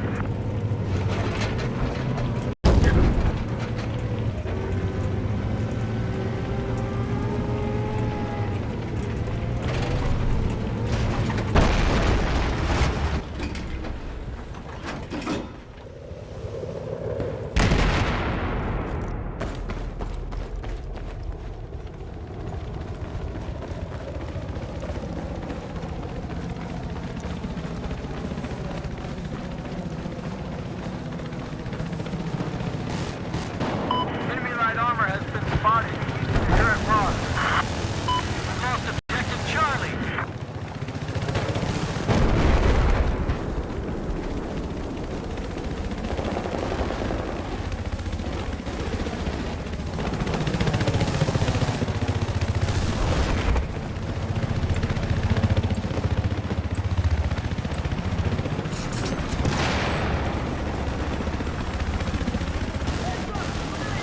We have just taken objective Alpha. We lost objective Delta.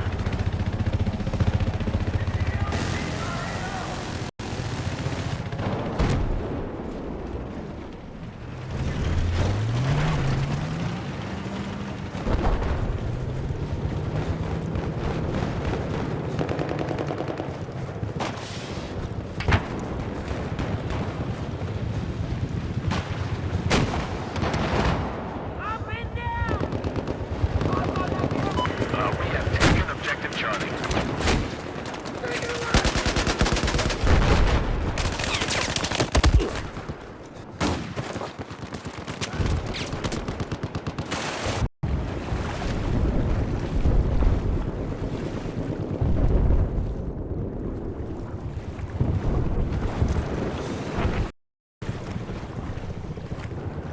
We've lost objective Charlie.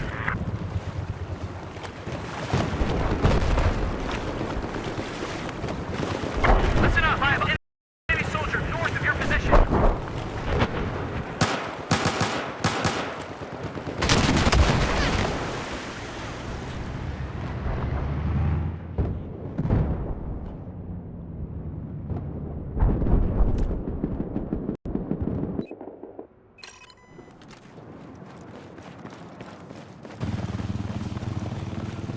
We just lost objective Alpha.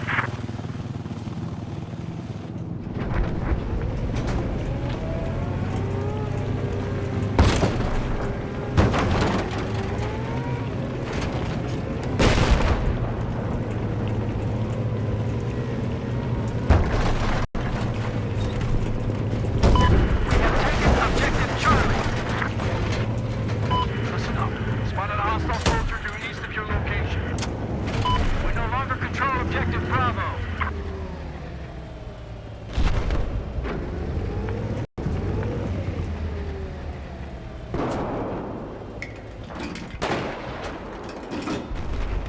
Looks like there's a sniper operating north of your location.